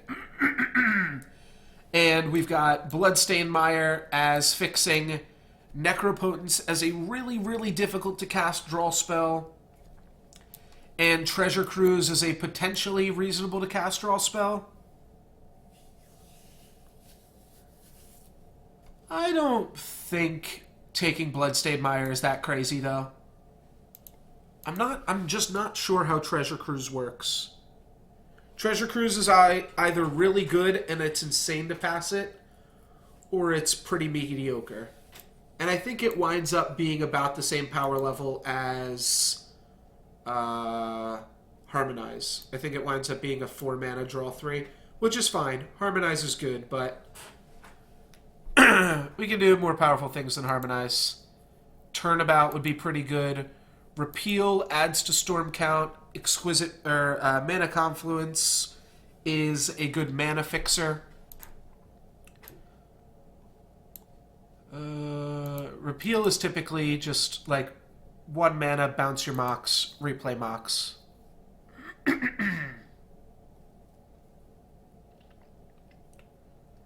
Also could buy you some time. Repeal's pretty good. We'll take it. It's flexible.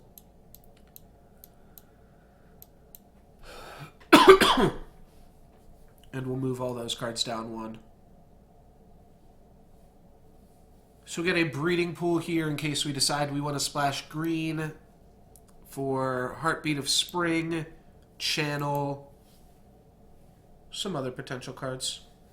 I do also kind of like Emrakul in the Storm deck if you can do what do you have to do into Emrakul? The card that lets you cast cards, you shuffle your deck and then cast a card. Regrowth is a solid reason to be in green, though. Bushwhacker is pretty good with Empty the Warrens, but it's another 5 mana on top of what you've already spent. So we'll take Regrowth. Regrowth works with Seething Song. You take Thada, or we can take some control card.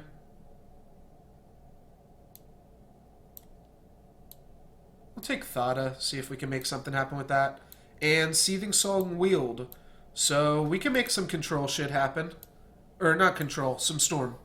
Some Storm stuff happen. We already have the start of a Storm deck. Seething Song, Regrowth, Seething Song, Empty the Warrens. You can do it. You can do that as early as turn 2. Probably don't want to play Savannah. Dimir Signet's good. Signets add 1 to Storm, which is also why they're good. Ugin is really strong for the backup ramp spell, or for the backup ramp plan. It is also a really good controlling card. It's good with Channel. And the ultimate isn't quite great with Storm. Currently, Verdant Catacombs gets Breeding Pool. Bloodstained Mire gets Volk. Because we don't actually have any black cards yet.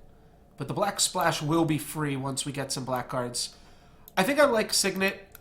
Signets are either good at developing your mana. The Turnabout is sweet and will probably wheel.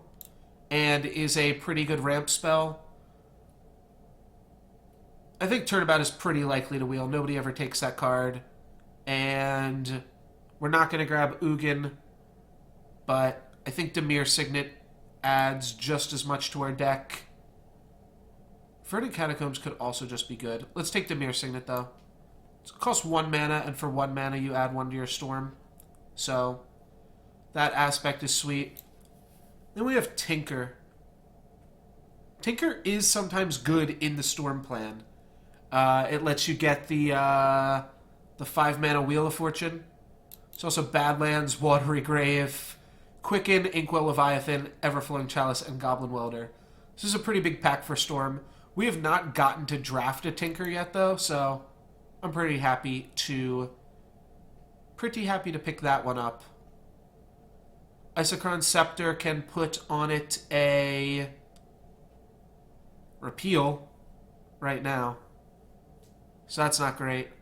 Ponder can help set up our combos. Wandering Firmarole is reasonable mana fixing for our blue-red deck.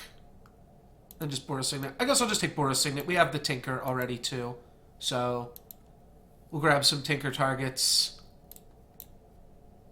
Mox Diamond. Mirari's Wake is the reason to splash both green and white in your combo deck, in your Grixis deck.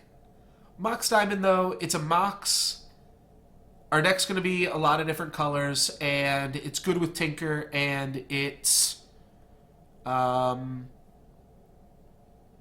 to Storm count. So Mox Diamond it is. Moxen all seem pretty good. Baleful Strix draws us a card and is an artifact and buys us some time.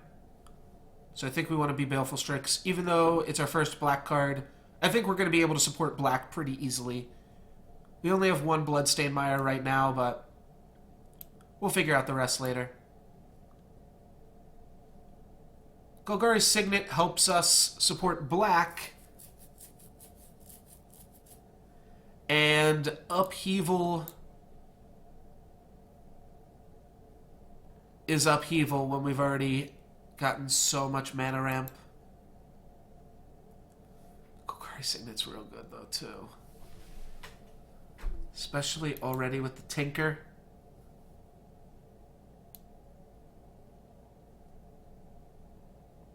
I think we want to take Upheaval. In some crazy, crazy world, Upheaval helps add to Storm count. We're never going to get that far into the game, but we'll give it a shot. Marsh Flats can get black and green mana. It's not the best filtering, but we'll make it work. Stirring Wildwood's not great. Gurmag Angler's not great. Makeshift Mannequin for nothing. I guess I take a Terminate, and we'll bring it in against the aggressive decks. Verdant Catacombs wheeled. Turnabout also wheeled. This card's going to add so much mana to our mana pool.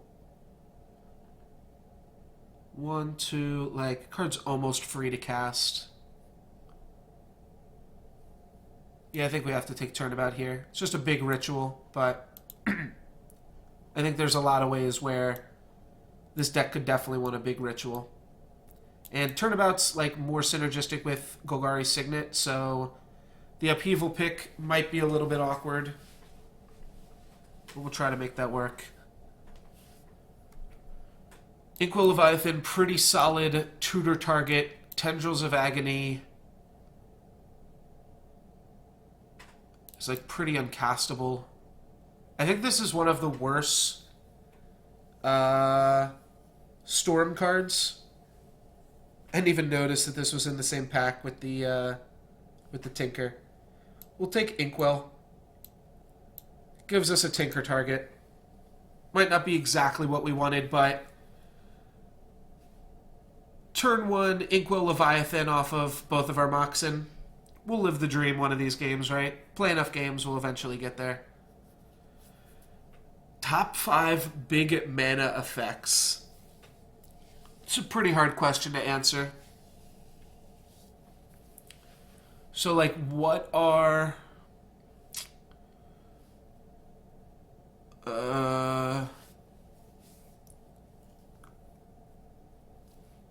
because it really depends, like, Emrakul is sweet, but he's almost too much big mana that sometimes you don't even get to cast him. Reclamation Sage, I guess we will take as just a potential answer to random things as a sideboard card. Though we've got most of the artifacts here that need to get blown up. Oh, the top 5 things that generate a lot of mana?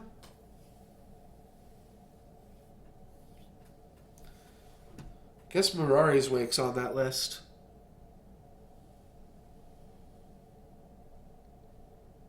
I don't even think that this is a Mirari's Wake deck, though.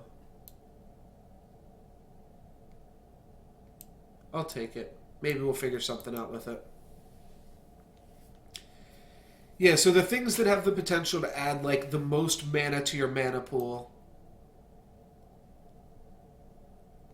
are, I suppose, Heartbeat, Mirari's Wake, Gilded Lotus adds a whole bunch of mana, so it's probably pretty good.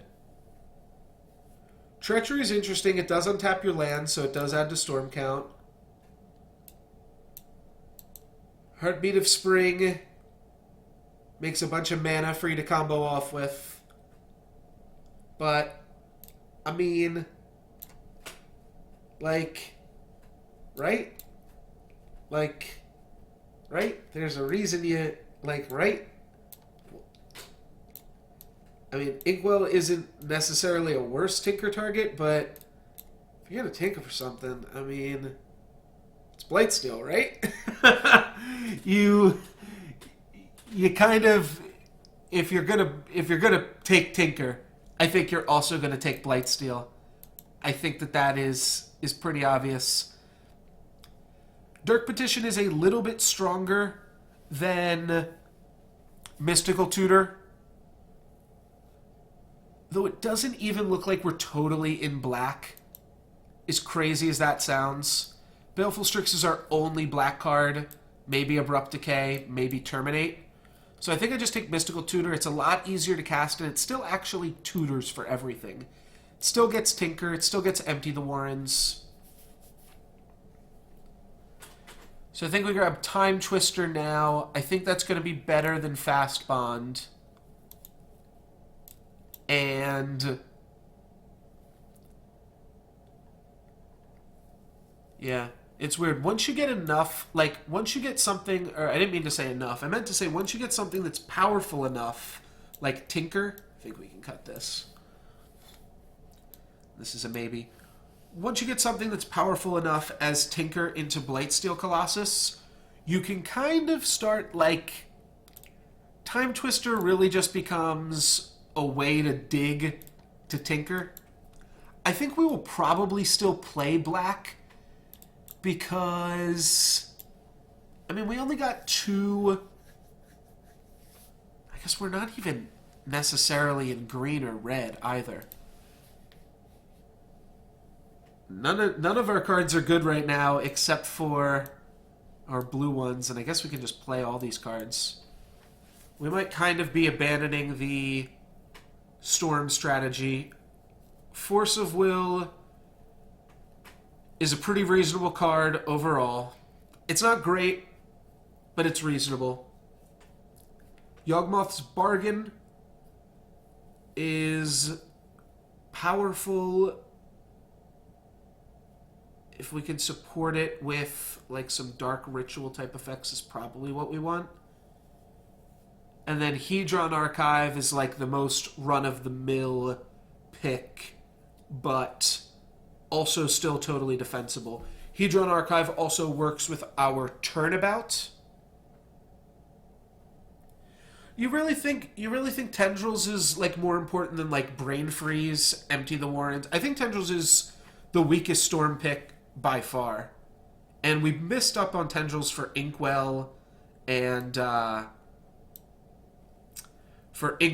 Tinker, which I think both of those were stronger picks at the time. So, reason I took Hedron Archive there was because we have the Turnabout, and we can still use Turnabout as a ramp spell to help get out Blightsteel Colossus if we draw him.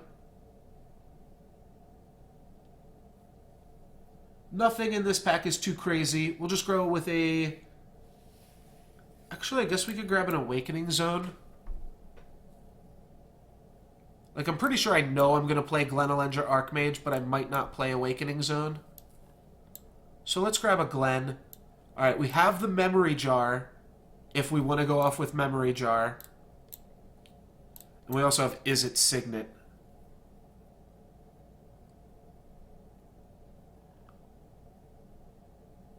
Huh. Alright, let's grab Izzet Signet. I think that's going to put in a little bit more work for us here.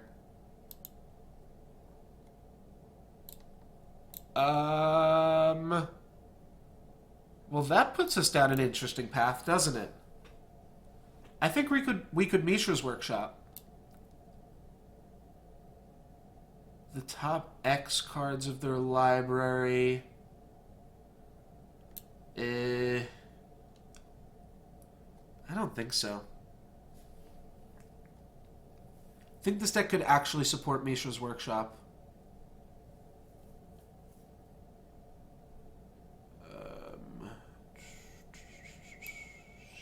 Sure, we'll take it. I'm not locked into it yet, though. Pernicious Deed. Could splash for balance.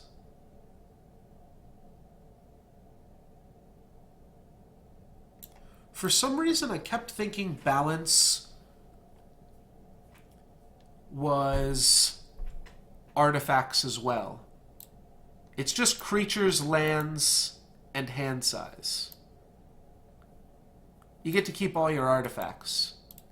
So maybe balance is good.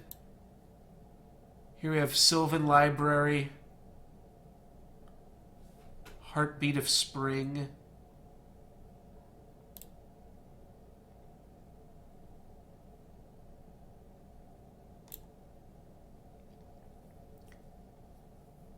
Heartbeat Turnabout. Maybe we go back a little bit on the Storm plan.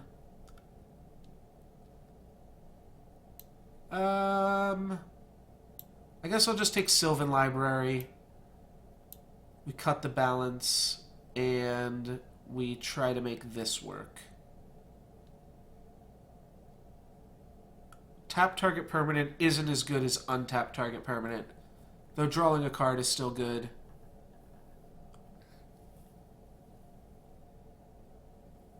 So I think we're cutting Baleful Strix here.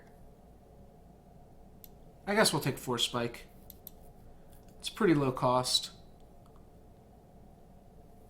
And none of these cards are great. Yeah, at this point we're kind of just all in on Tinker. And by all in, like, we can also cast those Tinker threats. Ugin would have been great in this deck, obviously. But we passed up on him. We splash for Bonfire. Splash for Bonfire, splash for Balance. Play Hissing Quagmire to facilitate the other splashes, which are control cards. Take Bonfire and Awakening Zone, so we're going to be a Rug deck here. We might play that. Alright, so let's figure out this mana base. Savannah doesn't help us with anything. Marsh Flats doesn't help us with anything. Bloodstained Mire can help by go and... Okay, no. So Marsh Flats can just grab Savannah, right?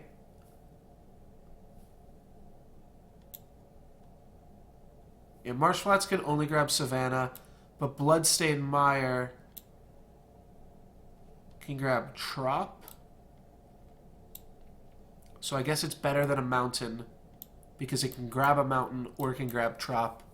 So it helps fix us onto blue. Not convinced we're going to play Mishra's Workshop.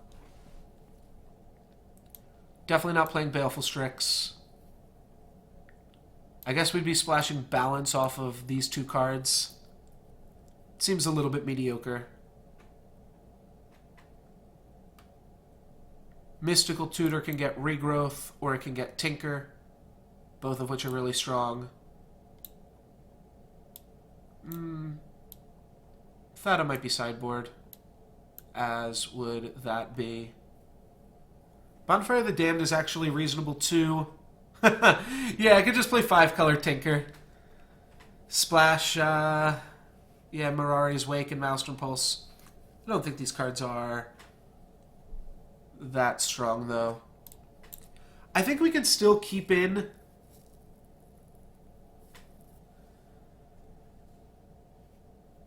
Yeah...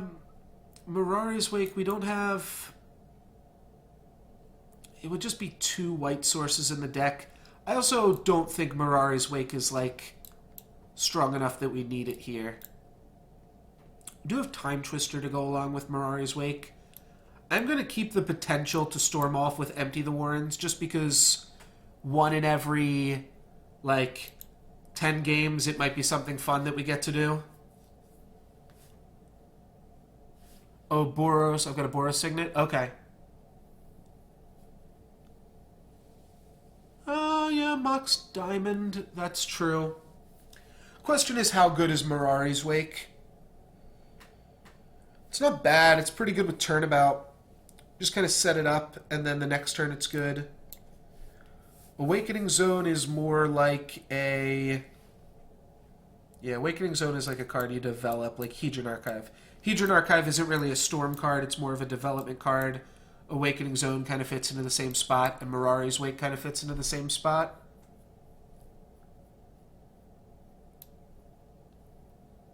Alright, let's cut Force Spike from Mirari's Wake. That seems fun. Maybe it'll be relevant. There's our X spells. So this is a forest.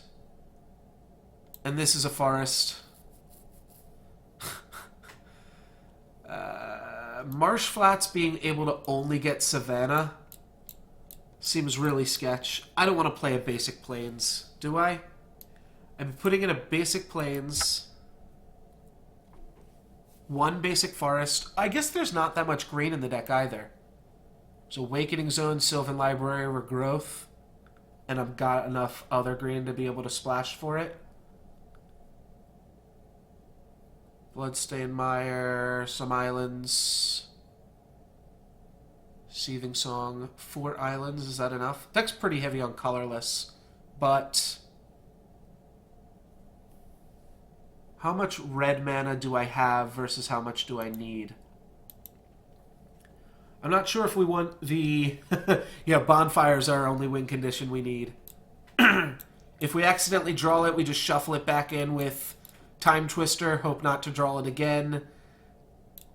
Mystical Tutor, Bonfire. I forgot about that combo. Mystical Tutor with your Miracles. Bonfire for 20. Getcha. So, red sources. We've got 1, 2, 3, 4, 5, 6, 7 red sources.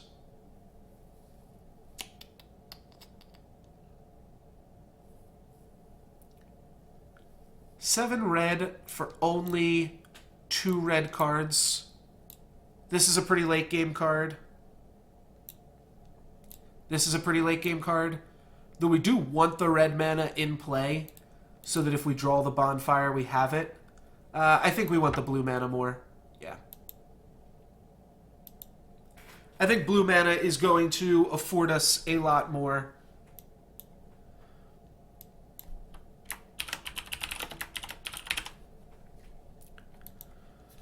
So we'll give it a shot. We've got our Tinker Storm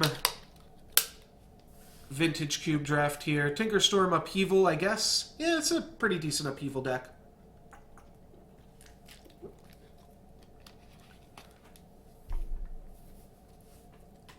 Glenalendra is really our only way to interact with our opponent. Okay, so our ways to interact are those 4 cards. And then we can count this card in there as well. And then we've got this card. So we've got 6 different ways to win the game. I mean, maybe repeal isn't a way to win the game. Maybe that's not a good way to a good way to classify repeal. Repeal, GG, getcha.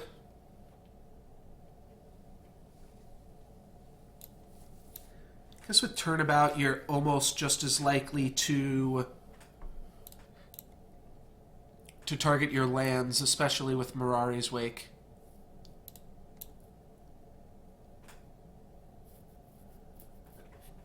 Turn 1 Awakening Zone, turn 1 Tinker, turn 1 Seething Song, Empty the Warrens. All of those are possible plays we can do. Turn 1 Worn Power Stone lets us go turn 2 Hedron Archive, turn 3 Inkwell Leviathan. So that also works.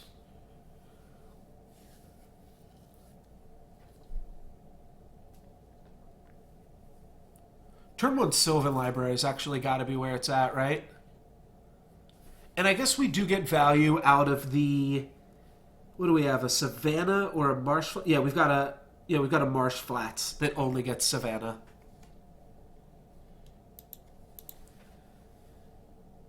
All right, so this is a Bonfire in the opener with the Seething Song.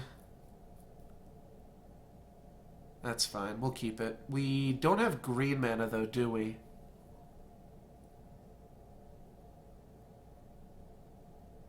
Sylvan and Bonfire is also sweet. So it doesn't have green mana. Has Bonfire. Yeah, this hand isn't doing anything. We're going to mulligan it. Try to find our Tinker. We did it. We also found Blightsteel. We also found Mirari's Wake, an Awakening Zone, and only 1 land. I don't think this deck has a Taiga.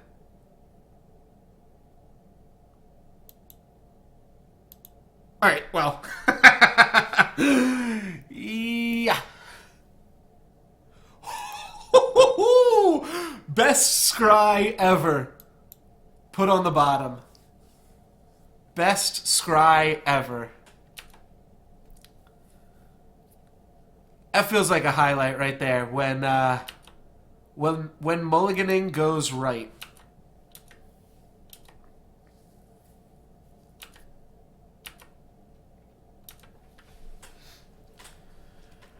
All right, so we really just have to worry about bounce out of our opponent. Bitter Blossom isn't going to be enough to stop a Blightsteel.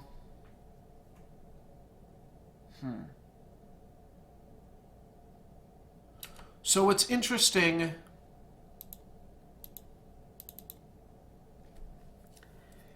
is that my opponent, we have the option of either card, of grabbing either threat here. We can grab an Island Walking, Trampling Shroud creature that would die to Damnation.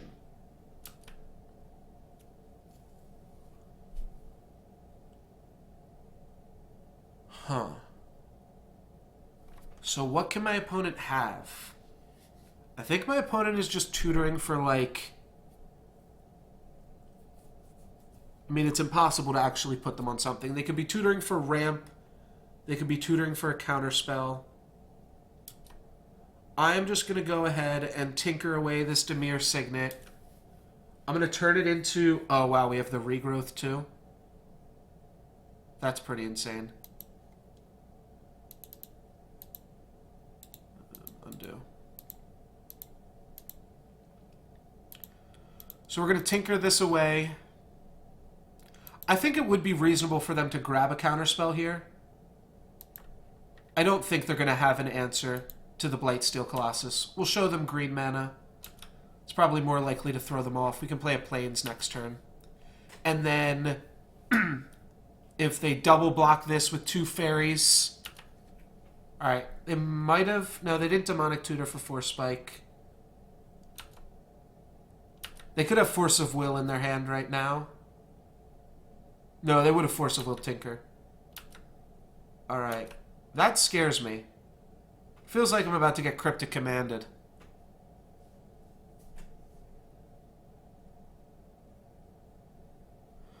Cryptic Command would be kind of brutal and would be a pretty insane card to tutor for because it is both a counterspell and gets you out of all these situations. Yeah, we might see a main phase Cryptic Command, bounce your Blightsteel here before I get to untap.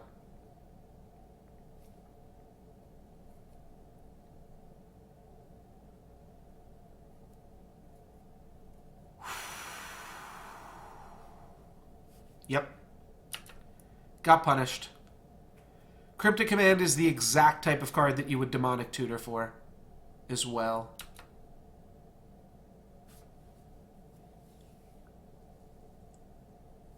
So I'm going to Temple of Mystery here.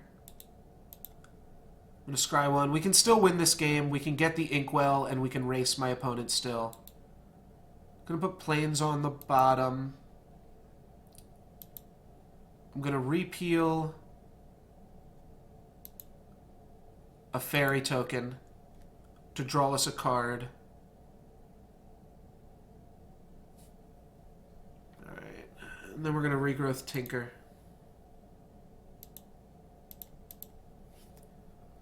So now I need to draw pretty much any artifact in the deck. I can draw Hedron Archive. I can draw not Worn Power Stone. I can draw either Mox.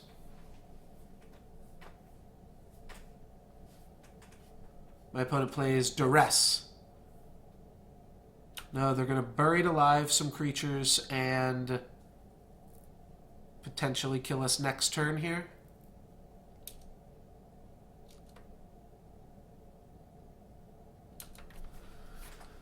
That's really rough.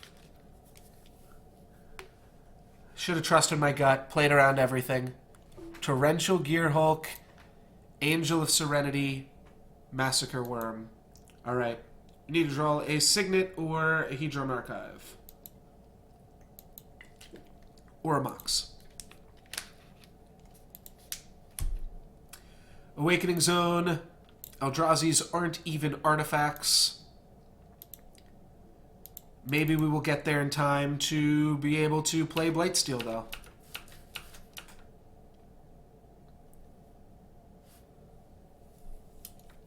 Still have Upheaval in the deck. We can win a long game. I don't think my opponent can kill us here. Torrential Gearhulk can cast anything. Alright, so if they reanimate Torrential Gearhulk with an instant, no, they reanimate it with an enchantment. That's a pretty good combo. Recurring Nightmare. Fairy Rogue. So I guess they might just go Angel first off.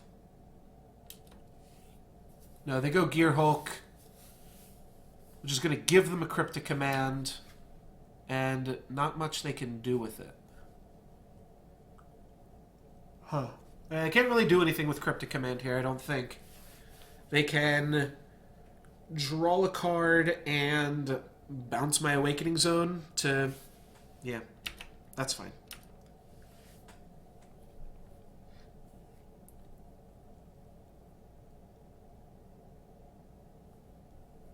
Inkwell Leviathan, if we can get it out now, it's a 2-turn clock.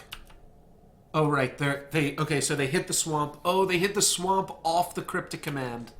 That's insane. Okay, yeah, then they swing, and then they Recurring Nightmare. So we still win if we get an artifact here, because my opponent loses 1 life each turn with Bitter Blossom. So what I can do is tinker up Inkwell Leviathan. My opponent... Yeah, they used their Angel of Serenity, though it wasn't going to work anyways.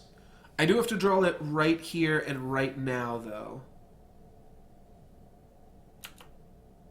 Actually, it might still be too late to draw it right now. I play it, they hit me in the air for 6 down to 10. I can't attack.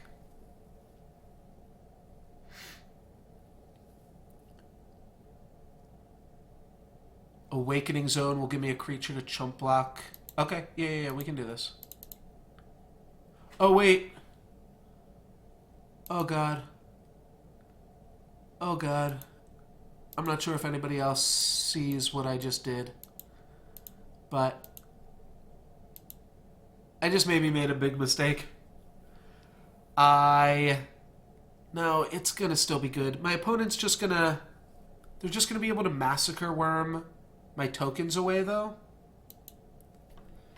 Alright, well... We're giving it a shot here. Inkwell gets to hit them twice. Unblockable. Yeah, our Awakening Zone... We need our opponent to both... Yeah, we need our opponent to kind of just forget about that Massacre Worm there. This isn't going to be enough at all. We're not dead. I'm not saying we're dead. Because we have Upheaval in the deck. But Inkwell Leviathan also needed to get played a turn earlier. Yeah, it's just unlucky, I think. It's not unlucky. I could have went for Inkwell Leviathan. I thought it was safe to not.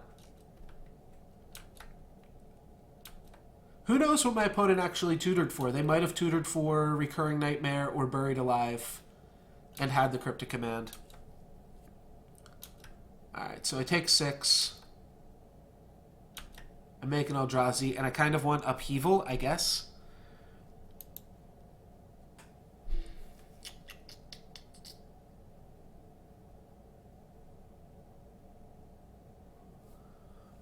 Well, that might be a start, eh?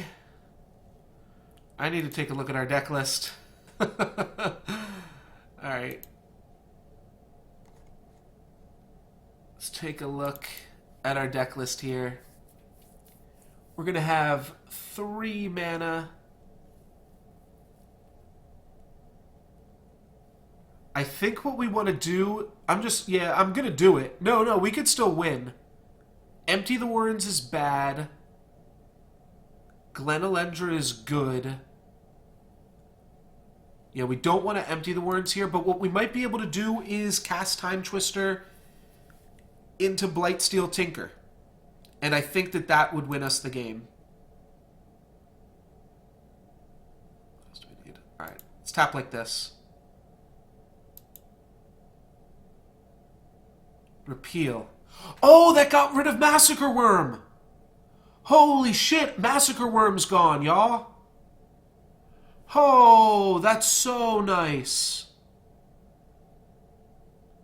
Oh, that's so good. Our Eldrazi Spawn can block the Torrential Gearhulk, and Inkwell Leviathan wins in 2. Oh, nasty. Alright, I'm going to go Basic Island. Play Signet.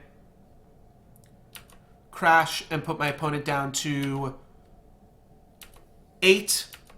Holy shit, we did it. My opponent will go down to 7 from their Bitter Blossom. Then they have to kill me right here. I've got a blocker for Torrential Gearhulk. Which all this means is my opponent needs to have 1 kill spell.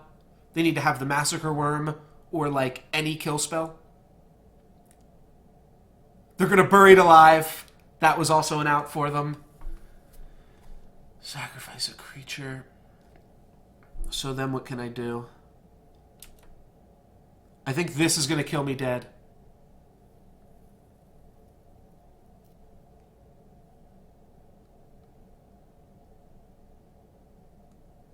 Yeah, they get the Massacre Worm. searching up the Massacre Worm.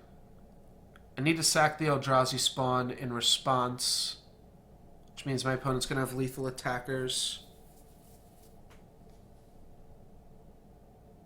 Massacre Worm is one-sided, yeah. Alright, so let's just sacrifice this.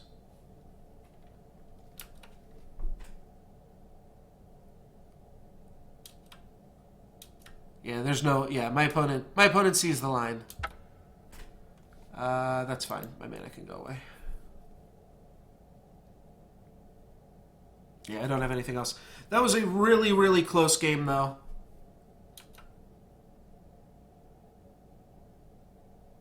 We'll make him do it. Alright, and I'll go down to -2. That was a really, really close game. Blightsteel was still close to being good. Opponent did have a Gear Hulk. Opponent also just had some big, fatty boom booms. What did they have that we could Thada? We could Thada a Soul Ring.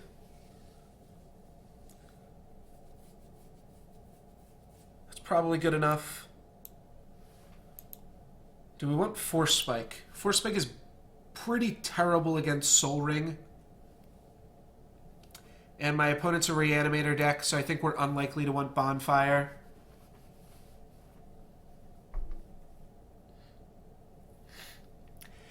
Yeah, the Twister was rough, but it still almost worked. Because it shuffled their whole deck in.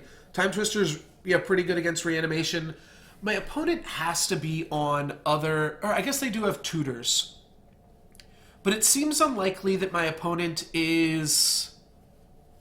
like, all in on that Bitter Blossom plan? Oh, I guess Reclamation Sage hits Bitter Blossom, too. Maybe we do want these cards. We take out this. We take out probably Awakening Zone as well.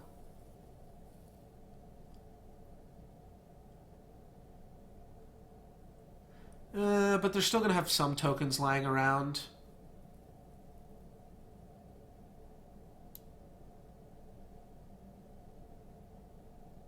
This could work. I could also take out the Empty the Warrens plan. Put in Thada. I mean, if we just got Inkwell Leviathan, we also just would have won that game. So, no one really to blame but myself. Let's not play Naturalist, and let's just put in Reclamation Sage over Bonfire, I think. My opponent could have the one guy that, the enchant creature thing. Alright, so this hand has 1, 2... This hand's got 7 mana and a Blightsteel Colossus. It's only got 6 mana. Let's mulligan. Let's just find Tinker, I think. This has a Sylvan Library, but no green mana. Let's go find Tinker. It's our best hand so far. I think we can keep this one. Got a Temple of Mystery for a Scry. Turnabout's kind of a dead card, but we have our artifact, and we don't have Blightsteel in our hand. Let's put this on bottom. And let's scry 1. And Worn Power Stone can go...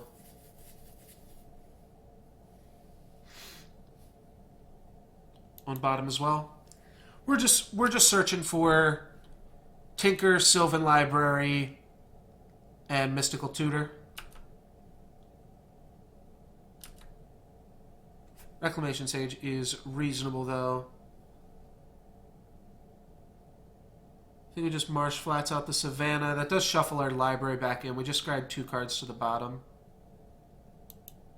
Let's hold off on that for a second. We do have to play the Reclamation Sage before we play the Grim Monolith. If we want to play both of those cards. My opponent just has Bitter Blossom here. That would be Pretty gnarly for us. Let's get to Sage the Bitter Blossom, which is the reason we brought it in. I think I will Sage an Everflowing Chalice, even still. No reason to get super greedy. My opponent gave us a Reclamation Sage target. Let's take it. Alright, now I think we're looking to use Turnabout as a ramp spell. Grab the Savannah. And we'll Reclamation Sage that.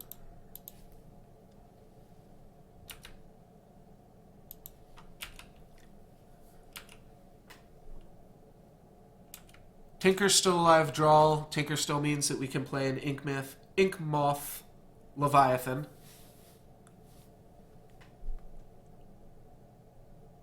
Pack Rat, yep. That is a really, really good card with everything my opponent's done. Inkwell Leviathan, that is obviously pretty unlucky.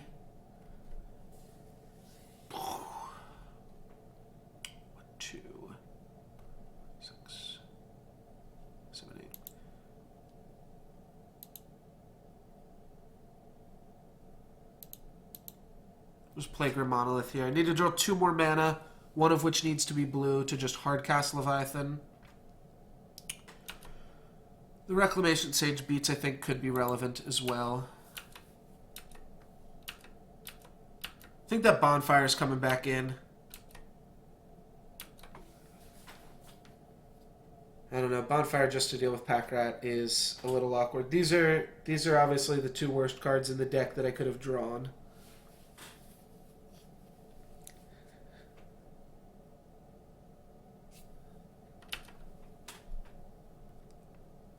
My opponent will get in for probably 2 damage here.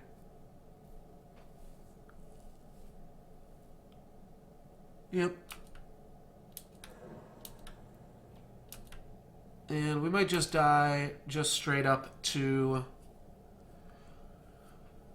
Pack Rats.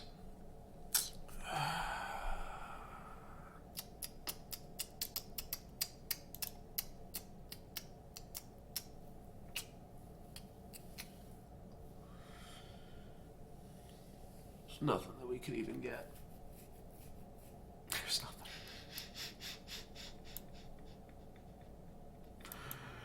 Oh, golly gee. Need to draw Time Twister. This hand is garbage. Time Twister would actually just be a straight draw 7 for us right now. It would also let my opponent draw 3, but... Wow. Wowie zowie.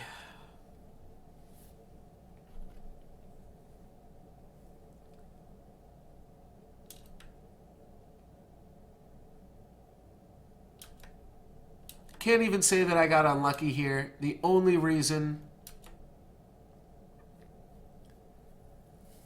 that I am in this position is because I fetched up the wrong creature. There's the Bitter Blossom. My opponent's on the beatdown plan.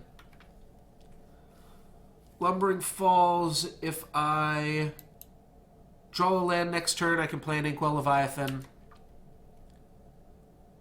Tip my opponent down to 14 so that 2 Inkwell Leviathans are lethal.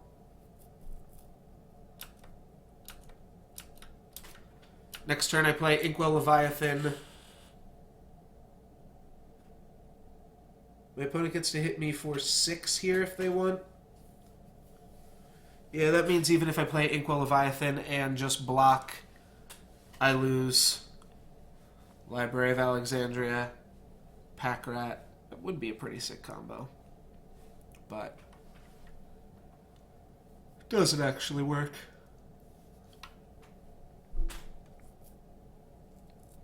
I need a true miracle right now. I need to draw Bonfire of the Damned after I've boarded it out. I need the most miracle-y of all miracles that exist. Yeah, my opponent just makes a rat here. And then I definitely cannot win. Keeping open library just in case. If they have Gush in their hand, that would be bonkers. Oh, I guess they already missed up the opportunity to cast it. Alright, so that also is not a mana. So we will play Mox Diamond. Then we're going to just let it die. We're going to target... Oh, wait. I didn't have to do that. I kind of do. I can turnabout to... I forgot turnabout is a fog effect. We're just going to combo off here a little bit, though. We said we wanted to combo, right?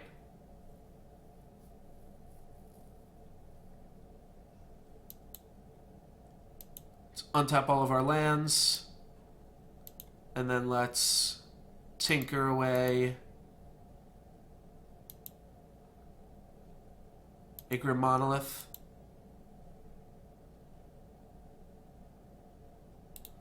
Then I'm going to concede the game and reveal hand. And show my opponent that we drew both of our huge artifact cards.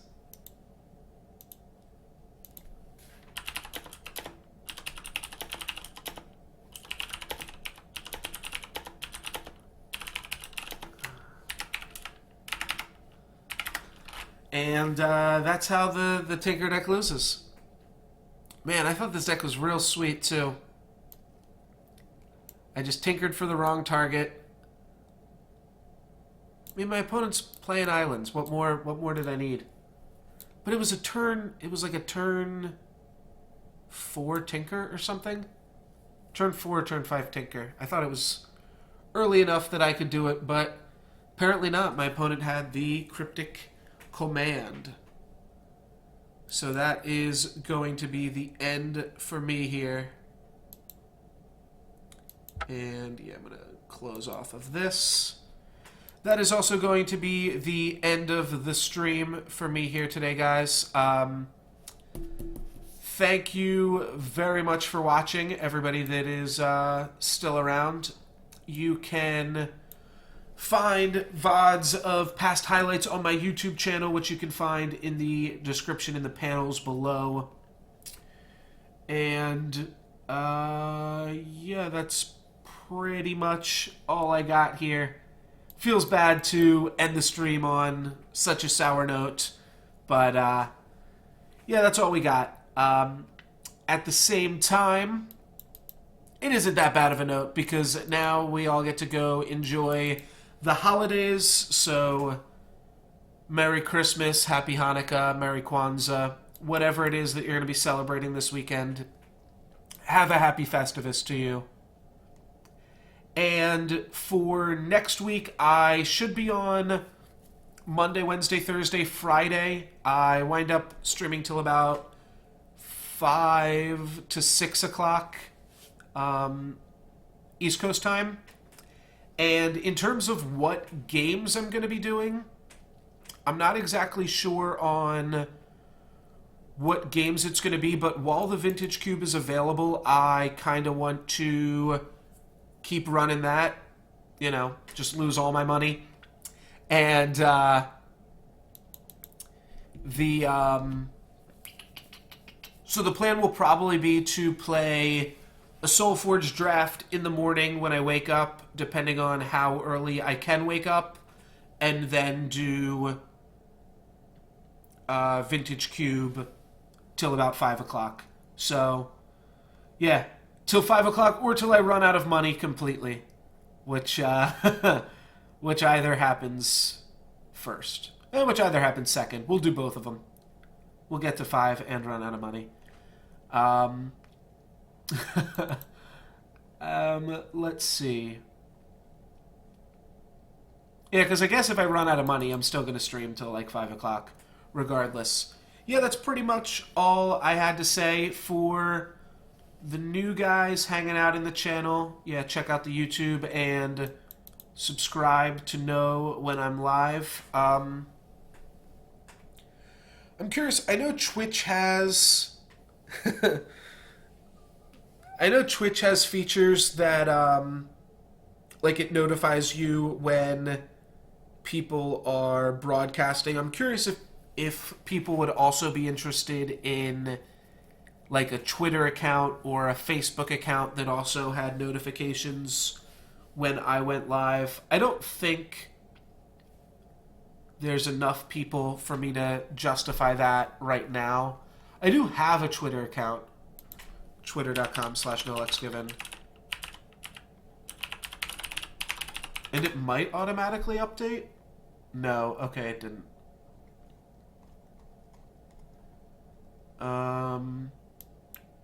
Yeah, so that's all I got for now. Yeah, some other exciting news, though, I guess. I will be hanging out with some of my really talented friends coming up in the next week, and we're going to hopefully get some logos, some desktop wallpapers, some things like that, and some icons. Because right now I'm just using the like generic icons on every website right now. On Twitch I'm a lightning bolt, on YouTube or on Twitter I'm an egg. So yeah, that should be pretty sweet. I'm looking forward to that. Yeah, I guess I'll probably look more into, and I think once I have some logos and things drawn up, it'll make a little bit more sense too then to, like, you know, it'll be a little bit more branded, so you'll be able to kind of, oh, this is like the No Lex Given Facebook page, and I think the coolest thing that I can do with those is also just like post deck lists of my drafts and things, because mostly what I do is draft. I do play a little bit constructed. I've got I already closed down Moto. I might just boot up Solforge and just actually no, I'm not. I'm gonna go. But yeah, that would be a place I would post like screenshots of my deck lists. So if we were like watching the draft and you wanted to see what the decks already were that we had going, you could just hop on the Twitter. There's a lot of different ways to streamline the different stuff there. But, yeah, that's it for me. And, oh, you know what? I forgot to hit... I grabbed a bell so that I could hit the bell, too, if anybody, if anybody would subscribe or follow or anything. So if you want to hear me hit that bell again, there's your incentive. I'll give you 10 seconds to follow, and you'll get to hear an annoying bell sound, as well as a Mario coin. Ba-ding! And other than that, yeah, just happy holidays. That's all I got. Oh, you know what I should say? I didn't mean to say this.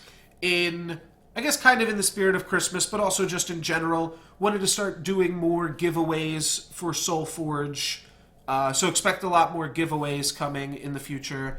If you play Solforge, you can look forward to that. If you don't play Solforge, you can still look forward to that, and you can join our community. In the panels below, I've got a short little description of what Solforge is, as well as a link to solforgegame.com. You can click that, check it out. Game is available for Steam and iOS and Android devices, so you can play it regardless of what you're working with there.